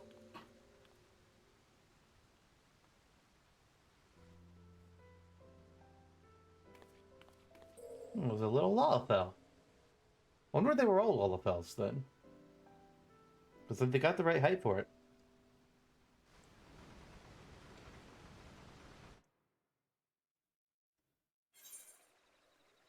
Oh, talked to multiple people here. So, wait a bleeding moment. That Tom Bear used to be a scholar like you. So, does that mean you'll turn into one of them if you keep slinging those spells? Did I misunderstand what he said back there? Ah, the hell's with it. Where's the soft marauder? Oh, there. I came expecting to find one Tom Berry, not a whole bloody mess of them. If it wasn't for you and your flying friend, I reckon we'd not have left there alive. Gotta say, you and Al can make a great team. Shame there ain't more of you scholarly types around, but I could use a partner like you.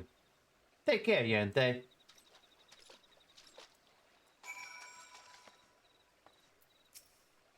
I nearly killed them. Oh, thank the gods that fairy stopped me. I wonder, did she know a Cerrito from the beginning? Or was it only... In any case, she's regained a good portion of her memories. If not all of them, I suspect. Well, if you would excuse me, I need to take some time to put my thoughts in order and describe how I might explain this to the Axe Master. Oh, yeah, good luck with that. Oh, Cerrito.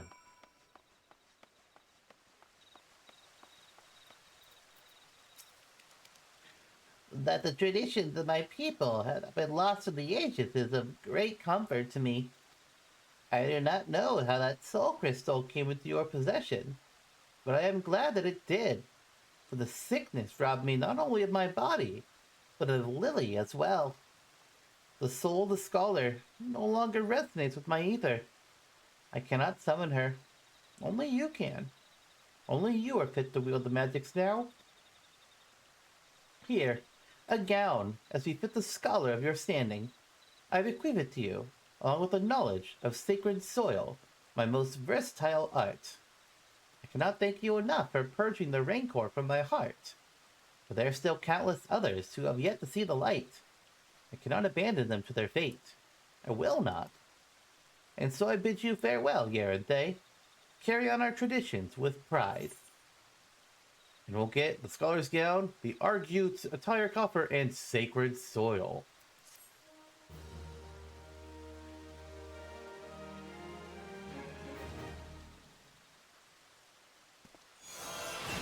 Cerrito Carrito has bequeathed you knowledge of a new art. This concludes the Scholar quest for Final Fantasy XIV, Realm Reborn. In order to undertake the next series of quests, you must first meet the following requirements. You must have completed the main scenario quest before the dawn.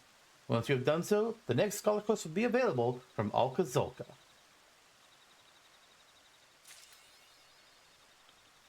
Alright, so, first of all, Sacred Soil is cool. You create a designated area in which party members will only suffer 90% of all damage inflicted.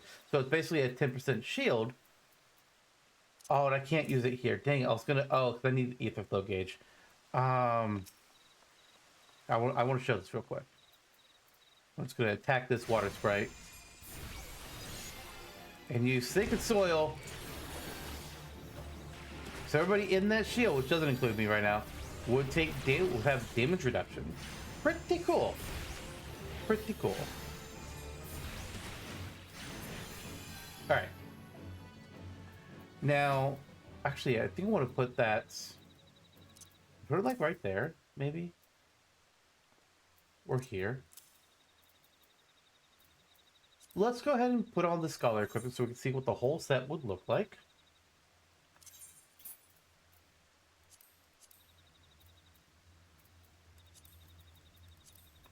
We don't get to wear the hat. Sad. But there we go. That's the normal Scholar outfit. I'm not a fan of the shoes or the socks. Looks a little weird to me. Let's see what the copper will change it into. See if it makes it look a little bit better.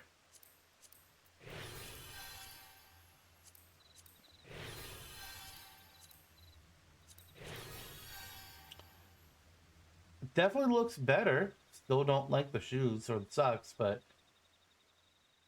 looks all right.